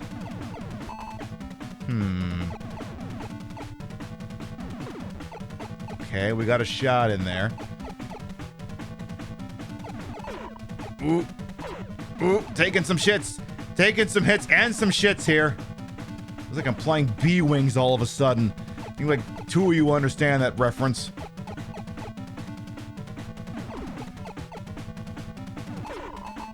Ooh, ooh, oh, no! Oh. Oh, okay, we can try again. Let's go!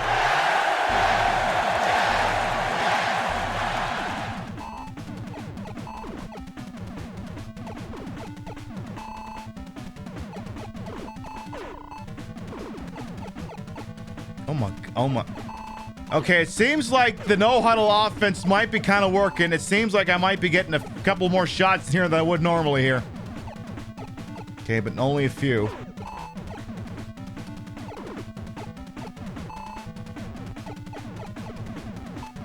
So it seems I can destroy some of the shots he's firing at me with the thing I've been firing at him, which I don't really understand how this short-range grenade... Oh, not again. Oh, wait, I still have one more try!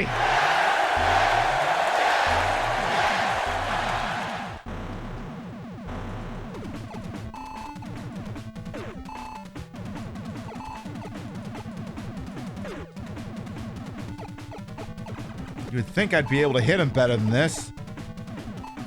Well, you could take out those fucking arms. Can you? I don't think so.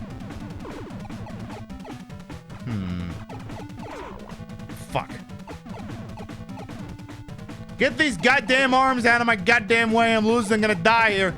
I'm down to like 2 fucking hits. I'm gonna die. If anything, it's the arms that are hitting me, not the shots. No, we are not pulling this one off. Because I gotta get like right up in his... Oh, well, never mind. It's not happening now. Oh! We ran out of continues! Well, here I actually thought I had infinite continues in that game. Well, we can go back to a simpler time when our frog escaped and it stepped into a radioactive thing and it fell down a hole. And then we also fell down a hole and found a car. The Mako from Mass Effect. It was a simpler time.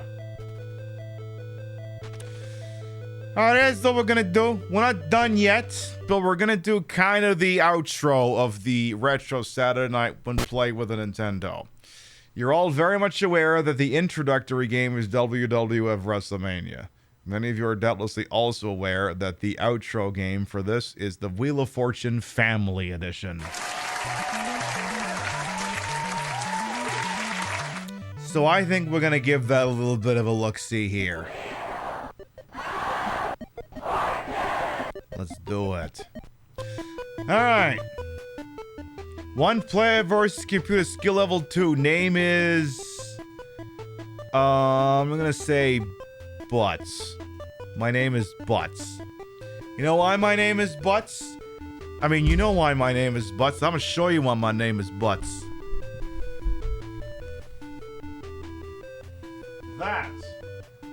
That is why my name is Butts. That is why my name is Butts. You know it, you love it, you appreciate it. That is why my name is Butts.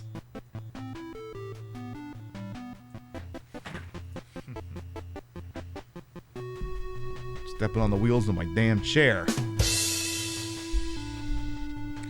You know, when I say show the other cheek, it's because they want to see the damn thing. Alright. For the audience, feel free to shout out suggestions. I'm going to go on a limb here and say the second word is and.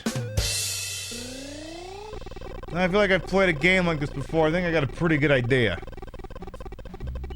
Something and something. Oh, don't fucking... Ugh.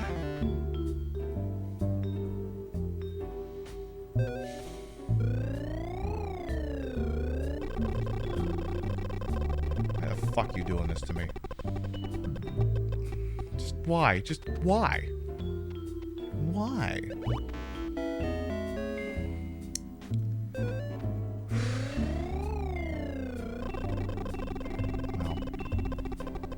Well.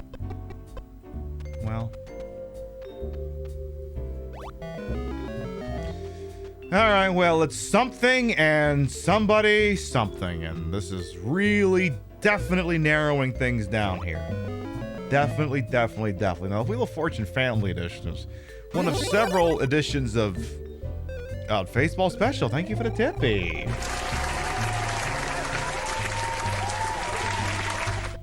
Aw, thank you very much. Great show night. Why, thank you. Looking forward to Sonic Special? Hell yes. Wheel of Fortune Family Edition is one of 4 Wheel of Fortune games for the Nintendo.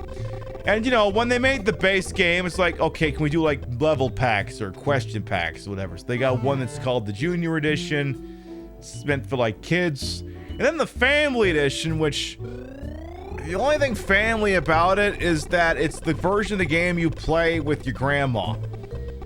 But I don't mean like your grandma right now. I mean like your grandma when this game was released. It's like your grandma who was alive when high-button shoes were invented. Cinnamon and Toast Crunch cereal, if only. But you're onto something though, King Monster. You're thinking, and I appreciate that. Oh, fuck me!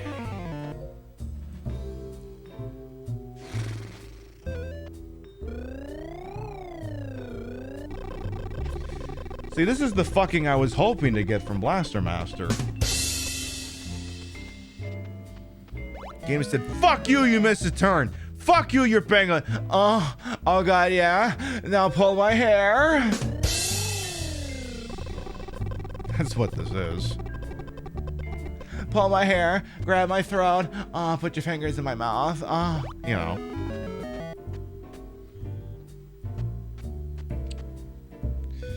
Christine or Christina and something. And mud. No, it's not mud.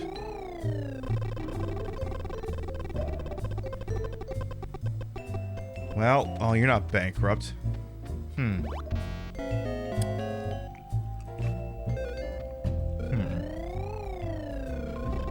This bit's going on too long here.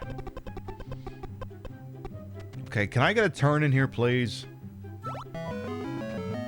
Please? Please? Please, for the love of God? Anyway, the Wheel of Fortune Family Edition, it's basically every answer is either a movie from 1920 or a dead poet from 1785.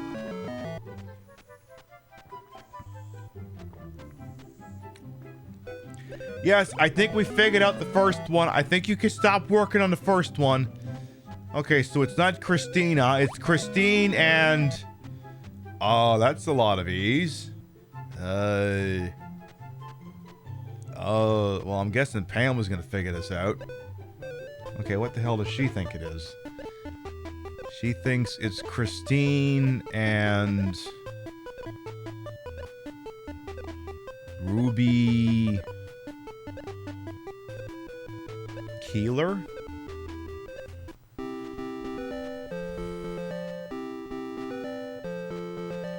Who is Ruby Keeler?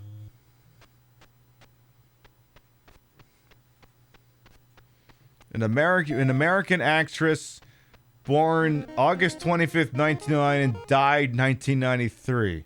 So there you go, an actress who was born before World War I. A tap dancing movie star from the 30s. That's why I said that this is for your grandma from the late 80s, early 90s. Because she would have known that. She would have known that. Give me some music here. Exactly. This is the kind of action I didn't get, the kind of just denial and tease and just outright depraved fucking I didn't get from Blaster Master. I'm just squeezing it in at the end of the show, basically. That's what's happening here.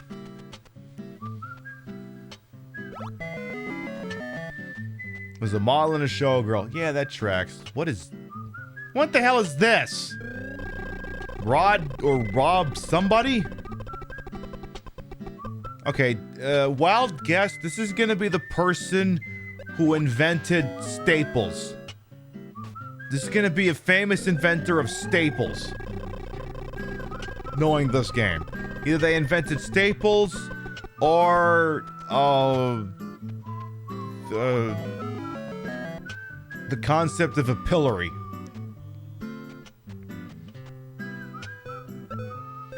Well, apparently Pamela knows who it is. It's Roy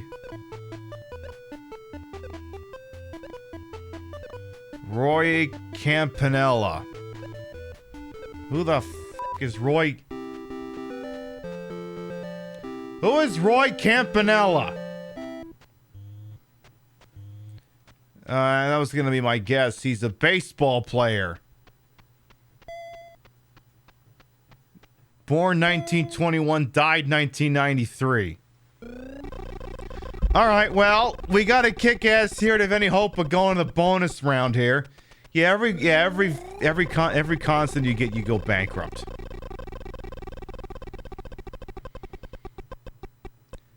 Excuse me!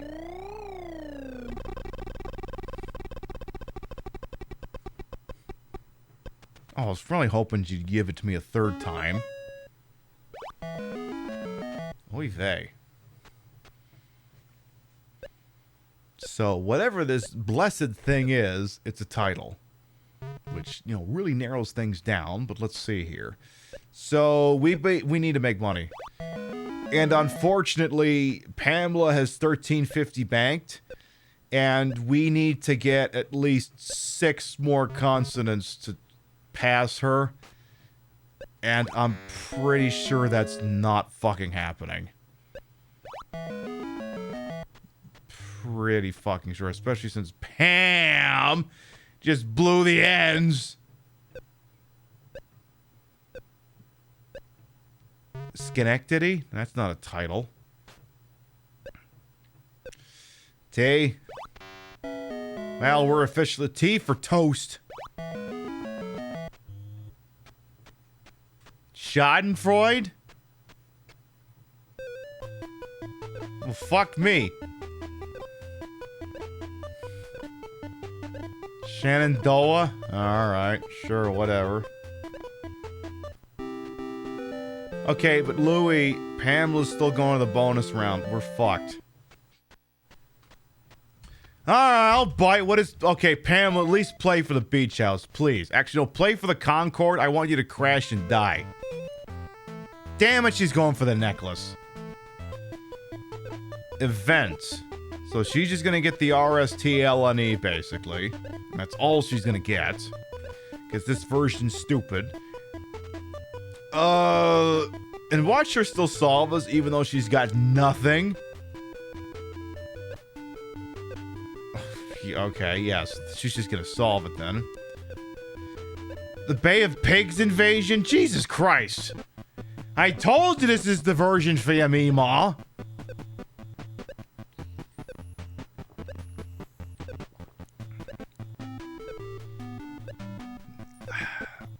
This is just complete and utter domination.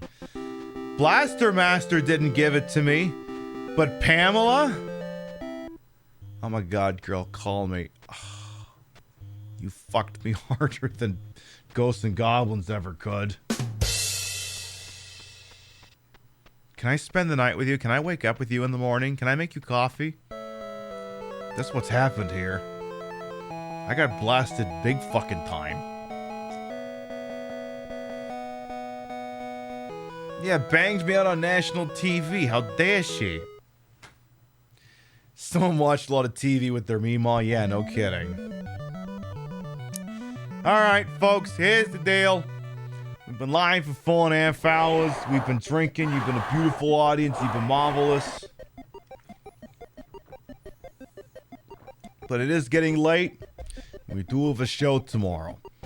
So what we are going to do is we're going to turn off the Nintendo. And we are going to start to wind down for the evening. Well, alrighty then. We went on our first date with Blaster Master due to the recommendations of some people, and it was a fun little game.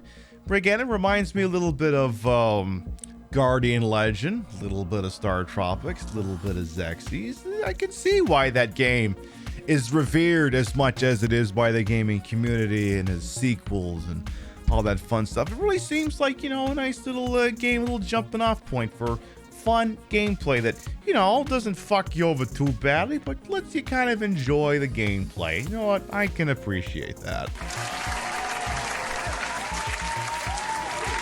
But it didn't treat me like a depraved slut, so that's why I had to play Wheel of Fortune on the back end. All right. Before we figure out where we're going, let's read off the list of gravitas. Your biddies, raids, subs, and tippies to this channel, while never required, are always appreciated, and I'd love to shout at the end of the show. Over on the tippy side of things, before we even got going here, Miko did a tip, as well as Damaged Plushie and Faceball Special. Thank you for the tippies. Over on the Twitch side of things, we had Dognet for the raid. We had Miracle Capras for the raid, Craze of Glory for the resub, Perlins for the resub, and the gift subs, MSK for the biddies, Vic the Victim for the gift sub, Peebus for the resub, Spicy Madlibs for the resub. Thank you, thank you, thank you. Good night to you as well, Remy. There's the deal. If you sub to the channel, you can grab the first one. If you ain't subbed to the channel, you can grab the second one. We love to spread the love around, not always at the same place in the face, but at the end of the day, drop you off somewhere where we think you're gonna have a good time. Let's see what's up to what would host on this wide, wonderful world we call it Twitch. Who's doing something that I think a bunch of people who just finished watching a retro gaming stream might have some fun with. Well, let's see here. Well, we could say hello to this person. We could do that. We could say hello to that person. That's the thing we could do. That is definitely a thing we could do. Because this person's playing a retro game. And they're going to be playing on real hardware too. Oh my goodness, we could do that. We could do that. Alright, here's what we're going to do. Especially since this guy's been live long enough that I think he's just about getting ready to do what he says he's going to do. Friend of the channel and Eternal Enigma, I spoke highly of him earlier, is doing a Silent Hill 3 story playthrough. You know, sometimes he speed runs the Silent Hill games, that means he plays through it real fast. But this time he's playing through it nice and slow. Real nice, slow playthrough of Silent Hill 3. Pib, why are you gyrating your hips like that? Because, sometimes you just want the... But this is a little bit of a slower, a more sensual playthrough, and plus it means you get to see all the cutscenes.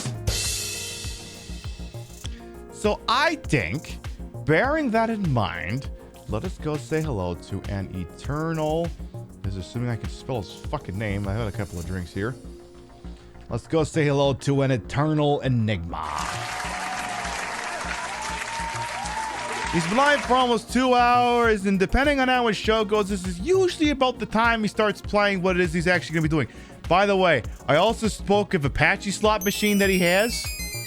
It is on and switched on in the background, so if you want to see that thing, make sure you stick around after the raid. Because he's got that style Apache slot machine turned on. And then, Bear, thank you for the biddies as well. Thank you. Mwah. We'll be live next tomorrow, 1 p.m. Eastern, 10 a.m. Pacific for Final Fantasy VII. We're about to get to Rocket Town, which means we'll be meeting Sid. What voice is Sid getting? You could probably guess it's a voice that hasn't barely been handed out at this point yet in the playthrough. It really seems to fit his character for some reason. If you want final confirmation on that, you make sure you stick around tomorrow. Thank you very much to everyone who followed, biddied, rated, subbed, lurked for a bit, put up with my bullshit here the entire time. you all continue to contribute to the ongoing success of this shit show we call the Pib Show. Thank you very much for stopping by, and we'll see you next time. Good night, everyone. Blaster Master, you were good to me, but just grab the strap-on in the nightstand if you want to finish the job. See you later, folks. Mwah.